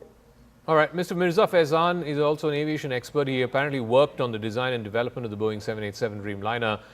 The fact that this was an aircraft which had a stellar record, not a single known crash of the 787 Dreamliner until today, how does our understanding of what went wrong today change given these developments? So, Zaka, yes, Boeing 787 is a stellar safety record. It's a pretty impressive bird. There's not one event which leads to an air crash. There's a series of events always which leads to a plane crash or a disaster of this scale. So there's a lot of things which we have, which is a subject of investigation. The fuel system, right? The maintenance of the fuel system.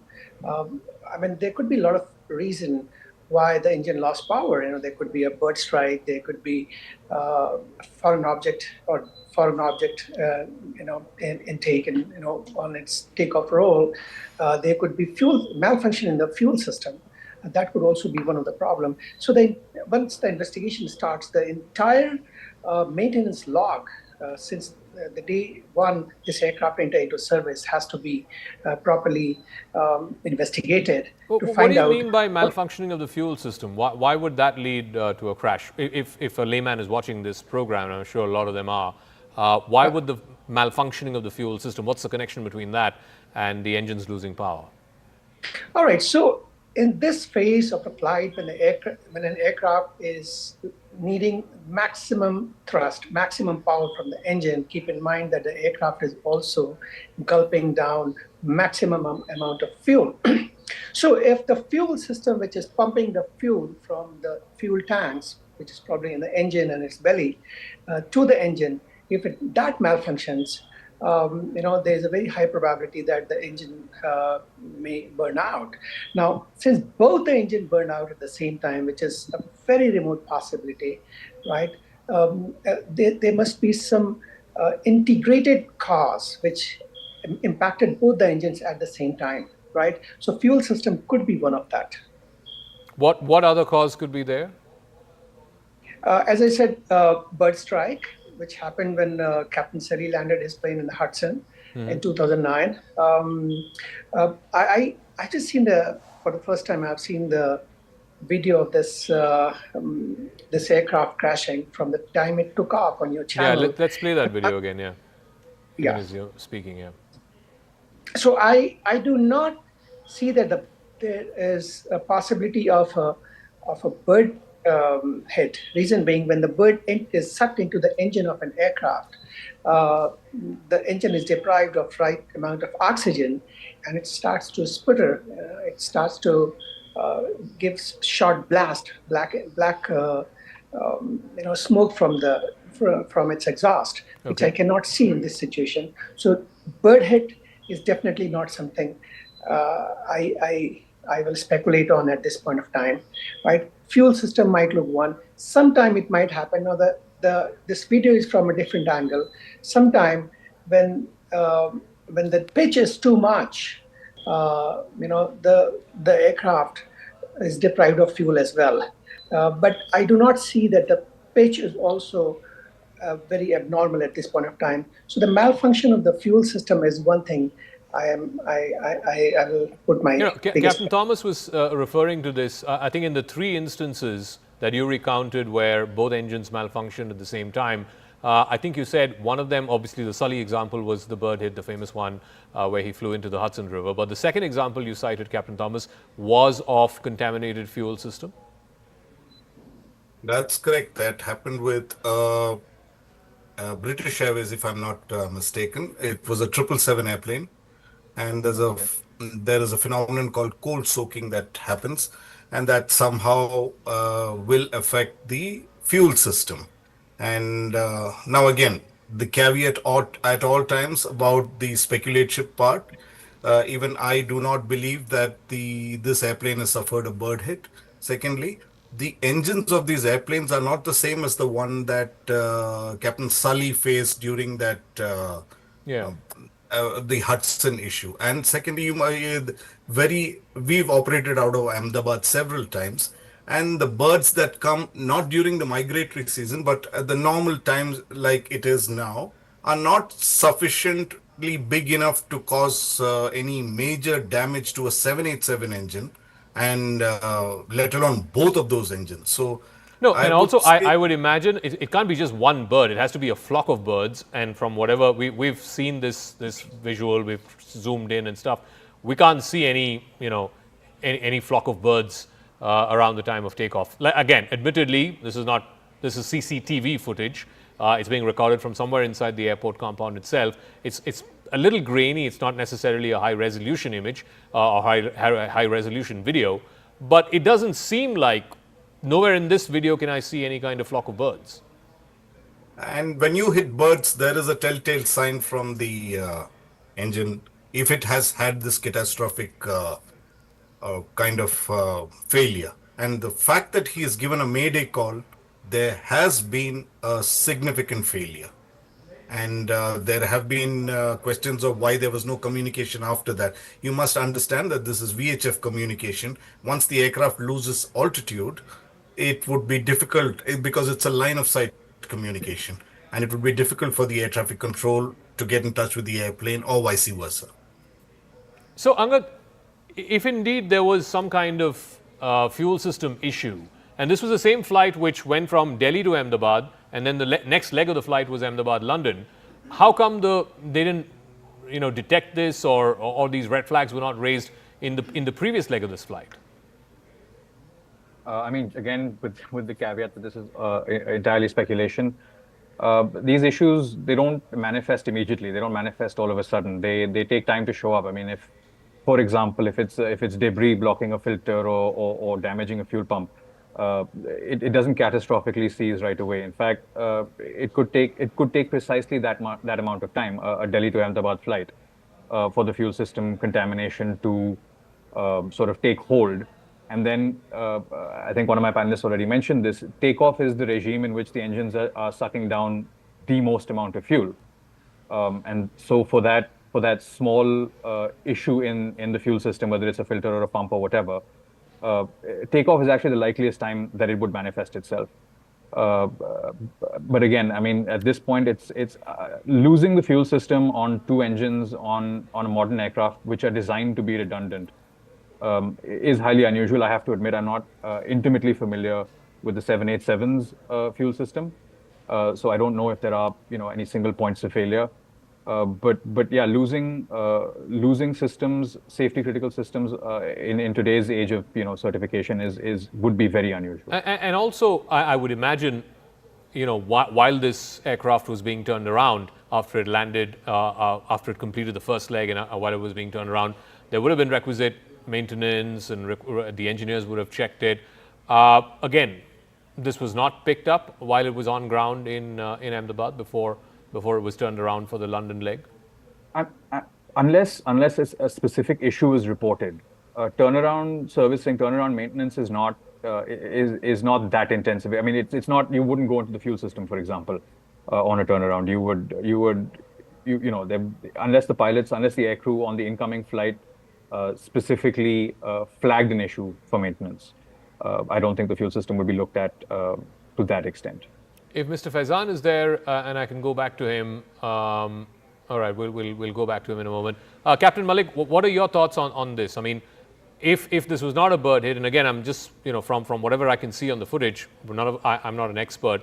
I don't visibly see any flock of birds. When this flight is taking off.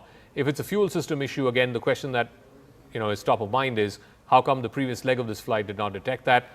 Again, how come the ground engineers who would have serviced this and maintained this to turn it around for the next leg, and it's a long leg. I mean, surely there would have been some degree of refueling there as well, because you would need much more fuel for an 8-hour, 9-hour flight to London as opposed to a 2-hour flight between Delhi and Ahmedabad. How come no one picked this issue? Because it's happened within seconds of takeoff. So the issue, whatever it may have been, did not develop in that 30 seconds while it was on the runway and taking off. Yeah. See, I'm not agree with Mr. Faizan's what he question he raised about the fuel system, because the aircraft is not. It was its first flight from the Ahmedabad. It came from Delhi to Ahmedabad. It had happened, and it somewhere is the problem with the fuel system. It may be happen in the way from Delhi to Ahmedabad. It could maybe happen in the mid-air also. And I'm telling you very clearly that the fuel system of the 787, it's a four calibration fuel supplying system inside this aircraft, which is one is not working, then other is automatically start working. So it is not, this possibility is not possible that there is a fault with the fuel system. First of all, clear. Secondly, my fellow is he's right that there is no but we could not see in the video also that it's not a migratory system also. Even it's in very low flying right now. If it is on the 1,000 feet or maybe 800 feet or 700 feet, then we can say some bird may be hit to this engine. But in the very early after the takeoff of the aircraft, suddenly aircraft lose the power. So we can say somewhere in the local weather around the runway might suddenly sudden change in the weather, and the losing of this both of engine, it might have happened in my observation. Mr. Faizan, I'll give you the last word, a minute. Again, the hypothesis that you put forth, again, all of us are speculating here, right. But the idea that it would have been some kind of fuel contamination, a fuel system contamination, how come it didn't get picked up in the previous leg of the flight from Delhi to Ahmedabad? So it does not work like that. If there is an issue in a system, it could have been picked up in the previous flight, and going with that hypothesis, every plane has to crash if there's an issue in its first flight, right? It does not work like that. How it works is like every flight, every takeoff, every landing add to stress, and then that stress on the system accumulates, and it results in a chain reaction, which keeps on impacting some other systems. This leads to crash. There have been instances where maintenance done 6 years ago led to a plane crash after 6 years, right? So there are incidents like that. But I agree with all of you here that we are all speculating. We don't know what has happened. So yeah. Okay, we'll leave it at that. Like I said, our thoughts and prayers with the families of the victims who died. There's been just one miraculous survivor that we know of. All the others on board are feared dead. Thank you very much for tuning into this coverage. But on the other side, my colleague Rahul will take this forward.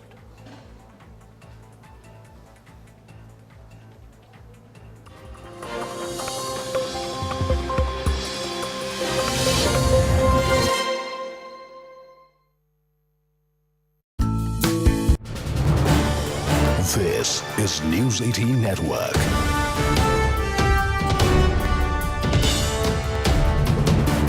India's largest news network.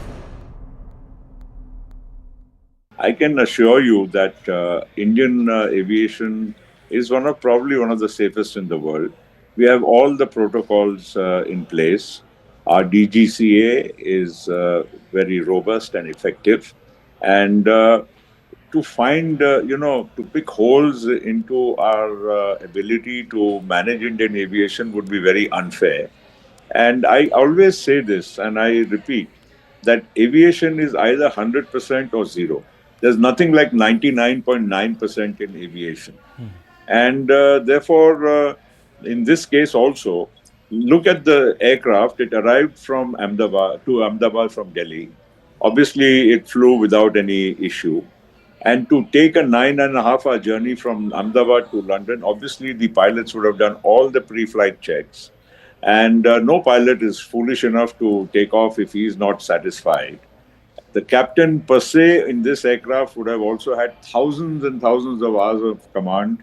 And a 787 and today's aircraft per se are very robust, fail-safe. They have many backup systems.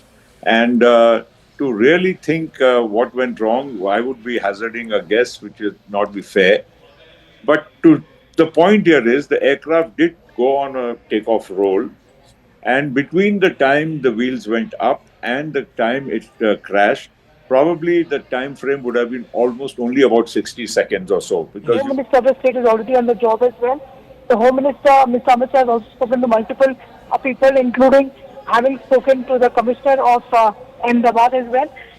So that she was awaited, but we confirmation of Mr. Rupani coming in either from the Gujarat government or his family, and we should not really speculate at this coming time about anything. Well, Payal, the Director General of the Aircraft Accident Investigation Bureau, the AAIB, with the team leaving for Ahmedabad for investigation, this is also something that we're learning from our sources at the Ministry of Civil Aviation. So clearly, in the first few hours, there has to be a thorough investigation from the ground, collecting of evidence, etc., etc., and just one hopes that the scene of the crash is not compromised. There are, of course, pictures coming in to the left and to the right of your screens of the aftermath, the devastating aftermath. In the middle of your screens, viewers, is the moment of the crash, and you can see that there was very little reaction time.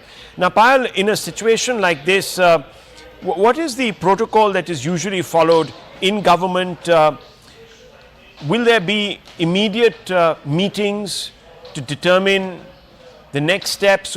What exactly is on the cards? There will be immediate meeting that's going to be there, and of course the Civil Aviation Ministry will do its own probe. Yes. And like you mentioned, that probe teams have been rushed as well. Okay, we're also being told, hold your thoughts, Payal, just hold your thoughts. I want to go straight across to Arunima for an update on the Union Home Minister Amit Shah. Yes, Arunima. Yes, as the Home Minister Amit Shah is just flying off to Ahmedabad. He is the local member of parliament as well. And this is coming at a time when people are still speculating. These are just speculation. Nobody is confirming it as yet. But there are speculations whether this was an accident or whether this was an act of sabotage. So since he is also the Union Home Minister, both in his dual role as the Home Minister and the local member of parliament, and somebody who knows Gujarat like nobody else does, he's already spoken to the Chief Minister, and his presence there is aimed to aid rescue and relief efforts. From the central government side, if anything that the state government requires to retrieve the situation, if there are any survivors, if they need any medical aid, if they need to be flown out of Ahmedabad, taken to Bombay, taken to Delhi, whatever needs to be done, I think the best man is being put on the job by the Prime Minister. The local member of parliament, the Union Home Minister rushing to Ahmedabad, should be flying off within the hour is what we are told. Yes, we're also being told, of course, and I just reported this, the Director General of the Aircraft Accident Investigation Bureau with his team is leaving for Ahmedabad for an investigation. This is according to Ministry of Civil Aviation sources, because viewers, in the right aftermath of a crash, you need to sanitize and in some ways or the other ensure that the scene of the accident is, or the crash is not compromised, because there's important, very important details that emerge from there. I want to go straight across to Griha, who has a list of the passengers aboard. Our prayers, of course, with each one of them. Griha. Distressing times, Rahul. We are only, our heart goes out for any family members who possibly are watching this. This is the list that has been, in fact, put out. It has been released, and there you can see passenger number 12. There has the former Chief Minister of Gujarat, Mr. Vijay. Crash हो गई है, जिसमें preliminary हमें पता चला है कि 223 जितने पैसेंजर थे। यहाँ पे जिस बिल्डिंग के ऊपर गिरी है वो डॉक्टर्स का हॉस्टल है, इंसिडेंट बनने के विदिन 2-3 मिनट्स में पुलिस, बाकी सभी बॉडियां, सिविल एडमिनिस्ट्रेशन, कॉर्पोरेशन वगैरह सभी लोग आ गए थे। फायर फाइटर वगैरह स्थल पे हाजिर है। लोगों को बचाने की और रेस्क्यू करने की कार्रवाई जारी है। ऑलमोस्ट 70 से 80% एरिया हमने क्लीन कर लिया, बाकी आने समय में हम लोग क्लियर कर लेंगे। मैं सभी मीडिया के मित्रों से रिक्वेस्ट करता हूं, सभी हमसे सहयोग करें। जितनी पुलिस, उसके अलावा जितनी भी agency, army, BSF, CISF, corporation, collector office के सभी स्टाफ, सभी यहाँ काम में लगे हुए हैं। प्लीज हमसे सहयोग करिए और थोड़ी सी हमारे लिए जगह बना के रखिए ताकि हम एम्बुलेंस को ग्रीन कॉरिडोर बना के हॉस्पिटल तक पहुंचा सके। Thank you. We're talking about the passenger list that has been accessed by CNN News 18. We are only hoping that the family members here are not watching, but this is the list that has been released. Here you can see passenger number 12, if we can close in on this particular list, has the former Gujarat Chief Minister Vijay Rupani's name on it. It says boarded. He in fact was very much there on that flight. We do not have any details as of now from his office about Mr. Rupani's whereabouts, so we don't want to in fact draw anything up for conjecture, but this is what we are in fact seeing through this particular list that is out. Let me also give you a lowdown on the kind of people, the nationalities that they belong to, or the people, the 242 people who were on board this ill-fated flight. We are learning through this particular list, and there are nationalities here, Rahul, where we learn of many people, not just Indians but also from Britain, who were on board. They had the British passport, so about 52 British individuals were on board this aircraft. Also one Portuguese from this list that we learn of, and the rest were Indian. So this is what this list in fact lays bare, the number of passengers who have boarded, several of them also children. That's how distressing this is, because we are talking about 242 in this case, and also a statement there, confirmation that Gujarat, the former Gujarat Chief Minister Vijay Rupani had boarded this particular flight. Very, very unfortunate scenes, viewers. To the left is a flight manifesto, at least parts of it, and you can see that this was a flight that was carrying a large number of citizens from different parts of the world, including British citizens. There you can see Griya just talked us through some of those people. Let's go straight across to Yesha for more details. Yesha, what can you tell us? We know that this flight has crashed moments after it took off. We're being told that it crashed into a doctor's hostel. Absolutely. In fact, this very flight that we speak of was an Air India flight from Ahmedabad headed towards London. It was involved in a crash shortly after the takeoff. And right outside the airport. Details emerged as to within 8 to 9 minutes of the takeoff from Sardar Vallabhbhai Airport was where the flight in fact took off, and it has in fact fallen into a residential area. All of these are preliminary details which have emerged. In fact, more details speak about how the Home Minister is also headed towards Ahmedabad to take a stock of the situation. The Prime Minister has also spoken to the Civil Aviation Minister and has asked all of them to head to Ahmedabad and to ensure all possible assistance possible. What's also important to note is that as of now, details from local sources have spoken about how there have been more than 40 bodies that have been brought to the hospital. So far, no official source has in fact gone ahead to mention as to what can be the toll here, but it seems to be a massive tragedy, particularly because so far Ahmedabad Airport has also been kept non-operational for any further flights from here on, which is where all the local authorities have been rushed to the spot, and there are expected to be more than 200 people who would have been on board that very flight. So yes, all the particular stakeholders responsible, be it the Tata Airlines, or for that matter, other stakeholders, they've all been kept on tenterhooks to ensure that that those who are injured or those who are involved there, plus residents who've been injured in that very incident, are rushed to the local hospital. All the local authorities have been kept on alert. Yes. Yeah, well, the updates that are coming in now, of course, official sources, and we're not going to, of course, play out anything that hasn't been verified. So what we're now being told is that Captain Sumit Sabharwal was an LTC with 8,200 hours of experience.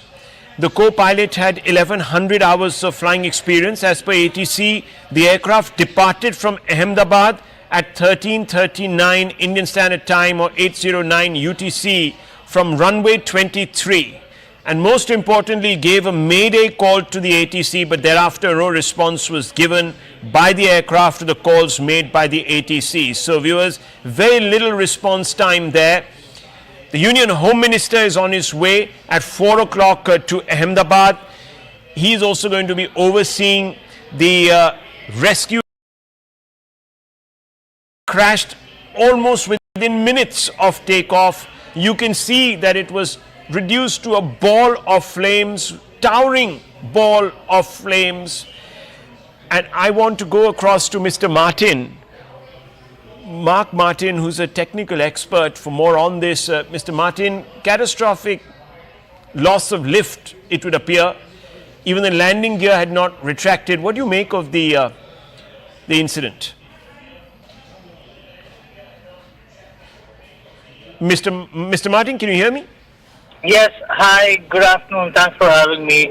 Well, you know, from what we know, I think it's very, very initial, and I don't believe it's right that we speculate on this, but I think from what we know so far, this guy had about 254 passengers on board. The 787 capacity is 265, so it is almost a full aircraft.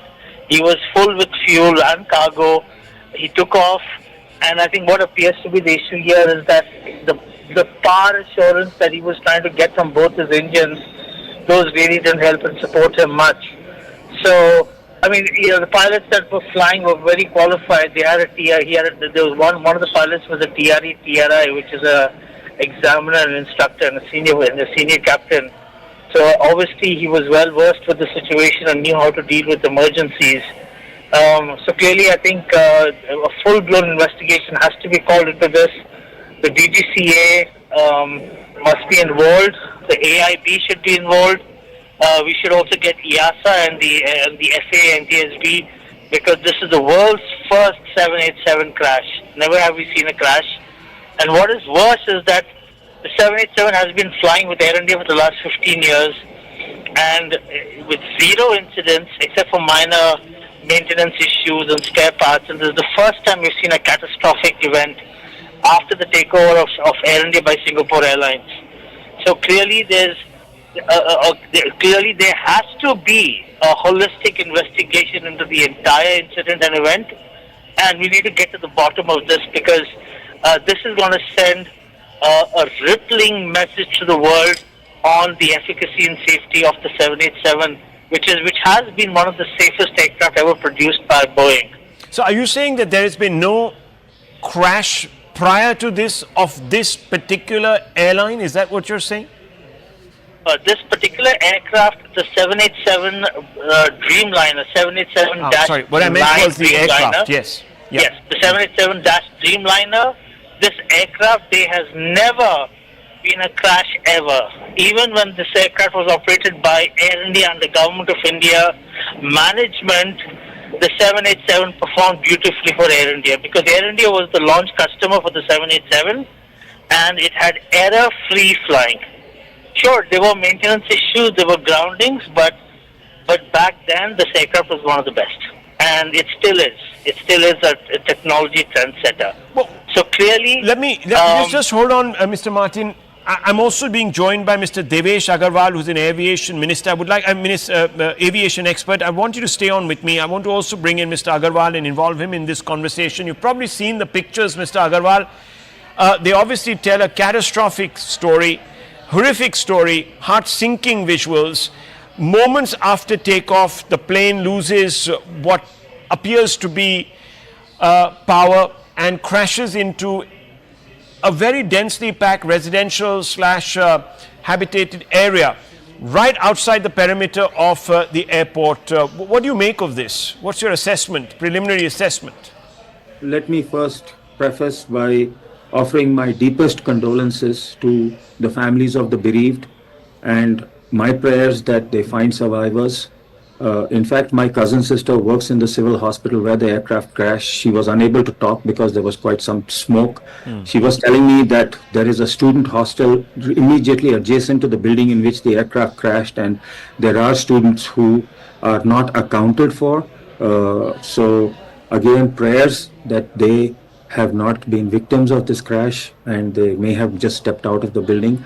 So that is where I'm going to preface it. I was listening to what Mark was saying. Yes, this is the first quote unquote accident. There have been, I think, I'm not sure if there has been a hull loss earlier due to the grounding. For sure, India's AAIB, Air Accidents Investigation Board, will be involved. And from the United States, you will get the NTSB because it is the aircraft is made in the United States. I don't see EASA playing any role because they are the European regulator. Definitely, there will be representatives from Boeing and from GE because this was a Gen X engine. The launch customer was All Nippon Airways. I forget the exact date, but they used the Rolls-Royce engine on their 787s. Japan Airlines and Air India, they used the General Electric Gen X engine, and there was an issue right at the beginning which delayed deliveries of the GE equipped, or rather GE powered 787s. So this was delivered in January 2014, but its serial number is 26. That means this was the 26th aircraft or 787 that was made. But as I said, 11 years is nothing in terms of this aircraft. It's a very modern aircraft, as Mark said very correctly. Modern systems on board. I see the video, and obviously there has been a loss of lift. Why that has been a loss of lift is what I think everybody's going to focus on. From what I could discern from the ADSB data, the aircraft was traveling at roughly around 174 knots, which is close to 350 kilometers.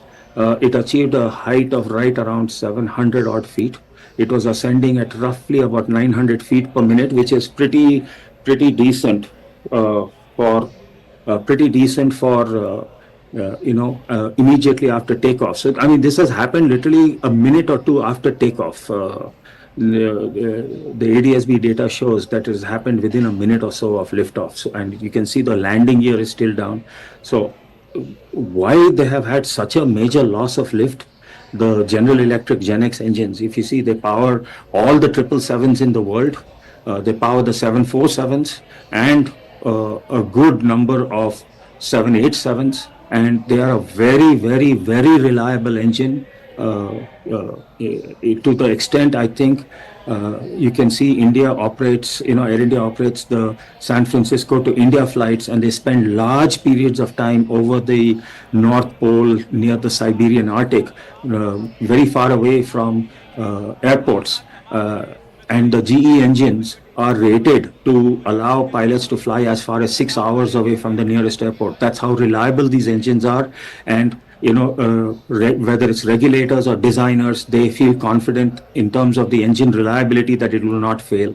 Even if one engine fails, an aircraft is certified to at least take off.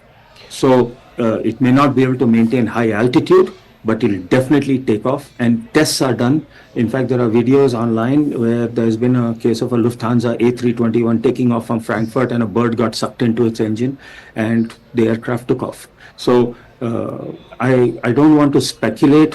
Surely there's been a loss of lift, but why that has happened is very difficult to say. Is it unusual? Is it unusual for both engines to? I presume this would have been a result of both engines. There was a Mayday call that was issued by the pilots. Of course, the ATC didn't have time to respond because obviously there was very little reaction time. But is it usual for both engines to pack up? No, sir. That's what I'm saying. It is unusual for even one engine to fail. That's what I was saying. The GE engines, this is based, the Gen X engine was a derivative of the very famous GE 90 series engines, which are extremely long-lived engines. I can't even hazard a guess. Maybe Mark will know how many GE 90 total family engines, but I would venture to say. there's an accident, but who's the खबर मेरे को नहीं आगी. ਅਸੀਂ ਤੇ यही प्रार्थना कर रहे हो कि जिन्हें all those who were on board should be all right, and we should await the news. I don't think one should speculate on that. Sir Punjab high ने चार्ज भी सर. हाँ जी वो तो पहले यार खबर तो ले लो पूरी. Well, viewers, there are all sorts of course inputs that are coming in. We don't want to really lend anything to any rumor. So we're going to continue to stick with the official record that we are being shared moment to moment by the authorities. I can tell you that the last update, and Devesh Agarwal is here with us, and we're going to stick with him. But I want to quickly go across for more updates to Payal. Payal, now we know a few things. For example, that this particular flight did send out a Mayday call. The pilots did call for help. There was very little time for the ATC to do anything about it, and clearly for the pilots to also react. It was a craft laden with ATC, which explains why there was this huge ball of fire and flame that rose up into the horizon. But what are the updates you have, Payal, right now for us to share?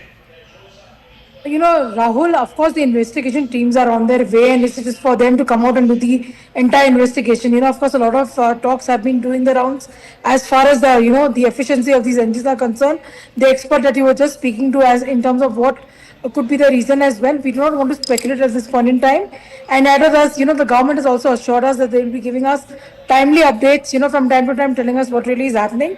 But the man whose soundbite that you just played right now will definitely, Rahul, know a thing or two about how the aviation industry really works. Hardeep Puri has very successfully led the country as a civil aviation minister. It was during his regime that the entire merger of Air India and Vistara took place, and the Tatas took over as well. So he definitely will know a thing or two about the technicalities as far as that is really concerned. But like I said, at this point in time, the government of the day wants to make an effort to have all the hands on the deck, whether it's the rescue and relief operation that is being, of course, led by the Gujarat state government, and therefore you have the Union Home Minister, who is also a member of parliament from Gandhinagar, which is of course the capital city of Gujarat. He's rushing there. He also, he also controls the disaster management teams across the entire country. So his being present there on ground will also give a lot of solace to the locals once he goes there and gets the situation on ground. And a short time, after which, of course, Ram Mohan Naidu, civil aviation minister, very young in his civil aviation ministry days, his first year just about getting complete, reaching there as well. So obviously that's going to be a all hands on the deck approach that has been put in place. Bhupendra Patel, in fact, has also spoken to Home Minister Amit Shah in the past, and has also spoken to Ram Mohan Naidu as well. So he's also marshalling on the resources, including his ministers being on ground as well. We can just hope and pray that the casualties are minimum, but we'll have to just wait and see on the numbers, because many people are being rushed to the nearest hospitals possible. All kind of help is being given, and therefore the Union Health Minister has also asked for all medical help to be rushed to the accident site as soon as possible. Well, let me go across to Devesh Agarwal. Thanks indeed for that update. From Payal there, we're also being told that the Union Home Minister is on his way to Ahmedabad. He's going to depart at about 4 o'clock from Delhi. The AIB is already sending 3 teams to go and scour the crash site for clues, etc. We were speaking to Devesh Agarwal, aviation expert, to express dismay at the catastrophic failure of the Gen X series of GE engines, which he says are very, very reliable. In fact, Mr. Agarwal said that the plane can fly on one engine. For 2 engines to fail is very unusual. Would you still stick by that statement, Mr. Agarwal, and give us a little bit of a background on this engine? Well, one thing, please, as I said, I never ever said that there's a failure of the Gen X engine at all. I said there is a loss. From the video we can make out that there is a loss